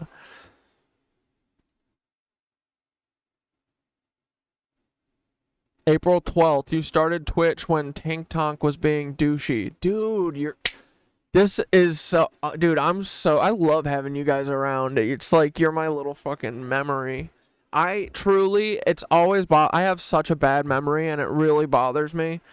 And there's just nothing I can do about it. I try and freaking keep all this shit straight, and I just freaking can't. But, yeah, I'm like scatterbrained about this now. But, yeah, we jumped on Twitch because they were banning us from there. But, I want to say it's because I hope so, man. I mean, that's the whole point. That's what we've been here for, right? That's what we've been trying to do. And, bro, that would explain the complete clampdown.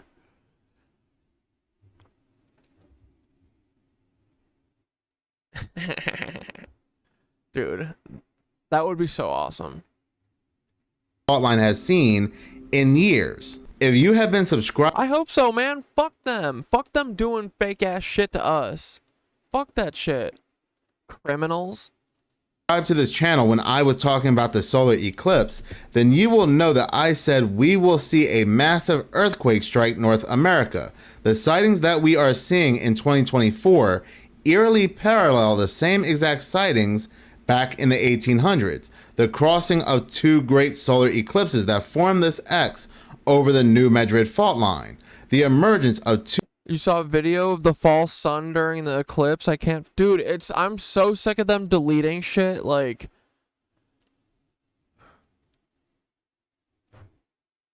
What are they doing? Dude, the sun... Something is up with the sun. The sun, it doesn't go where it used to go. Everything's fucking weird. I'm telling... Like... I haven't even gotten hit by the sun yet. I'm supposed to. It's the summer. What the fuck is going on? Two different broods of cicadas. The appearance of this very rare comet they dub the mother of... Burn sage to purify your home. Pine needle is also helpful to burn, but pine wood pops when burned. The eclipse was 8th, then on the 12th to the 14th, they came after you. I just checked my messages because someone told me to stop talking to you. Dude, thank you. Yeah, the eclipse was the 8th, then on the 12th to the 14th, they came after you. Dude, we should put together a fucking timeline. I'll do that later. That would be, yeah. That would be helpful too. And once I see a visual of it, then I can usually remember shit.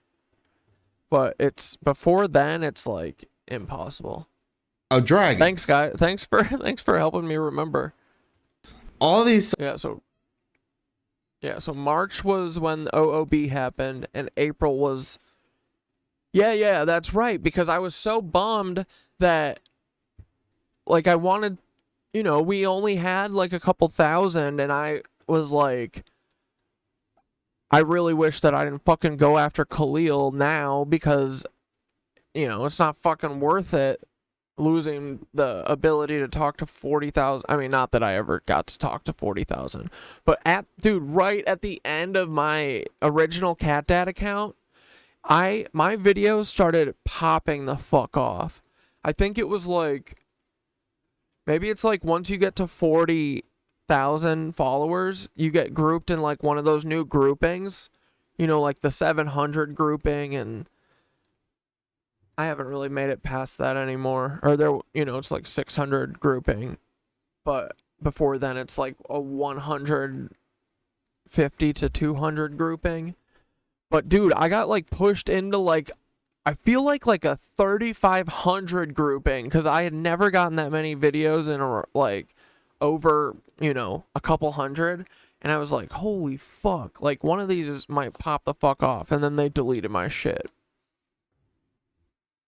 I thought I would get it back. Fail, epic fail. I still might. I'm still hoping for it.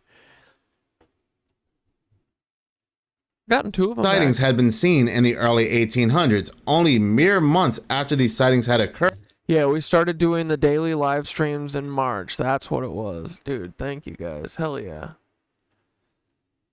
Yeah, and we did that for 2 weeks or something.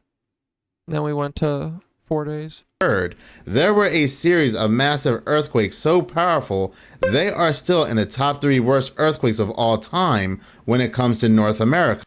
Yeah, my original account got banned right, like, day 2, or was it, like, the first day? But yeah, right at the OOB.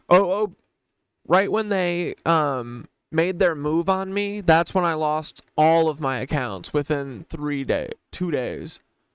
They took 4 of them. Isn't that awesome? I think it's incredible they didn't take all of them, like fucking stupid feds. They're dummy feds, man. And you know that's just because they're fuck ups.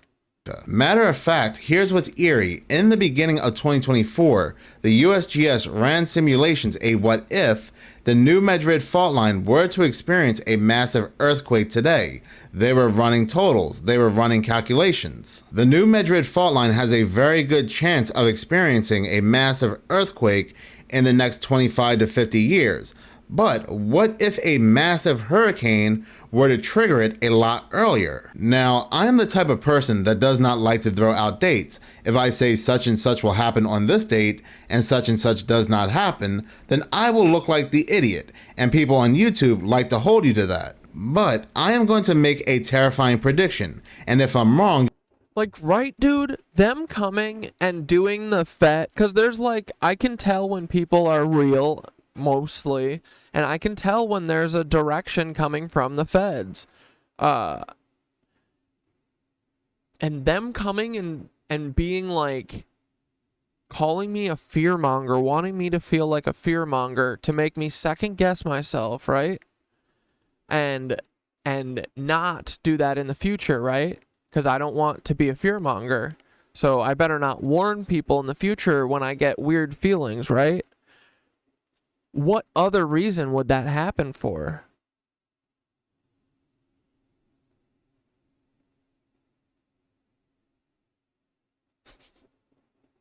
Dude, I hope so. You can hold me to it, but I do believe we are going to see a massive earthquake strike the New Madrid fault line anytime between September 2024 and mid-2025. Oh, for fucking sure, dude. They're like telegraphing it. Like, dude, they're trying to do, are they literally trying to do the pole shift? Are they trying to trigger the pole shift?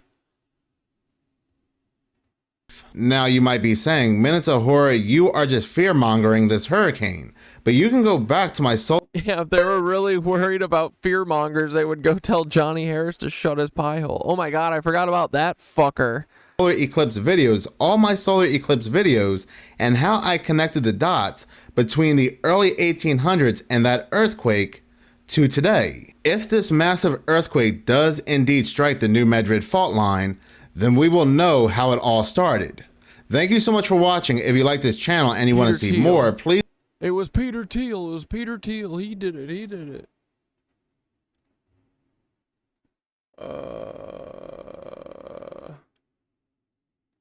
I've got too many lists now. Fuck, what do I put this one at?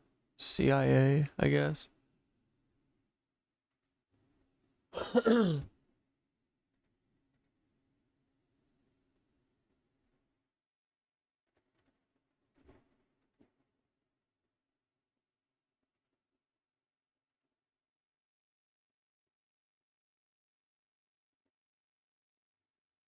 Dude, fuck Johnny Harris. Let's watch this liar lie. World, overtaking every other car company by a long shot in just a few years. And this company was weird. It wasn't obeying all the rules. Like, there was almost no official marketing campaign. And Elon decided to make all of his technology open source. The patents were not copyrighted. Anyone could see them and use them, with the hope that the market for electric vehicles would take off. And that the Dude, Johnny's literally trying to be like, see, Elon's still cool, guys. world would more quickly bro. move away from the use of fossil fuels, which would ultimately benefit Tesla. So if somebody comes and makes a better electric car than Tesla, and it's so much better than ours that we can't sell our cars and we go bankrupt, I still think that's a good thing for the world. These were bold, crazy moves, but they were totally working. Meanwhile, Elon's space company was about to go out of business. For SpaceX, Let me guess. He saved the day by being cool. first 3 launches failed. Just barely able to scrape together enough parts and money to do the 4th launch. You can really hear the, like, German Nazi in his voice now, right? And then, after 6 years and 6 months of stress and intensity, Elon's dream... I still can't believe we got fucking duped by John Hankey. The fuck, bro? ...of going We must have been slipping. to space No, he hides his Nancism pretty good. started to come true. Very surprising, though. Out of left field. Never would have thought it. What a bitch. What a fucking... Dude, I needed that, though. That was a lesson. That was saying, hey, here's a reminder, one more reminder. Do not idolize any of these bitches. Do not give any of these hoes your, like, undoubting. You know what I mean? Like, question everyone. That's what it was saying. It was saying all these people are flawed. Look. It was a beautiful example before we fucking go to the moon here soon. Soon, Paul. We're gonna break through soon, Paul.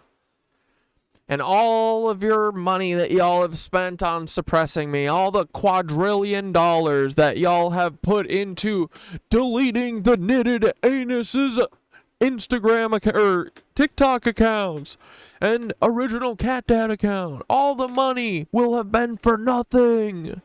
You'll be the laughing stock of the Federal Bureau of Instigation. I don't think Hankey hides his Nazism that well upon revisiting, given his laser focus on only the Rothschilds and not wanting to talk. Yeah, I was so shocked. It is still shocking. They're just like, yeah, no, you're right. Yeah. Disappointing. Hey, but look, even from your enemies, you get good information. That shit from the fucking,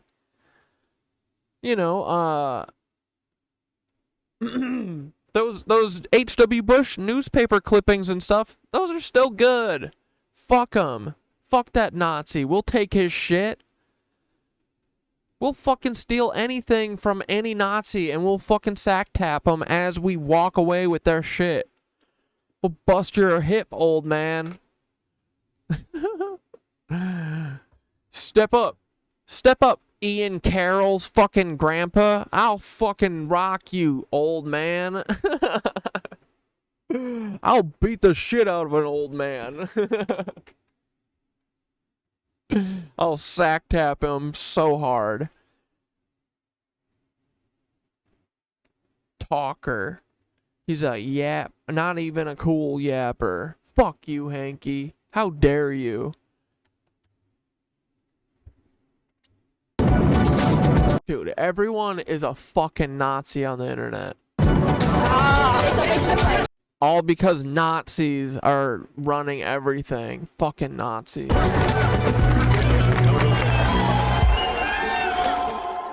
I'm going to explain a little bit more about how he did all of this, but I hope a fucking Nazi tries to hurt me so I can go fucking John Wick mode. Hell yeah, dude. I was listening to color breathing today. I was fucking visualizing my future. I'm re-listening to all the Gateway tapes. Going slow. I could visualize that future too, where we do John Wick mode if we've got to. Try and hurt me and see what happens. John Wick mode engaged. The big deal about SpaceX is that they created a... You better not hurt me. I pay for your fucking salary, bucko. You better be saying thank you. Thank you, Mr. CatDad. To you, Paul Weisopel. I pay for your fucking salary, you frickin' white suprema. Reusable rocket. Every other rocket is disposable. You can only use it once, and it's very expensive. But Elon proved that you could use a rocket and safely land it back down onto the surface of... Dude, this is hard to watch. This is like the Gluck Fest that no one asked for. Earth, and then use it again. Soon, SpaceX would be carrying NASA astronauts and supplies to the International Space Station, launching military satellites into space for the Pentagon. Is SpaceX the reason that those astronauts are stuck in the ISS or whatever, and it's leaking and it's gonna fall to Earth or whatever? Launching dozens of satellites up into... I hope so.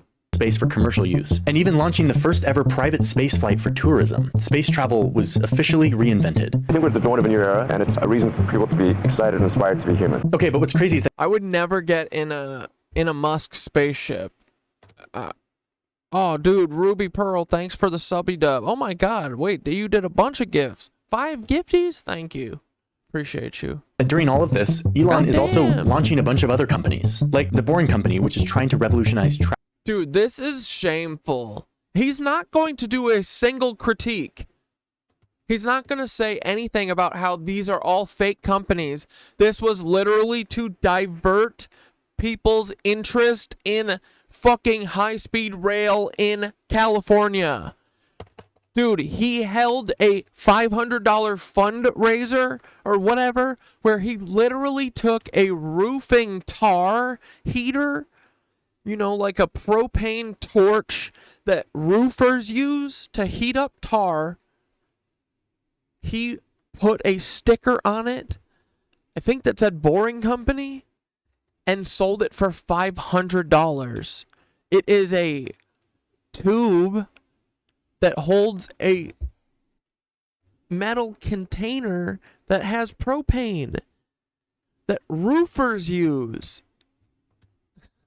Like, the dude is a con man, bro.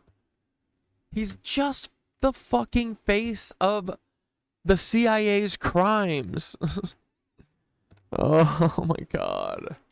Traffic and transportation by building smarter tunnels. Oh my god, it just hit me. How dare you, Johnny? How dare you? Isn't Boring Company like totally defunct too? He made this like 12 hours ago. That it's boring, like boring into the... I hate you, Johnny. Johnny, you used to be... I used to idolize you. Truly. I used to fucking love... Dude, Borders was such a good fucking video series before I realized that it's all just propaganda and you're a fucking asset, dude. So gross. Your children are gonna be ashamed of you. You are a religious zealot, helping religious zealots take over America. So it's whites only, you fucking freak. Look it, this is his face. This is the face of Johnny. This is perfectly it. This is the Mormon face.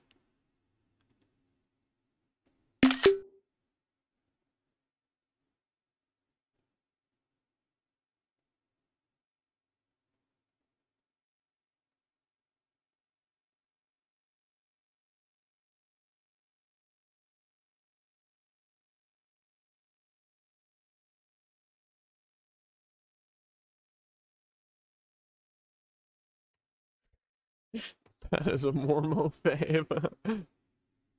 I mean, I love all my freaking people who are Mormons, and once the second they get out, I have no ill will to them, but they're in a literal Nazi cult. They're in a Nazi death cult. And so the Nazis are my enemies, and I don't fuck with that. They're national Zionists. They want white America. They want white Utah. Get fucked, right? Ugh. Side of a mountain. Oh my god. Dude, fuck you, Johnny. No criticism whatsoever. God, that just hit me right now.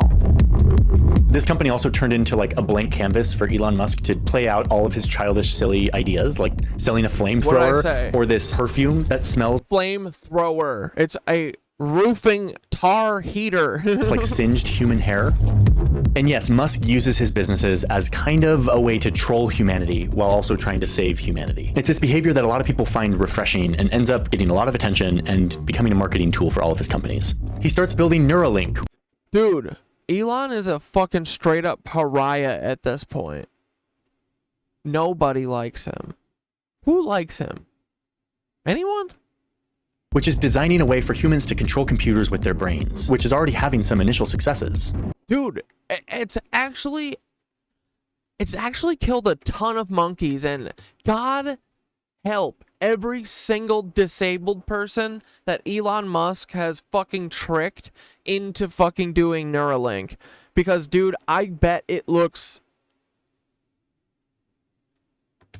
like a fucking... Dude, oh my God. Those stories of those poor monkeys... Dude, that ruined me for like 3 days. I felt sick. It's so fucked up what they just let happen for Elon Musk. And it's fuck every single person who works for Neuralink and lets that shit happen. Dude, fuck all of them. They're all Nazi scientists. Truly. This is the fucking back end of Nazi. It's fucking gross, Paul. Your family sucks, dude. ChrisBrodhagen, have some fucking humility. Come out with it. And then fuck off forever. And now that Elon's so gross, dude. Bunch of Nazis everywhere. Company can easily go to space, he starts sending up these small satellites. 6,000 of them. Yeah, all these fucking satellites that are falling to Earth, too, that Elon Musk has fucking left up there. With no plan, nothing. These fucking assholes, dude. The Earth. And he starts providing internet to apparently all these fucking, this aluminum that's coming down in these satellites that are all Starlink satellites, and he's planning on putting like a billion more up there. Apparently all the fucking aluminum is going to cause some horrible fucking chemical reaction that's going to be like endless. Dude, I hope that that's the goddamn red aurora that takes us into the fourth density, and Christ. That would be a blessing. Remote places, arguably changing the course of the war in Ukraine by providing Ukrainian soldiers with internet during the initial invasion from Russia. Though that's gotten more complicated in recent months as Russian soldiers have started to use Starlink, and it's a whole other rabbit hole.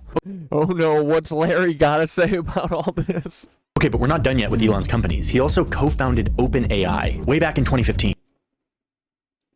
Oh, 25 seconds? Hell yeah, let's go, Larry. What the fuck do you got to say, Larry? Huh? Open your fucking mouth and say it to my face, Larry. I remember getting a call from the fire department commander telling me that they were not sure they were going to be able to contain the fire. And I said, you know, we've had such terrible loss of life. Maybe the smartest thing to do is pull it. And they made that decision to pull, and then we watched the building collapse.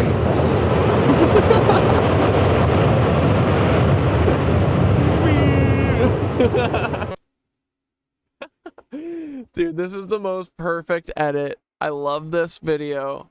This is a 10 out of... Hey, if you guys... Do you guys know my other 10 out of 10 video? It's the video every 9/11 I send to my friends. That is the end of Toy Story. When Buzz and Woody are like flying, you know, and they get the RC car and they're flying up to go get into the car. and they're, you know, like about to fly into the car, and Buzz is like, oh no, Woody's like, no, and then it just cuts to fucking 9/11, the second tower hitting, or the second plane hitting. I've sent that to my friends. Probably, how many years has it been? Dude, definitely 10 years at this point. I've done that one. It's for a long time, I think it was my favorite YouTube video ever, but I probably can't show it, but you guys can picture it, right? And you can search it. Toy Story 9/11, you know? It's the funniest. Whoever thought of it, genius. Perfect smash cut. So funny. Oh wait, wasn't there a Biden thing? Was there a crazy Biden thing? Not this. We did that. We did Mark Lombardi. That's done. My heckler's Timothy. We did that. We didn't do that. What's this? Who went on to... It's still Elon.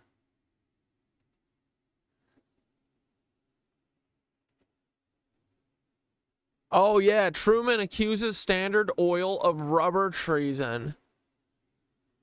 Sick.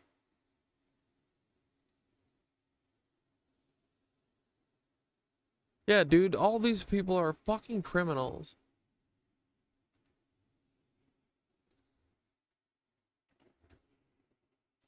Alright, do we gotta, Nope, we did that. What's this? This. Who has as much courage as he has determination. Ladies and gentlemen, President Putin. And now I want to hand it over.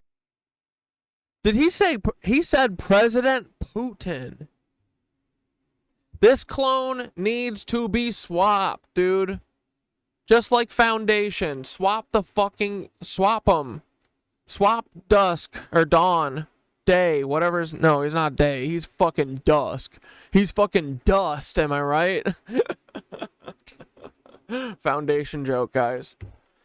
Get it? Cause there's 3 people that rule the galaxy, and it's one guy, but cloned, so like all 30 years apart, right? So he's Dawn, Day, and Dusk. And then I said, no, Joe is Dust. Get it? He's an old clone. Over to the President of Ukraine. This is crazy, dude. Who has as much courage as he has determination. Ladies and the clone's talking weird, too. Gentlemen, President Putin. President Putin. He's going to beat President Putin. President Zelensky. Oh. I mean, hey, at least he caught it. I am proud of him for that.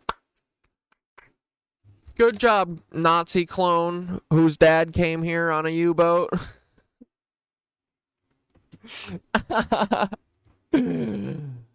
Oh, man. Dude, they're gonna fucking jail me for a year with no, like, they'll just do exactly what they've done to other people. They did that to one of my friends.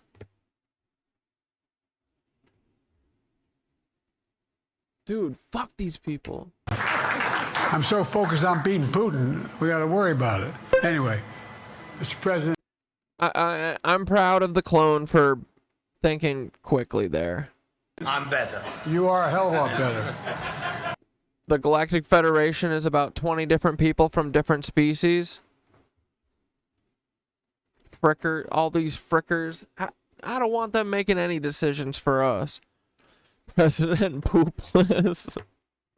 And now I want to hand it over to the President of Ukraine, who has as much courage as he has determination. Ladies and gentlemen. Wait, what the fuck is that? When I say we are taking a boat beyond the ice wall, this is what I mean. Something that can withstand the 40th, 50th, and 60th parallel over by Antarctica.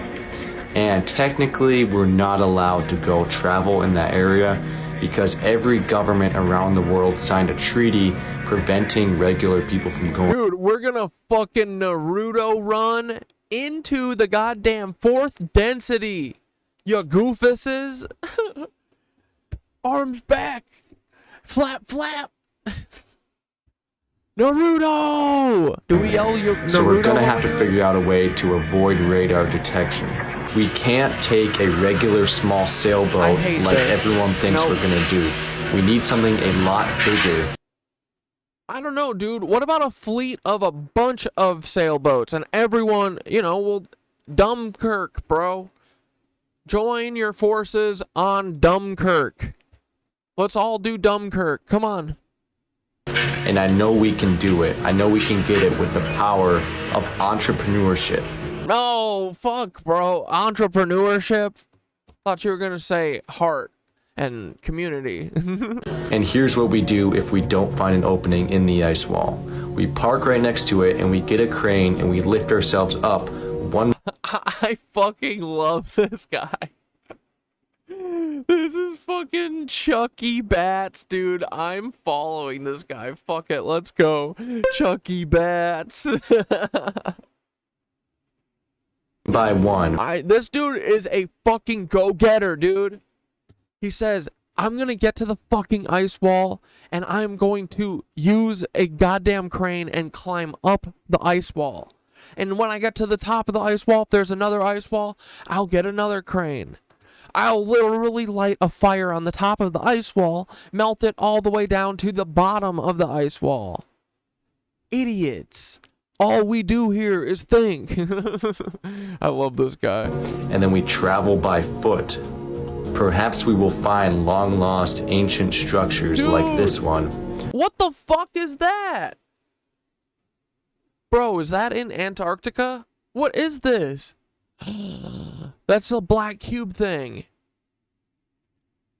Or maybe we will even What the fuck is that? find a hidden city.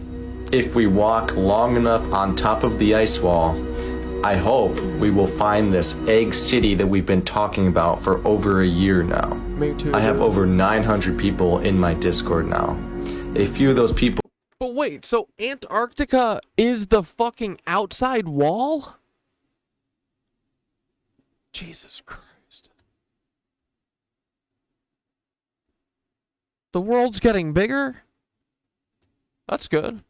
I will choose more land for everyone to take. to come with me on this adventure to find out what these secrets of Antarctica actually are. I love this kid. If you want to join it, the link is in my bio. Yeah, you know we're coming. All these videos on this hurricane, this record for earliest setting hurricane, really kind of stuck out to me when I saw this. What in the sonic boom is this indeed? That is a sonic boom. Well, it looks quite familiar to me, and it might look quite familiar to you guys as well. You see, this is our repurposed technology, our version of that cymatic technology that the old world had. While these patterns were used in the old world to uplift and heal, it's why you'll see this pattern not just etched in stone in ancient Yeah, dude, it's the fucking maze, dude. ruins, but etched on the floors of many temples and cathedrals of the old world. See, I believe these patterns, this is pretty, in tandem with the free energy from the ether above, would energize our electric self. I'm following And when this we guy. were electrically charged, this is where our true capabilities were seen. Our bodies were truly nourished, and answers the question of why there was so little bathrooms. Because an ether-charged people didn't use the bathroom, because they very rarely ate. Those in tune with this world, like breatharians, can still do it. But just look for proof of that at places like the Palace of Versailles, where there was originally no bathrooms built in that massive palace. Just take a look at that cymatic garden in that palace, though. But it was so bad when the inheritors did take over. They would just use the restroom at this palace, anywhere and everywhere. But there's a lot more to that, and we'll leave that for a subject of another video. Cool. Question everything, friends. Oh, pretty. Until next time. Dude, do we have any? It's Friday, Sunday, or it's Fun Day Friday. That didn't work, but you know what I mean, right? Do we have any crop circle? Do we have any good definitive? Like, I want to see a bunch of crop circles. I want to see someone telling me what the fuck is going on. Why is there a strip of Sam Altman right here? Yes, he's a hit maker, songwriter, superstar, right? And a fucking dead beat that should never say more life.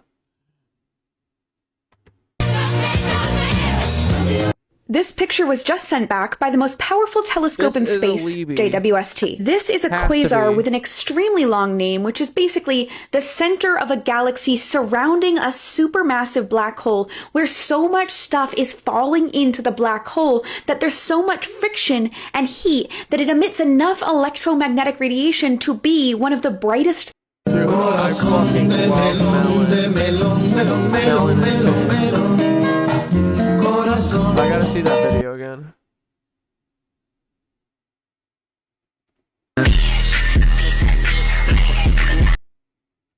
If you've made it to cheeseburger. Wait, where's that? Welcome, bitch. This one?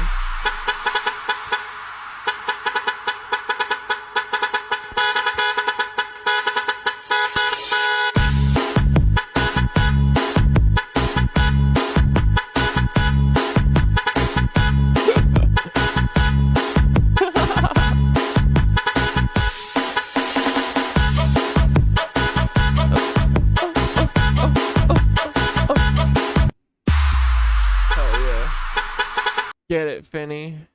Dude, Finn is so beautiful. He's so fluffy. He's just like my Bing Bong, except he's not a monster, I don't think.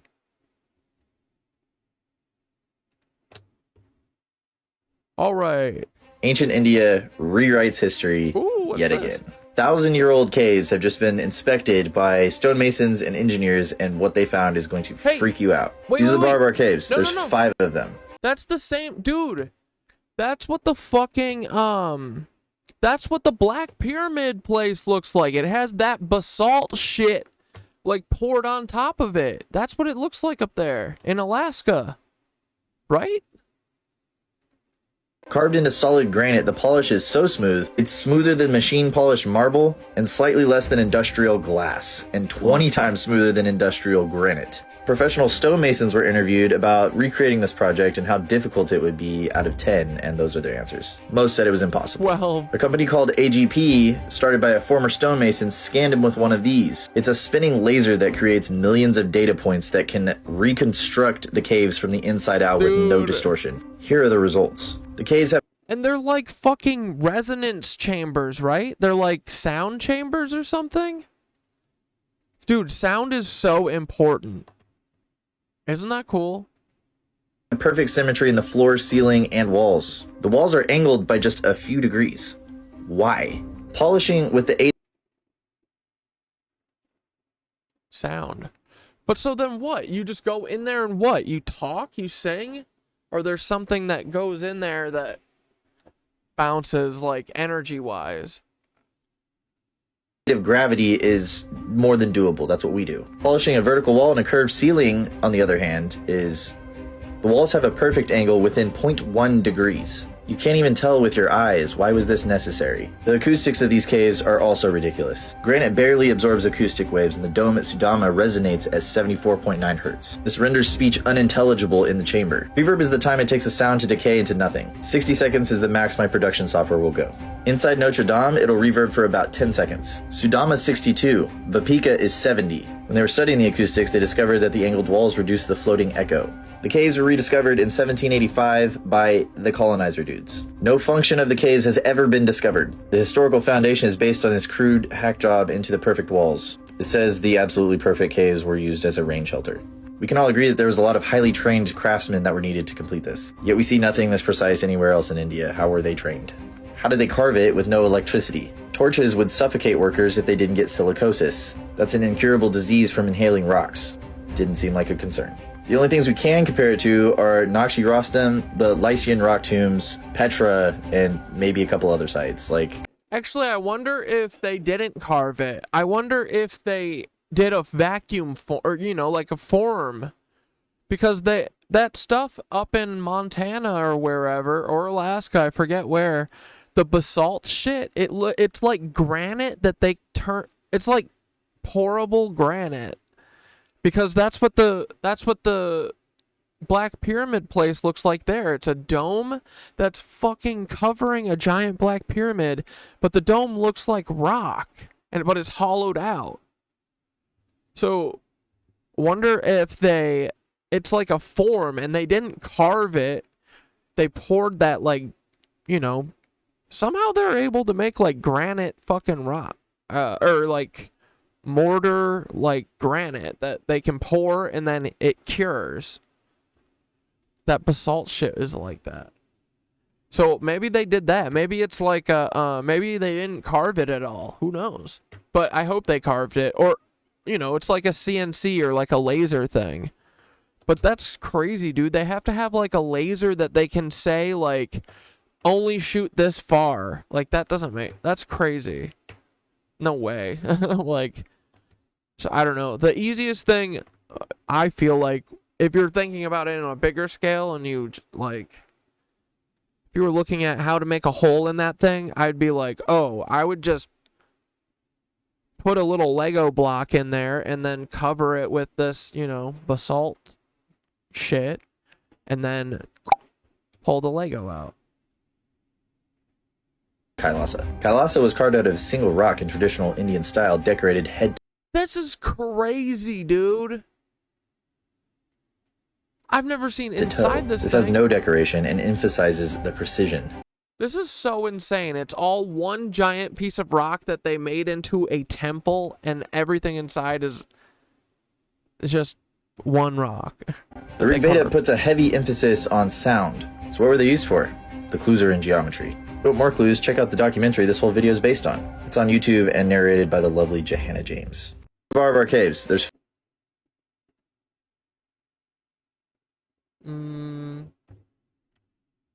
we could watch some of that. Or magnetic magic. something very strange about magnetics. I need you to buckle up for this one. Now, magnetic fields are in the shape of a torus, which is just a fancy word for donut. And we can see that in the barocell, and we can see it when these iron flakes are flying around. And then this is me. I picture myself in the middle here, and then that's kind of what I'm seeing when I'm doing my gateway and I'm you know, meditating and stuff. I'm thinking about gathering my freaking energy and swirling it and like looping it out and looping it further and further and further away. I'm going to keep doing that until I envision it looping all the way to fucking Saturn and then being like, yo, hey, why the fuck did you, Black Cube, why did you give power to the Nazis like fucking Peter Thiel? What is wrong with you? Are you fucking sick in the head?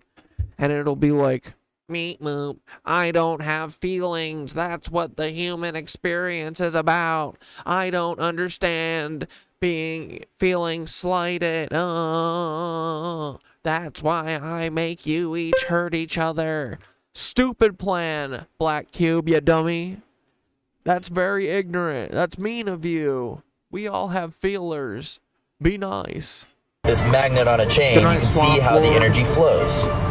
Cool, why does this matter? This is how the planet protects itself from the... You envision yourself on fire, but the fire is purple and it burns away the Monkey Ultron vibes. I like that. I like that. Yeah, you guys, we can envision whatever the frick we want, dude. Dude, or is that you or Paul Wysopal?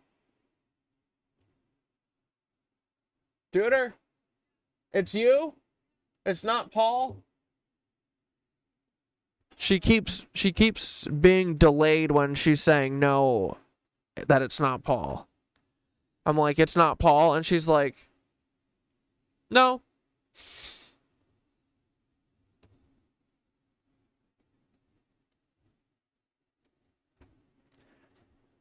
What if it was Paul with a recording of her voice? Cat Mom's voice. When it tries to fucking attack us.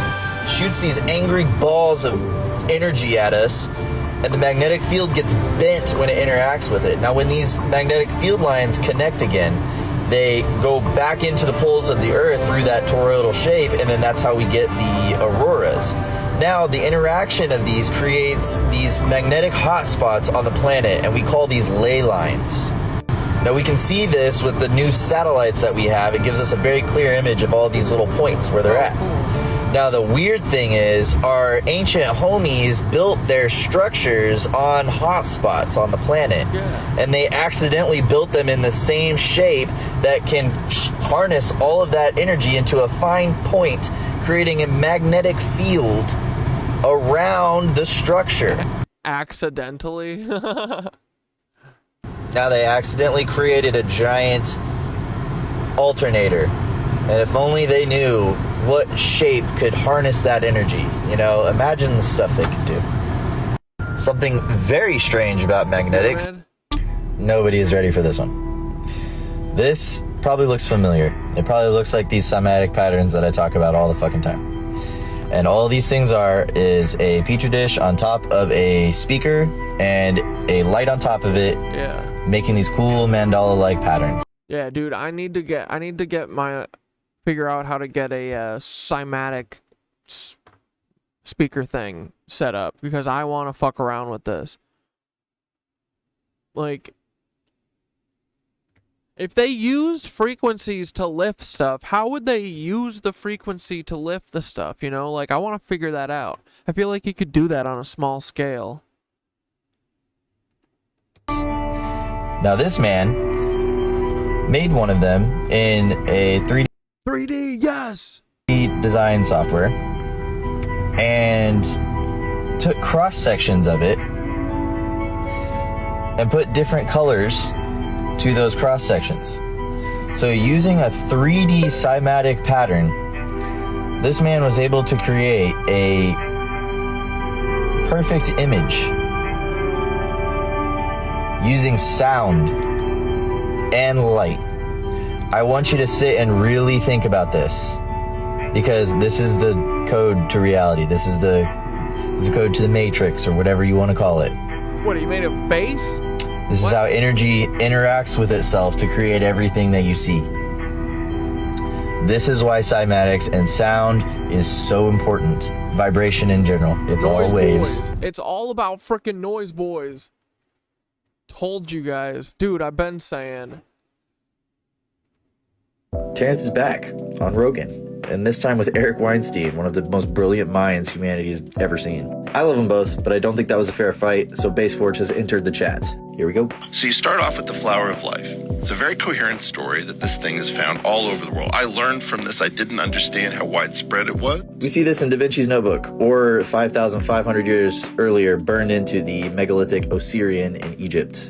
To fully understand this, you need to know exactly how much you can get out of this simple pattern, and for that, we need a bunch of different perspectives. It is literally called the pattern of creation. That is because a fertilized egg creates this shape as it divides. It's also called the path of the sphere and it is the framework of the Genesis story in Christianity. When you first It's like a cell dividing. That's cool. Never thought about start to create the shape, you create a vesica. From the shape, we obtain the binary sequence, the division of the cube, and the golden ratio. The binary sequence is how your phone works. It's how data storage and screen resolution works as well. You are also a binary. Put bell over ball, resonate bell, ball lift. Put bell over ball, resonate bell. Oh. So they just put like, oh. Dude, they literally do this. Wah, and pick the thing up. Oh my fuck, dude. That's good. Literally, right? Like this.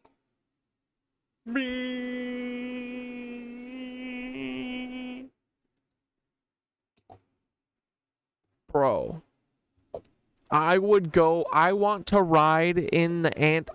I would ride in it and do the brown note, you know, just to feel what it feels like to levitate by sound. sequence, this is how your cells divide, is the math behind it. Square root of 3 literally defines the third dimension. It is the ratio of height to width in that overlap. You will find this shape in Washington, D.C., the Vatican, and all over Egypt. Dividing the cube in a curve creates the Fibonacci sequence, another number we obtain from the Vesica. I'm not going to go over the Fibonacci sequence because you know it. You see it everywhere. It's a part of all of reality. Every tradition knew this and expressed it as the gateway to knowledge. There's almost too much to cover with just what you get out of 2 circles. The spooky Freemasons know this, it's in their logo. The G representing Genesis with geometry. They reflected this in the cathedrals that they built. They are the physical manifestation of sound. Frequency or energy and geometry are inseparable. Sound is to geometry as energy is to matter. Let's break this table that he's talking about down. We have the polarity of reality, positive, negative, light, dark. To the seed of life, we get the lotus of life. This lotus, when you express it as a frequency, creates a torus. Now that wavetable is actually this torus. These wavelengths of matter spin very fast at the center and slow down the farther you get out. We then classify that frequency as an element. Conversion of matter to energy and vice versa is what Terence is trying to explain here, and it's the work of Walter Russell. Now, Walter Russell could read. By that I mean he took the patterns of the universe and applied them just like the ancients did. This is the universal tradition of alchemy. Chem is the ancient name of Egypt, carried on by the alchemists. Now I love Terence, Eric, and Joe. But to truly understand this, you have to have all of the perspectives. It's called being a polymath. And the gateway to that is geometry. We are pattern recognizing creatures, and I intend to show them to you. Nearly everything in this video is in Geometrix, which I wrote 4 months ago. It covers all this and way more. You have to know the patterns first to see the connections. If this resonates you to your core, then head over to the link in my bio right there. Or head there and you can find out way more info about this stuff. If you're a fan of Terence, made it all the way through, I'm going to leave it 60% off for a few days. Terence is back on Rogan, and this time with Eric Weinstein, one of the most brilliant minds humanity. Okay.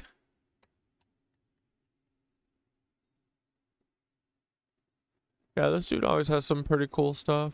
What else, what's that?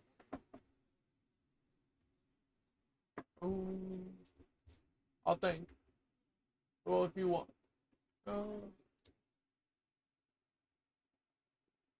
Yeah, we could.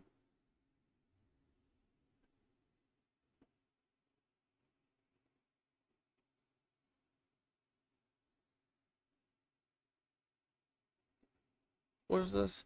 Geomatrix. By far the craziest thing I have ever learned. It's in that shape and that shape, and you're about to start seeing it everywhere because it's been used throughout history. It's one of the oldest shapes and one of the most widely used symbols ever. It's very old. It's called the Vesica.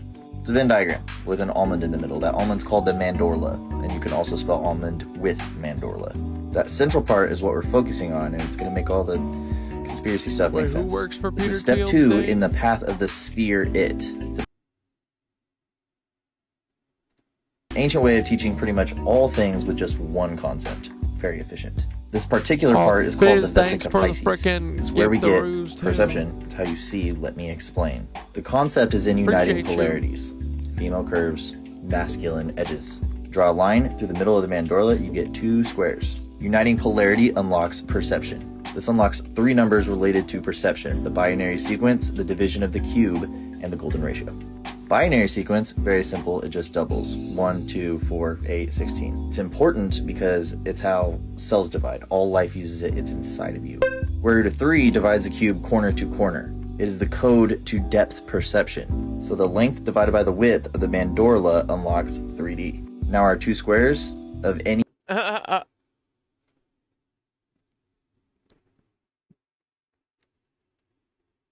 Dude, yeah. That is pretty good. Royal Abbot, Rabbit Hole. Dude, Outer Range rules. I haven't finished season 2 yet, but I love the I love the like surrealist shit with like the one son that's always singing. Yeah, it's a good show. It's cool. Oh, measurement, feet, meter, whatever, take the diagonal line between them. If you put another square of unit 1 on top of that line, the edge of the square to the end of the line is the golden ratio. The golden ratio is how our eyes see beautiful proportions. It is the ratio of your forearm to your hand, and it's the ratio in your fingers. Alright, fuck this. Here, let's watch. What did Larry say? Just so no one I ever remember getting a forgets. call from the fire department commander telling me that they were not sure they were going to be able to contain the fire. What should we do, Larry? And I said, you know, we've had such terrible loss of life. Yeah, what should we do? Maybe the smartest thing to do is pull it. And they made that decision to pull, and then we watched the building collapse.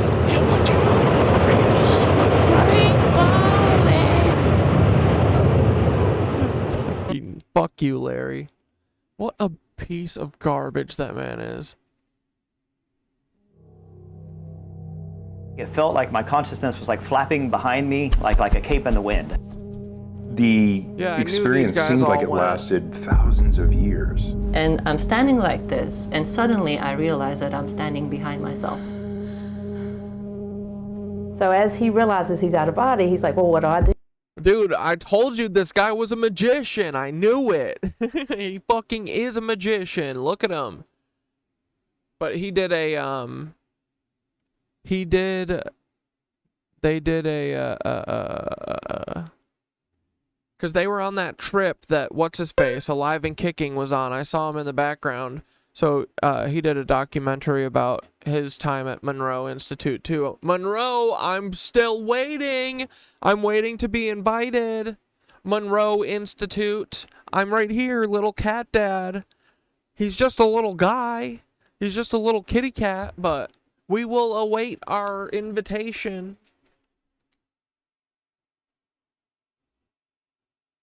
The KnitWitch Retreat. You said you would sponsor the KnitWitch Retreat of 2024? What? Monroe! Monroe! Let's go. Good job, Monroe. How many people? You said 50 KnitWitches can go? Holy shit. That would be so sick. They would never let us come. We are on our own, guys, for sure, but that's fine. That's fine. Their souls will be paying for that in the afterlife. Yep. But we are going to be fine. Now, I would so fucking go to Monroe Institute. And the feds would probably be crawling all over it, and I wouldn't get. No, there's no way that they would get me. Dante and Nicole could come too. Oh my god, dude. That would be like camp. That would be so fun. It would be like fucking band camp. Did you guys ever do marching band camp? No? Oh, yeah. Definitely not, because you guys are cool as hell. You would never do that. Looking at my hand and thinking, can I stick my hand Shut up, guys. Marching band summer camp was fucking fun. through the glass? And sure enough, I could. And I felt my body lighter than before, and I felt like I could lift out of my body. It's like what Bob and Rose says, you're more than your physical body. I felt something bumping against my shoulder. What I was bumping against was the ceiling of my bedroom. No. Oh, stop. Obviously, this caught the attention of the CIA. The first thought I had in my mind was, this is ancient. My soul came out of the mold of my body. Hell yeah. 3:09 a.m. This was the first time I left my body. To this day, I still think was not a dream. Human beings. I have not had a fucking out-of-body experience yet. But that's because the Monroe Institute, the Bob Monroe Institute of Gateway Technique has not invited me. Even though we're a successful cat. We're so successful, we have the CIA and the FBI full-time on us all day. And literally being like, how do you post this much? Let me get some rest. That's what the fucking CIA agent keeps saying. That's what ChrisBrodhagen, Paul's cousin, keeps saying to me. Stop posting. Every time you post, I've got to write a report. You're killing me, man. Please. Please. How was he doing this much posting? That was so sad. Chris was like, don't you have a life other than posting all the time? And I have to reply. I'm trying to hang out with my daughter that I'm blasting all over my fucking Fed job.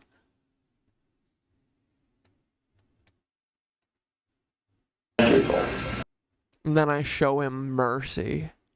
I'm such a sucker. I want people to understand that. That's what this whole place is for. We all have individual power that is immense. It's not for everybody, but it's available to everybody. Truth really is stranger than fiction. The one main thing I got from the out-of-body experience is the absolute knowledge that I would transcend physical mortality. I'm going to take you through. Yeah, dude, that's what I kind of already feel like that. I already feel like, no, there's definitely, dude, all these fucking different religions and every single thing is not like simultaneously talking about like the same fucking thing, like by chance. You know what I mean? Like, it does seem like there is like, this should probably be a simulation, you know? That's what it feels like. So, yeah. Every single part of the process as much as I can, as much as I'm allowed to, and figure out how to leave my body.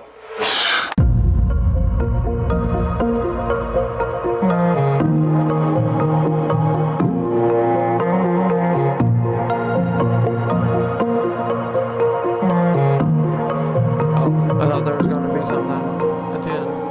It's not.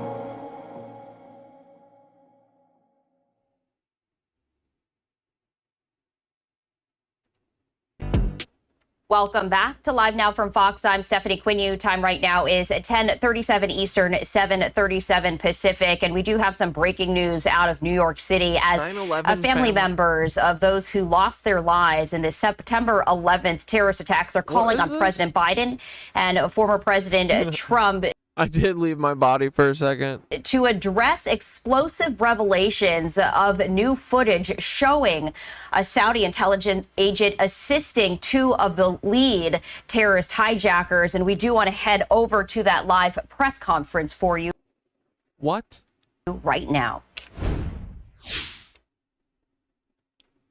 Dude, our FBI and CIA did 9/11. Everyone knows that. End of conversation. Stop trying to distract us or whatever the fuck this is. Paul's family did this. In my opinion. Yeah, dude, this is a good thing too for the frickin'... Oh, shit. IG Farben. Look right there. Thus, full information was sent to IG Farben in 19... Shit, what is this?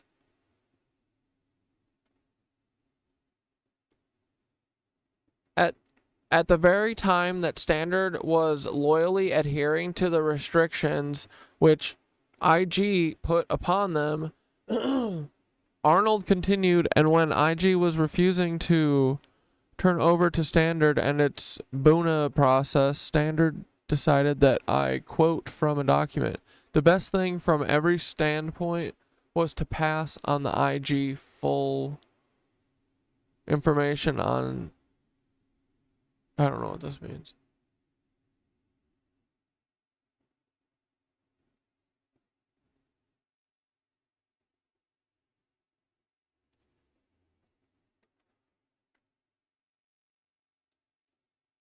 Dude, this is what I mean though. It's like there's like 20 different companies and like 6 families doing all this bullshit. It's like IG Farben, Ford, dude, Standard Oil, all these car perverts who are intentionally, for some reason, heating the earth, I think, to fucking melt Antarctica. I don't know. Dude, J-Born. Look at those bits. The little pyramids. Look at those little guys. I just...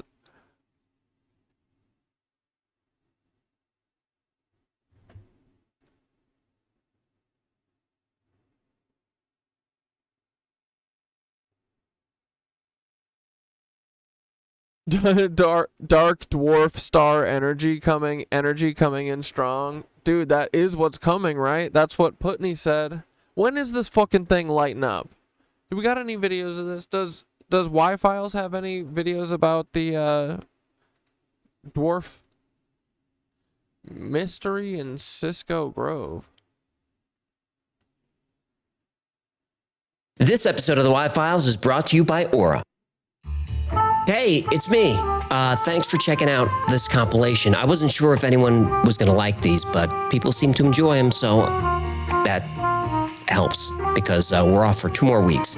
And yes, Jen and I took a couple of days off. That explains the sunburn. I hadn't seen the sun in a...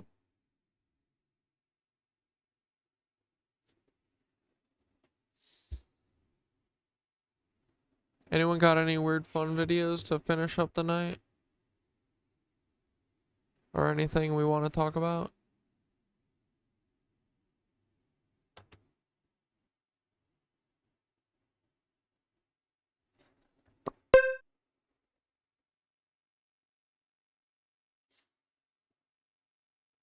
Oh yeah, let's watch Majora's video. I forgot.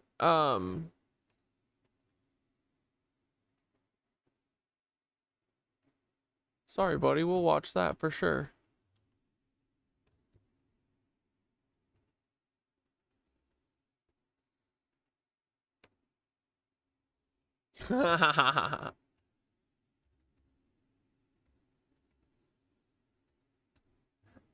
Wait, how? Send me the link again, Majora, please. Ow.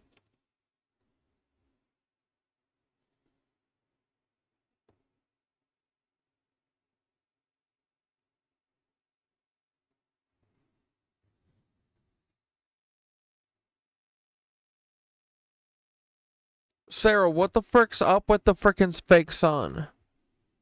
Well, so, cause I have been looking at the sun and being like, that looks fucking weird, but I've been assuming that it's like the sun, you know, I feel like the sky has oil in it. Like, it looks like they put, like, oil slicks in the sky. You know what I mean? So I've been thinking that the frickin' sun looks like you're seeing it through oil slick, but what is the fake sun theory? Like that there's actually something in front of the sun or between us and the... Something's up with the sun, dude. It does not go anywhere near where it used to go. It used to make me hot and burn, like suntan my arm here.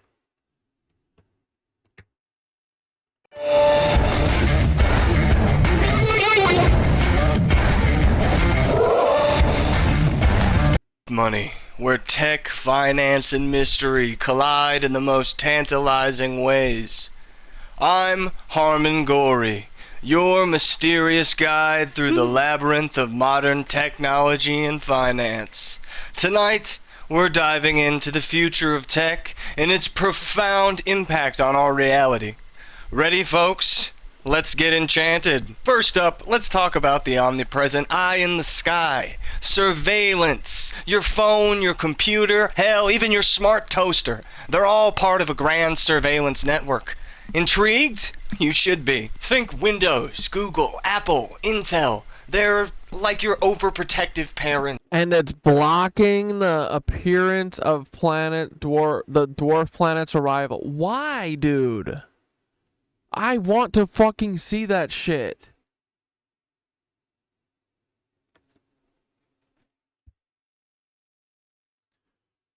Dude, I fucking hate these NASA perverts and all these freaks. Always watching. Dude, I welcome the fucking... I welcome the planet colliding apocalypse. Fucking bring it. God. He had this crazy dream the other night. There's a huge planet appeared in our sky. Yeah, I think that that's because you're just looking into our future. You're feeling a memory because that happens to us in the future, and that's coming.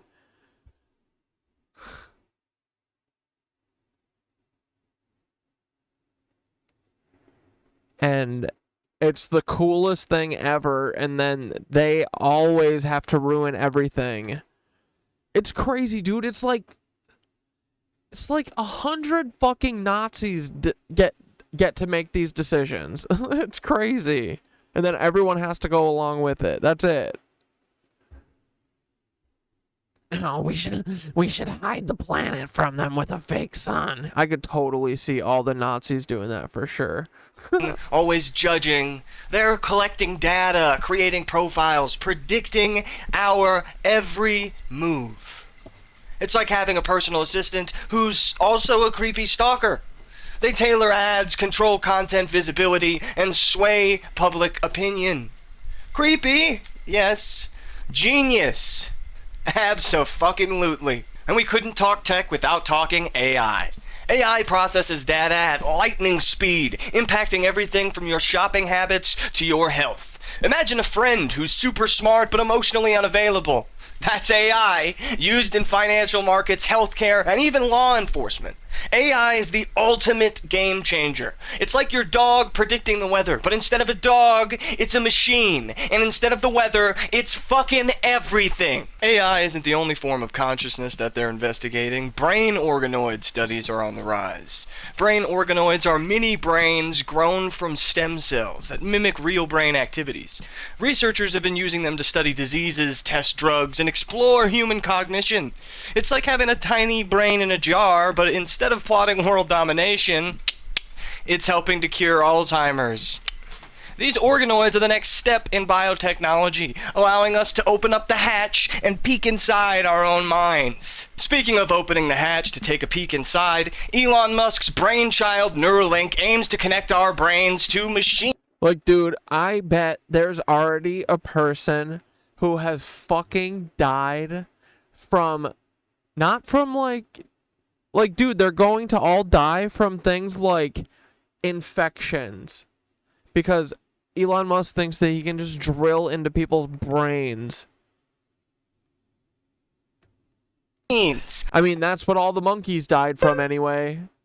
Plus leaking infections. Imagine controlling your phone with a thought. Neuralink could revolutionize how we interact with computers and enhance our own cognitive abilities. Oh, hell yeah, doing a road trip? Fuck yeah, dude. They've built an interface with thousands of channels that can record brain activity in unprecedented detail.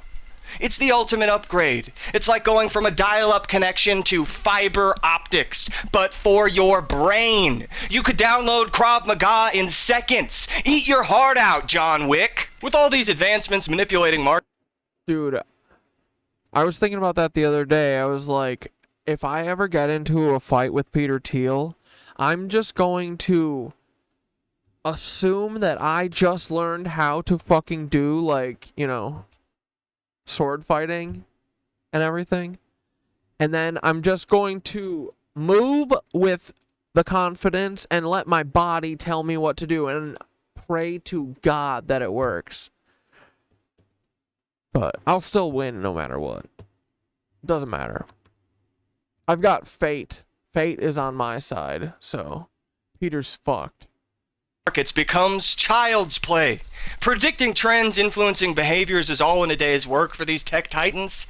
It's like playing the stock market with a crystal ball. Companies can now analyze consumer data with pinpoint accuracy, launching targeted marketing campaigns, and even manipulating stock prices. Imagine having a cheat code for life. And of course, it's all legal. That is what these fuckers do, too. Legal? Well, sort of.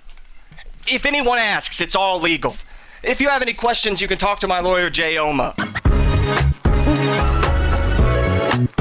Let's get started by talking about the new digital gold. Tokenized assets, from NFTs, cryptocurrencies, to tokenized real-world assets. We'll discuss how all of those find their place within the metaverse. Sorry, had to burp. NFTs, cryptocurrencies, and other digital currencies find their home within the metaverse in the form of virtual real estate. That's virtual assets that are being bought and sold for real money, creating a new economy. It's like playing Monopoly with real stakes. Imagine owning a piece of digital land that's worth more than your actual house. People are buying and selling these virtual assets, creating a whole new market. It's like the Wild West, but instead of gold, you're mining pixels. Yeehaw! Cryptocurrency isn't just for tech bros and dark web enthusiasts anymore. It's reshaping our financial systems. Bitcoin, for example, is like a digital gold, offering a hedge against traditional markets. The real disruption comes from decentralized finance platforms, where you can lend, borrow, and earn interest without ever stepping into a bank. It's like the wild, wild west of finance, with all the risks and rewards that entails.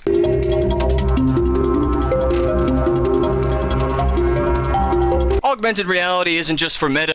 Oh yeah, I keep forgetting that we never finished that Johnny video. And for games, it controls realities, immersing human capital in crafted experiences. Augmented reality enhances perception and interaction with the environment. Imagine personalized product recommendations popping up as you shop. It's like having a personal shopper who knows exactly what you want before you do.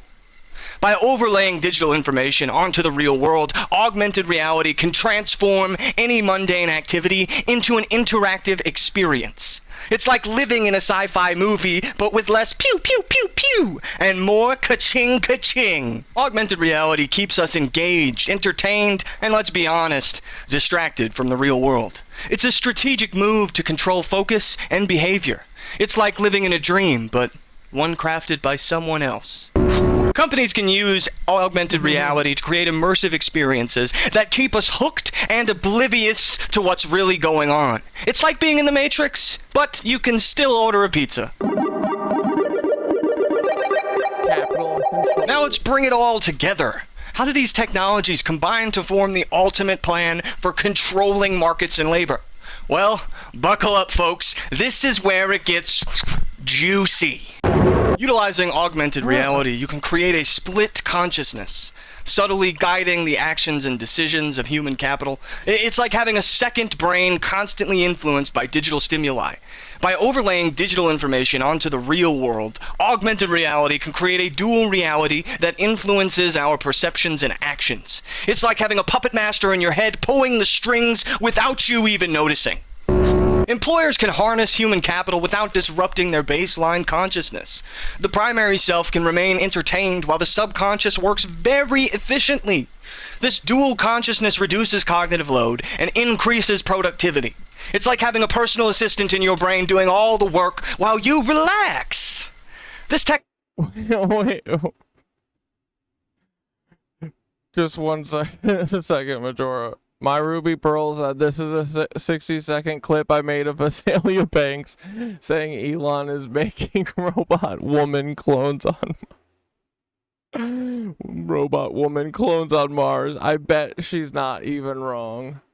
Listen, honey, they've been plotting for a long time because they want to clone the girls. And okay, so I had a conversation one time with like somebody who I won't name, who was basically telling me about the whole mission to Mars and why everybody wants to move to Mars, all the countries. Yeah. Is because they want to create artificial humans and colonize Mars. Why can't they just be normal? Yeah, that's the real tea. That's the real Mars mission. It's not That's the Mars tea? Yeah, it's not to put humanity, like humans up there. Of course, eventually they want to put humans up there. But the first T is to create like this hyper intelligent form of artificial intelligence, biotech, put the skin on them, all that shit, hair, niggas grow hair, take shits, take piss, do all that. And they want to send it to Mars. Like Westworld. To like test it out. Yeah. Listen, honey, they've been plotting for a long time because they want to clone the girls. Yes, and, okay. dude. For real.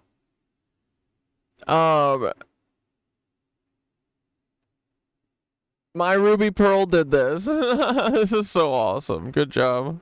It's so funny. So I had a conversation one time with like somebody who I won't name, who was basically telling me about the whole mission to Mars and why everybody wants to move to Mars, all the countries, is because they want to create artificial humans and colonize Mars. So they do. That's the real tea. That's the real Mars mission. It's not That's the Mars tea? Yeah, it's not to put humanity, like humans up there. Of course, eventually they want to put humans up there.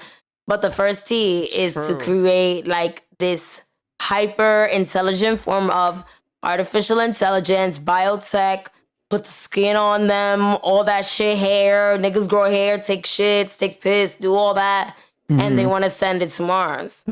Like Westworld. Mars. That is literally... to like test it out. That is literally about how much thought I feel like that they would put into something like this. They would be like, yeah, no, let's do the hot girls, and they can do shits and pisses, and then we'll put them in Mars, and we'll go and make them young up there, and no one can tell us no up there.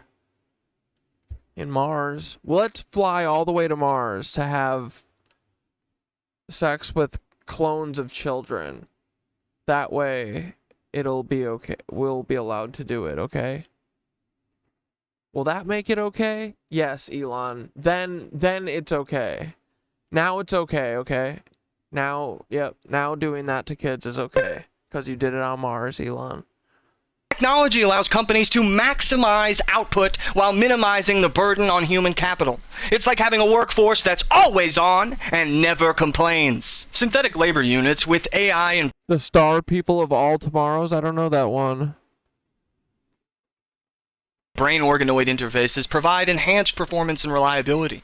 These hybrid systems would operate continuously without fatigue, ensuring consistent output and quality. By subverting choice through augmented reality, the employers are able to subliminally steer actions and decisions. By influencing perception and reality, they can guide users toward desired behaviors and decisions without overt manipulation. It's like being gently nudged towards the right choice without even realizing it.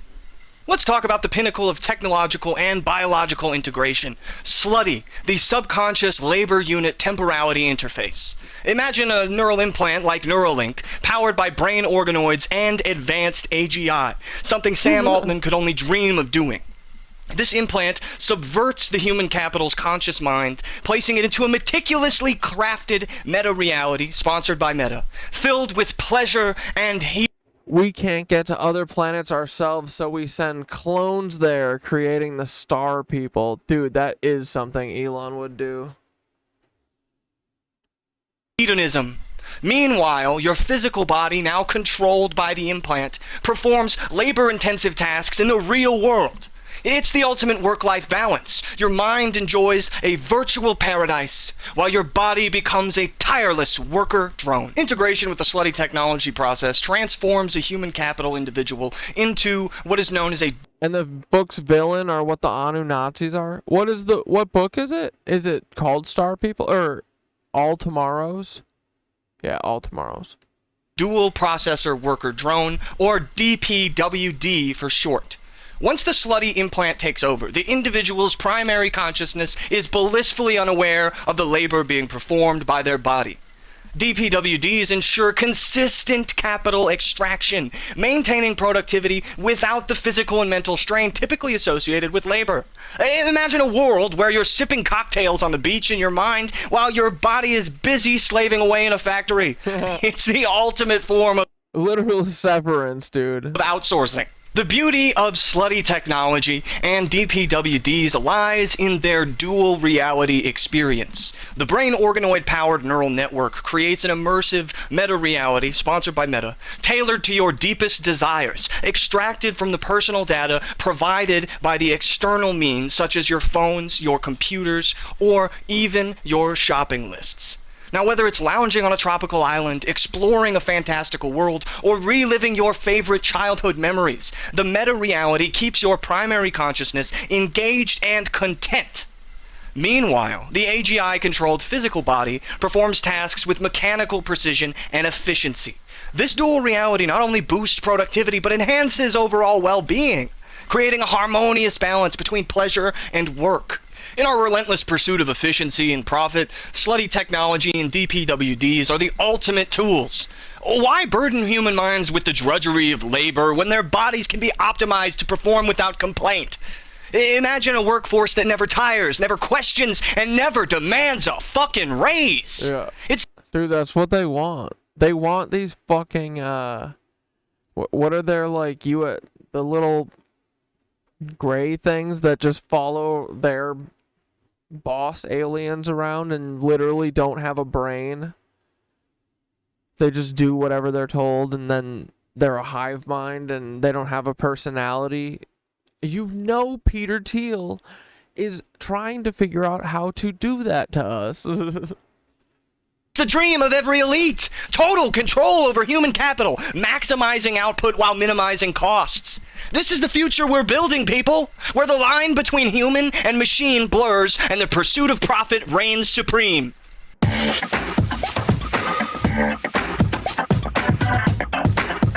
Now for a special treat. We've got the first successful DPWD with slutty technology, made from a fresh clone of Elon Musk. Let's give a warm welcome to Elon Musk, everyone. Elon, welcome to Magic Money. How does it feel to be the pinnacle of human and machine integration? Thanks, Harmon. It feels electric. Yeah, electric. Like I'm a superhuman battery. I can work 24/7, no breaks, and I'm always happy because my brain is like surfing through bits and bops, interacting with freaky little characters, smiling with all my best friends all the time. I love my friends, I love my country, and fuck man, I just love my God. Like, Jesus is the fucking homie, man. He's down with marketing. He's the goat of doing it big with your homies, for real, man. Like, I don't know, it's just so like fucking sick, man. And the chillest part of all, he totally supports Israel. They're like Jesus as a country. That's really something. So what is it like in your Meta reality, sponsored by Meta? Oh, it's amazing. I'm on this endless vacation, exploring new worlds, eating virtual tacos. Yesterday, I rode a unicorn to the moon and fornicated with an alien mistress. Thanks, SpaceX. On my body, though, it's building widgets or whatever, constructing pylons, or mining through the murky deep. I don't really know, but it's all good. I just DM'd Taylor Lorenz. Got to get those leftovers somehow. Interesting. What do you think is the biggest advantage of being a DPWD? The best part is the balance. My body does all the boring work, and my... It's crazy that this Elon clone just like is like, oh, I'll go sit directly behind Sam Altman with my fucking melted Elon face. I should be on camera today.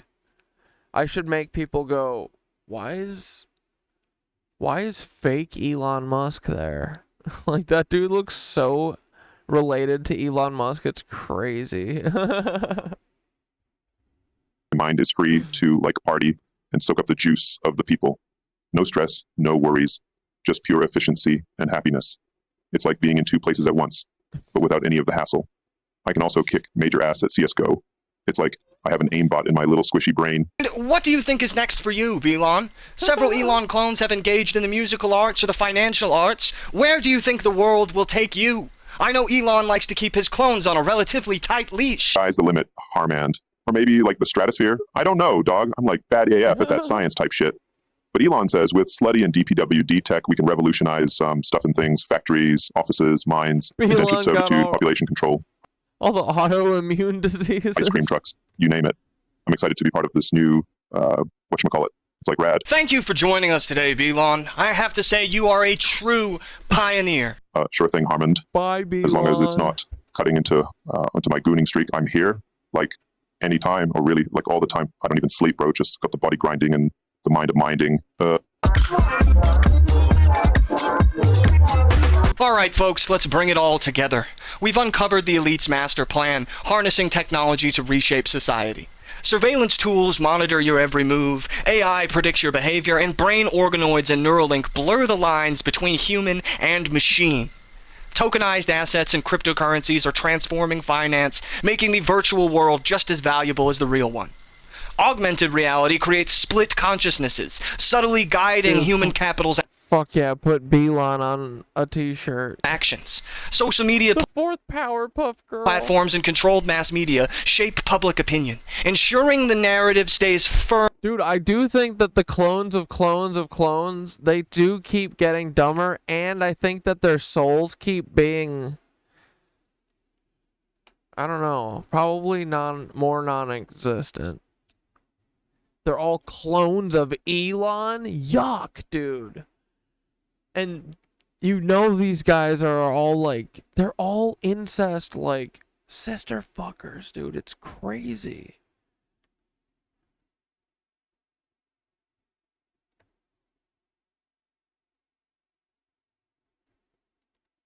Firmly in the hands of the elites.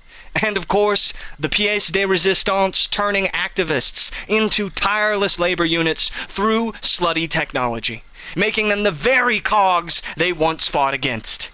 Big tech, finance, narrative control, and the occult all intertwine. Figures like Peter Thiel blend ancient power with modern innovation, manipulating markets and minds. Every piece of this intricate puzzle is crafted to... Yeah, their souls could be fine. You're right.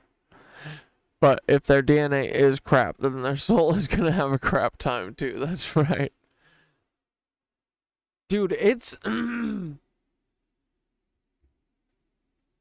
the things that Elon's dad, like, fucking would do, or, like, does, is so clear to me by how open he is with, like, being a daughter screwer. He does not give a fuck, dude. Yuck. Maintain control and... But he's a Nazi. That's what the Nazis do. Maximize efficiency. This is the future that we're constructing. A world where reality and illusion seamlessly merge, and the profit motive reigns supreme. Yeah, the clone's got its own soul. The clone soul's fine. It could be fine. But... it definitely has a rough start because it looks like melted Elon. Thanks for joining me on this deep dive into the future of technology and its impact on our world. Here on Magic Money, we don't just explore hidden forces, we celebrate them. Blending the allure of the unknown with the precision of cutting-edge tech, we reveal the master plans shaping our society. Remember, this isn't just about observing the future, it's about creating it. Power belongs to those who dare to wield it. So until next time, stay curious, stay ahead, and remember, nothing is as it seems. Here on Magic Money, the future isn't just something that happens to us. He's a magician. It's something we create. Let's make it extraordinary. I love the magic ball. Black cube. Suck me.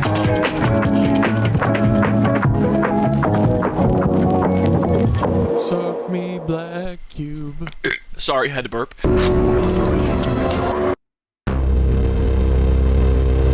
Yeah, good job, Majora.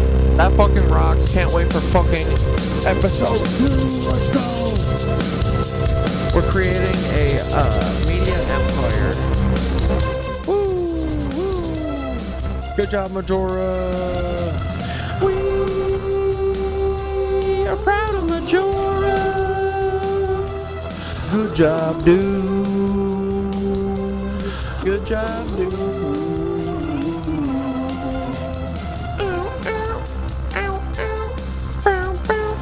We did a bunch of good work this week. We did a bunch of good work, like Errol Morris or Errol Musk. Also, Chris is Paul's cousin. Hey, Paul, I know you're watching. I hope this is your favorite show. How many people do you have on? All the KnitWitches, I hope you have a bunch. I hope we waste $1 billion every month. I hope we waste $1 billion every month. I hope we waste $1 billion fucking dollars. We don't give a shit. We don't care, Paul. Just like you don't give a fuck that your grandpa is Reinhard Heydrich. My dad's a Nazi, but I'm not gonna do nothing. My name's Eddie Weisopel. I look like Paul and Tommy and Reinhard Heydrich. And I said, hey Peter, what's going on? What's going on with Paul? Why they all look like that? And why you look like this? Peter Thiel, Eddie, and Chris should have left me the fuck alone. Well, Eddie left me alone. It was just Chris. He's the punk who needed my attention. And I said, yo, look at that fucking chin. I've seen that chin before. It belongs on Paul and Eddie. See? Look at that chin, look at that chin, look at that chin, look at that chin, look at that chin, look at that chin, look at that chin. Chin, chin, chin, chin, chin, chin, chin, chin, chin, chin, chin. All I see is chins in my dreams, in my days, in my when I close my eyes, when I do my gateway tapes. Chin, chin, chins, all I do is see chins. All I see is chins. Chin, chin, chin, chin, chin, chin. What's up with them fucking chins and them ears, boys? What's up with them ears? Holy shit, Reinhard Heydrich's got them big ol' fucking Paul W's. What's up with them ears, boys? Them be big. Holy shit, look at them ears. Oh my god. Holy shit, please get them away from me, Paul. I don't know what's going on, Paul. Stop sending your cousin to bother me. I'm gonna send him back to you with his tail between his legs like a little crying baby. He probably cried all night. Please don't hurt him too much, Paul. He's just a little guy. He tried really hard. Don't make him be embarrassed in front of his daughter because she's got a really hard road ahead. It's okay, Paul. Not everybody gets to be a domestic terrorist. He just runs a place where he exploits disabled people. Leave him be. He's just a little guy. Hey, Chris, are you happy that you have my attention? Are you so happy that I have you have my attention? Are you? I love you, Chris. I hope you have a great weekend. Bye, Chris. Aren't you so happy that I saw you and I gave you all of the attention that you wanted? Look, here, it's you and your cousin. Dude, is he your cousin or is he your... like... yeah. Maybe uncle. Probably uncle. Uncle, cousin, right? Uncle, cousin. Yeah, Eddie, cousin. Dude, look at them those chinny chin chins. Chimney, chin cherry, okay? Y'all gotta stop. You come in here with this chin. This chin, okay? Meet the Leebies is back up on TikTok. Hell yeah, I posted it. Right? You mean the one that I just posted? Or did they give me the old one? Yeah, I just posted it. Hey, it's already up to 300. The first time I posted it, it only got to 30 views, and that's why I pinned it. So, anyway, now it's got 300, and I'm going to pin it again. This is why we leave CatDad alone. This is why we leave CatDad alone. Leave CatDad the fuck alone. This is why we leave CatDad the fuck alone. This is why we leave CatDad the fuck alone, and I feel alright, 'cause CatDad's gonna win every time. Alright, I can't do the rest. Alright, good night, guys. I'll see you on Sunday. Alright, bye! Wish us luck at softball tomorrow. We're gonna do splendidly, okay? Love you. Have a good night. Thanks for hanging out tonight. This was slamming. We had a great time. We definitely had over 29. Get the fuck out of here, Twitch, you lion ass, just like all the other ones. But anyway, good night, guys. Appreciate you. See you in 5 minutes in the Discord. Okay, bye.